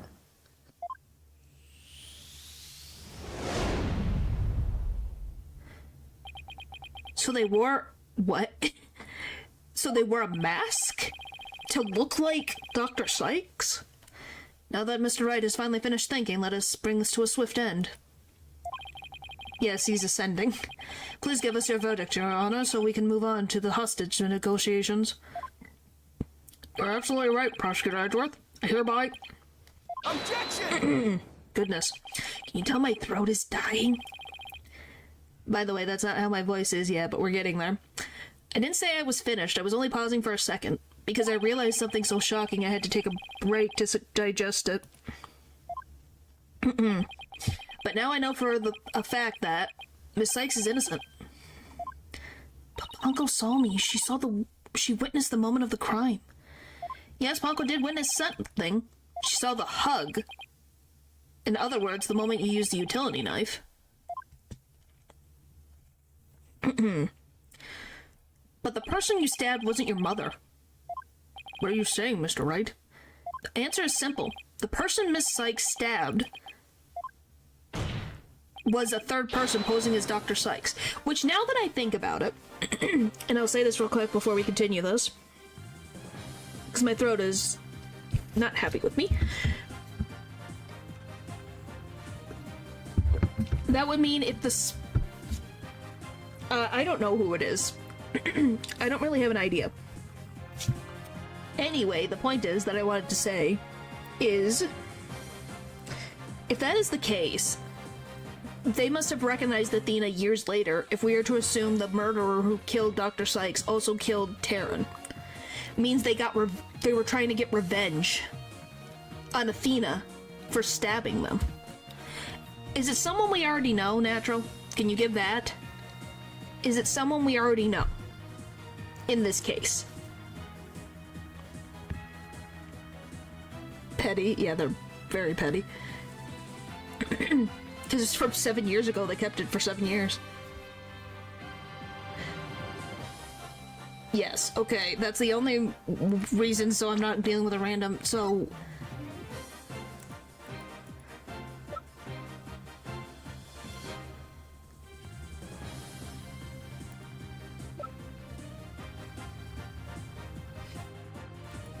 Okay, I have two guesses, but I don't think they're correct. It could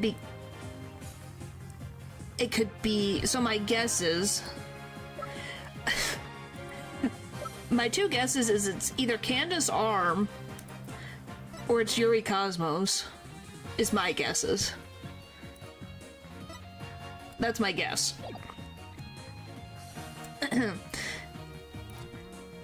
What? Please end trial, my voice is gonna hate me. Do you really expect us to swallow that, Mr. Wright? According to the robot statements, there was no third person there. Did you really think I wouldn't see through your ludicrous grab for time? Objection! After all we've been through, Mr. Edgeworth, I'm disappointed. Don't you know by now that this smile of mine means I have absolute confidence? No, it does not. That's called your bluffing face. Huh, you make that pose all the time, regardless of the facts. Glonko's strange malfunction. Mr. Taryn, you look pale. Shall I help you to the sick bay? Oh, that explains why he thought Apollo was Taryn, because of the jacket.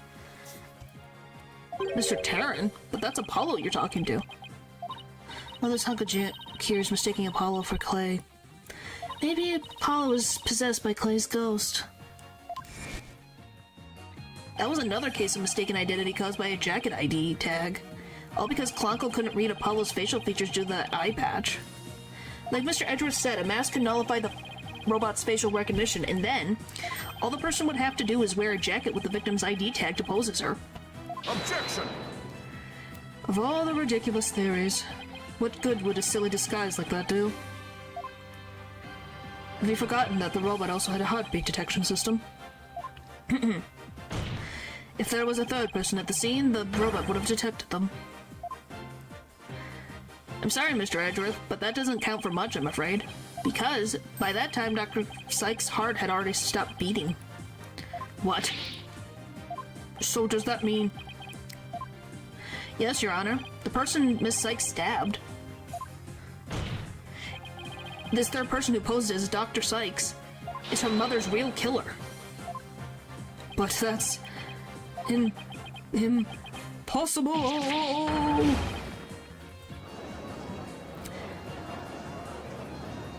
Well, how about I ask this, Natural? Did you figure it out before it happened? A mask? The person I stabbed was wearing a mask?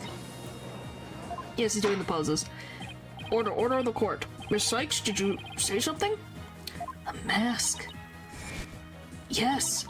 I remember Ew, that's creepy. Huh? Athena, what is it? Is it breaking? Not this, I mean, I just saw who it was the first time. Okay. I was just curious. I remember a man with a mask. How could he... what did he do to my mother? My head.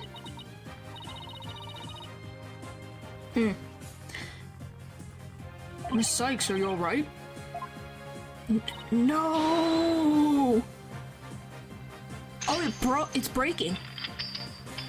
The black psych locks. They're breaking. Come on, Athena. Remember, you can do this. Come on. Come on. You can do it.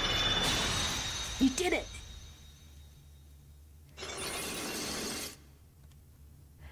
It's all coming back to me. Everything that happened the day my mother was murdered. Ridiculous as any other case. Makes sense. But just was curious if you figured out who it was the first time.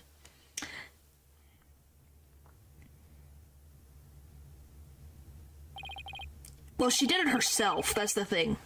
They're gone. The black Cyclops are finally gone. Please finish, game. Please. You didn't really stab your mother, did you? It's alright, Athena. Just tell us what you saw that day. I was drawing a picture. When I was done, I went to show it to my mom. I opened the door, and then...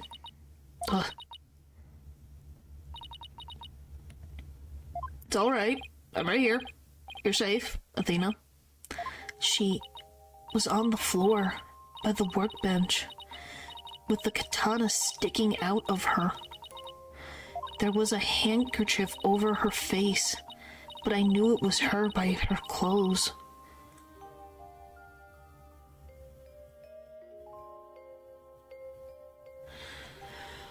So you mean to tell me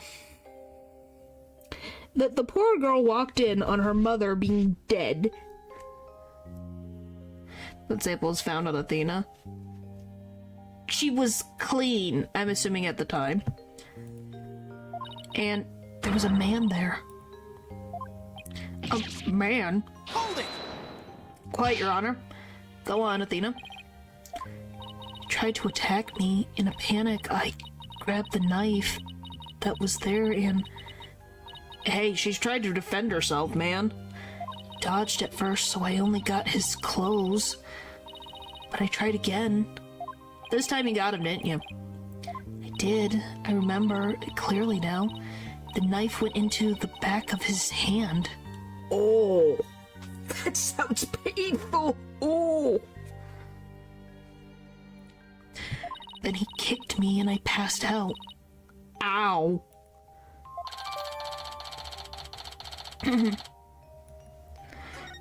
When I came to, my mom wasn't moving. I had to do something. I had to fix her, I thought. So I asked Ponko to move her to the operating table.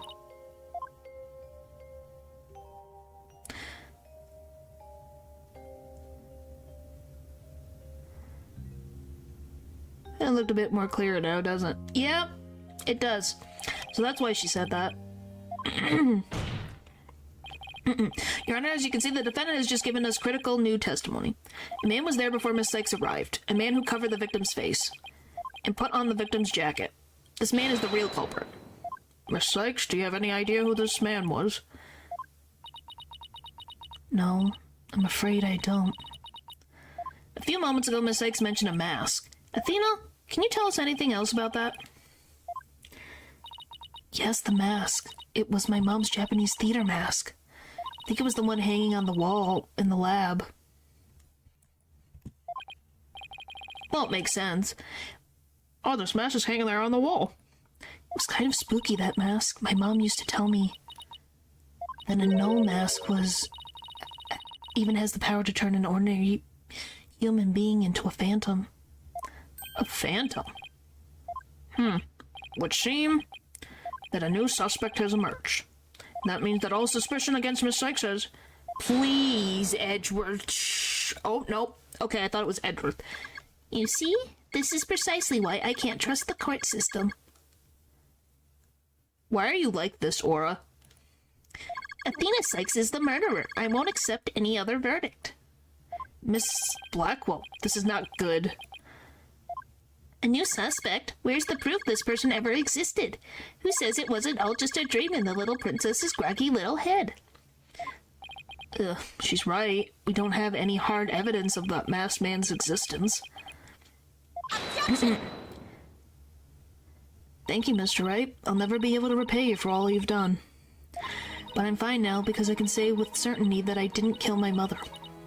Please finish this frickin' game's chapter, point, checkpoint, whatever, please. I'm dying over here. Dina, I'm so glad for you. More and more memories are coming back now. So I'd like to say one thing if I could. Uncle came to the robotics lab at 2 p.m. to recharge. Yeah,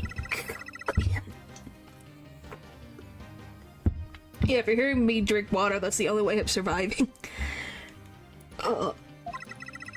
Okay, I'm not reading that. Please, move faster. I'm dying. I see where you're going with this. If Mother Midas was really the killer in disguise... Right, then he must have come to the robotics lab before 2 p.m. Do I have anything here in the evidence that can help me find this person who came to the lab before 2 p.m.?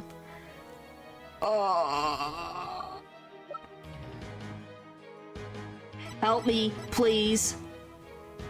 Please help me. What's the answer? Please tell me what the answer is. I need to know.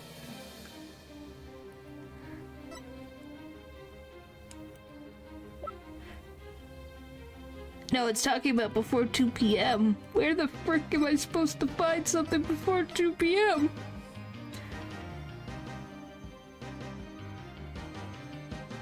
Oh, this. Take that! Okay, this is Prosecutor Blackwell leaving the scene after the incident around 3 p.m. What I'm wondering is, does the video show anyone else passing by before then?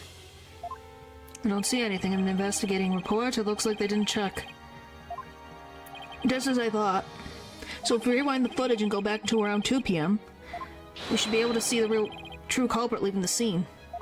Very well then, let's take a look.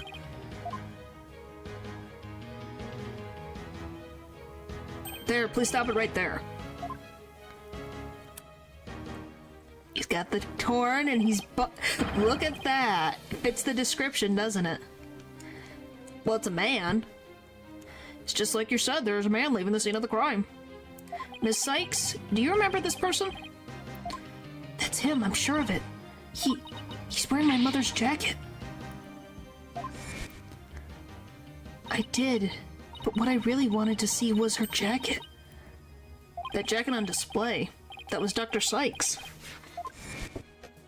So it's not... no mustache, yeah. Clean shaved. Well, it can't be him.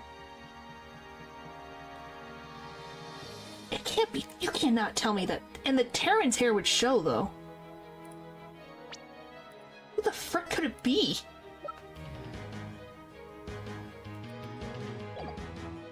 I don't think it's...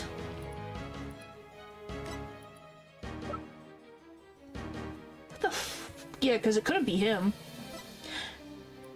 Is it gonna spoil everything? So where's the photos?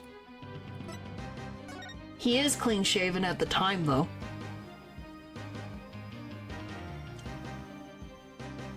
If we're to believe it's a man...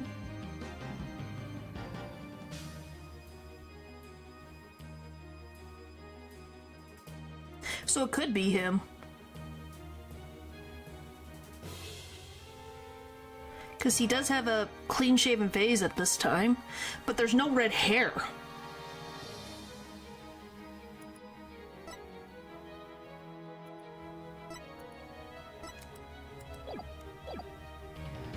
Can you see it?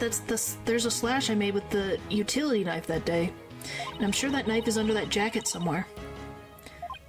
So then, everything Miss Sykes said... Exactly, it proves that Miss Sykes' memory was correct. Dr. Sykes' killer arrived at the robotics lab before 2 p.m. He killed her and hid her face with a handkerchief. Then he disguised himself with Dr. Sykes' jacket and mask that were in the lab, which they have to be part of the lab, or they wouldn't know that that's how that works. I can't believe it would be... I don't think it's terrible. It's... Is it really Solomon Starbuck? The culprit probably knew beforehand that Ponko charged up at 2 p.m. every day. So he waited for Ponko to come to the lab for his regular recharge. Well, because Karen can't stab himself. At least I hope not. By leaving Dr. Sykes' jacket on, the culprit tricked Ponko into thinking he was Dr. Sykes, thereby making it look like she was alive up until that point in time. All to disguise the real time of death. Objection! Please. Please. Please, please, please, please, please, please, please, please, please. Please, I'm drowning. I'm drowning over here. Please. It's a nice theory, Mr. Wright, but I'm afraid that's just not possible. What? Why not? The victim's jacket is clearly visible right there in the video. And that's right there is precisely the problem. The ID tag on the jacket with the scene confirms beyond a doubt that it belonged to the victim. If the person who left the trip lab truly was wearing the victim's jacket, then how could it have possibly wound up back at this crime scene? What's going on? That doesn't make sense. Edgeworth's right. If the culprit was wearing the jacket, how did it get back to the lab? The defendant brought it back, the victim brought it back, the killer brought it back. I would assume the killer would bring it back.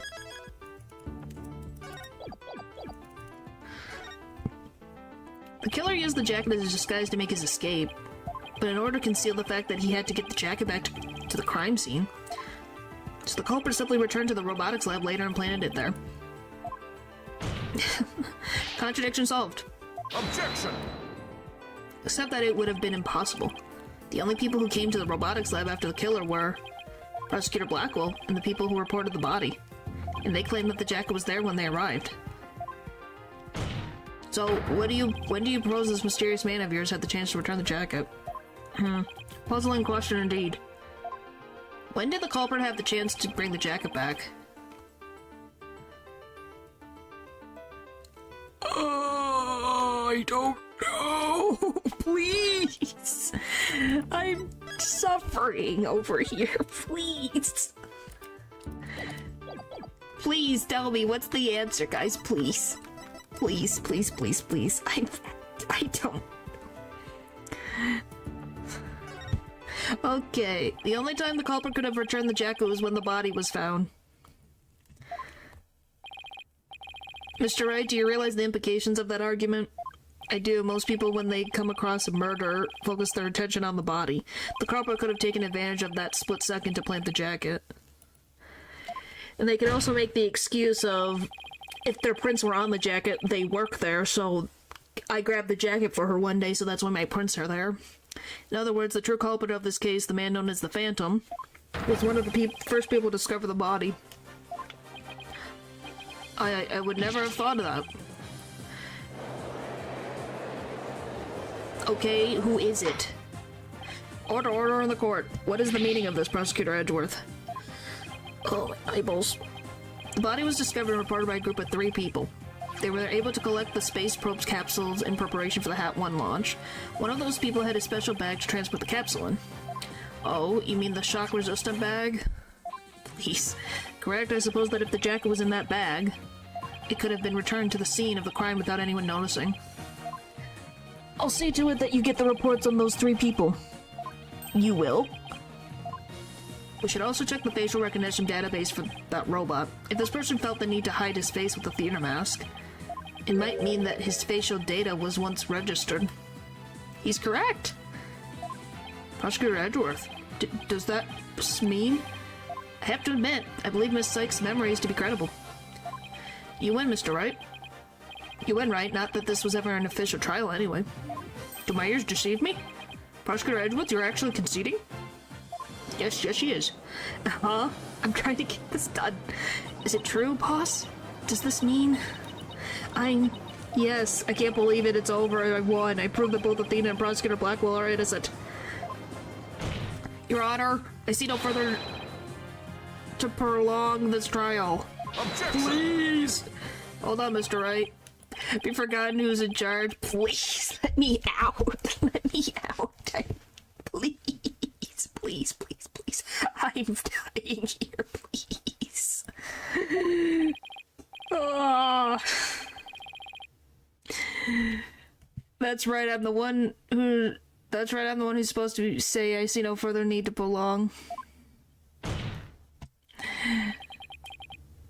No, do you not want to stream tomorrow? Because there'd be no stream tomorrow. I'd have no voice. Not you either, Your Honor, no silence. The little princess who was truly beloved by Midas and who repaired that love with death. All these years hating Athena was the only thing that kept me going. But what do I do now? Can anybody tell me? How am I supposed to go on? Miss Blackwell. How unlike you, Aura. Midas was deeply passionate about her work, and she chose you as her partner. Isn't that... Shut up, Simon. You know exactly how I felt about her. Her respect as a co-worker wasn't all that I wanted. Then what did you want from her? Did you really just go there, Your Honor? Is this going to be a confession of love? Or there's something I wanted to say if you would lend me an ear.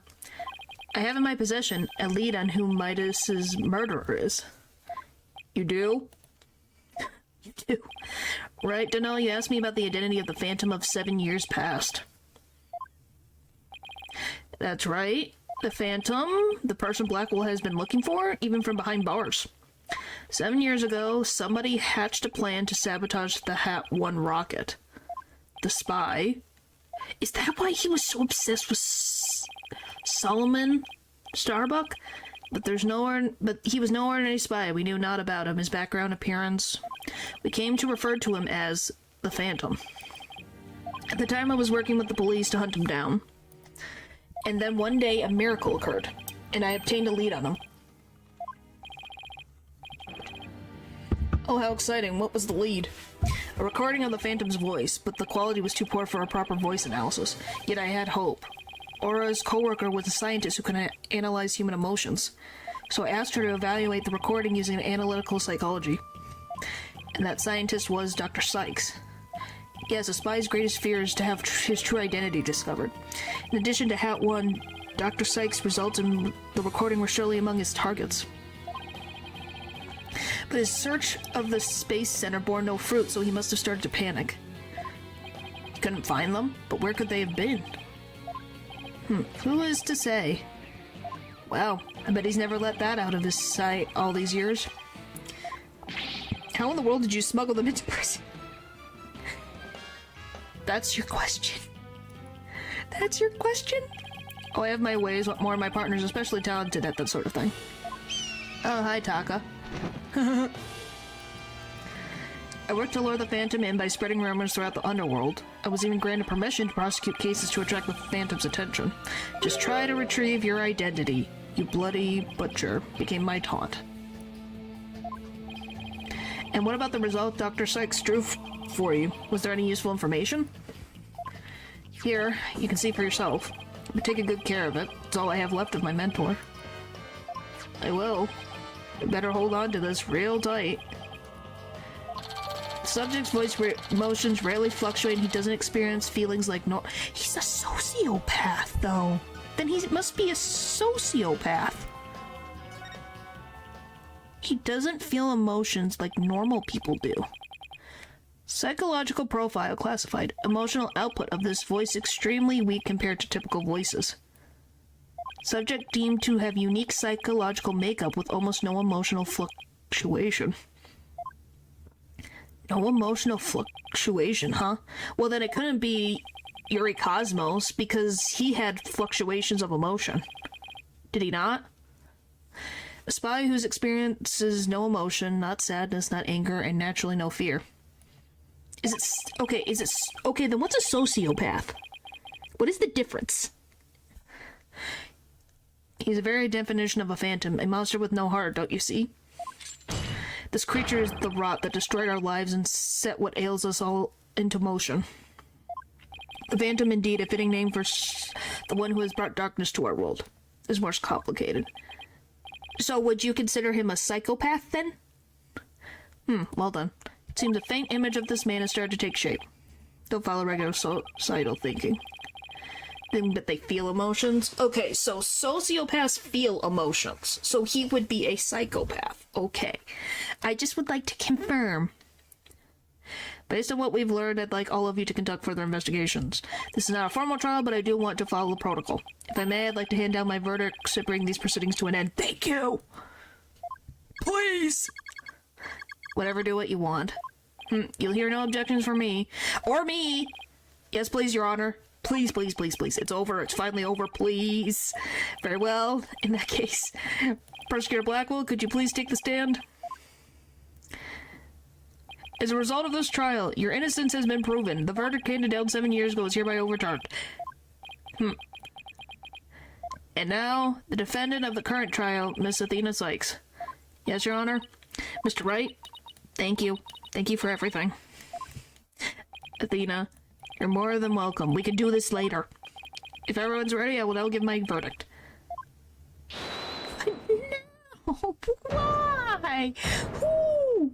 Why? You? Why? Apollo, I'm going to frickin' punch you into orbit. Stop it. Apollo. What is the meaning of this? Please. This is so stupid. Congratulations, Mr. Wright, Prosecutor Edgeworth. You uncovered the truth from 7 years ago and you saved Prosecutor Blackwell. However, I can't allow this trial to end just yet. Please. Why, Apollo? Why would you do this to us? Because he's a jerk. Please save. I'm done. If it's a save point, I'm done. To be continued. Thank you. I'm saved. I'm safe. I'm safe. I'm safe. Thank you. Thank you. Thank you. Thank you. Thank you. Thank you. Please. Yay. I'm done. I'm done. I'm done. I'm done. I'm mush. I'm mush. I'm dying. If you guys want to stream tomorrow, I have to rest my voice.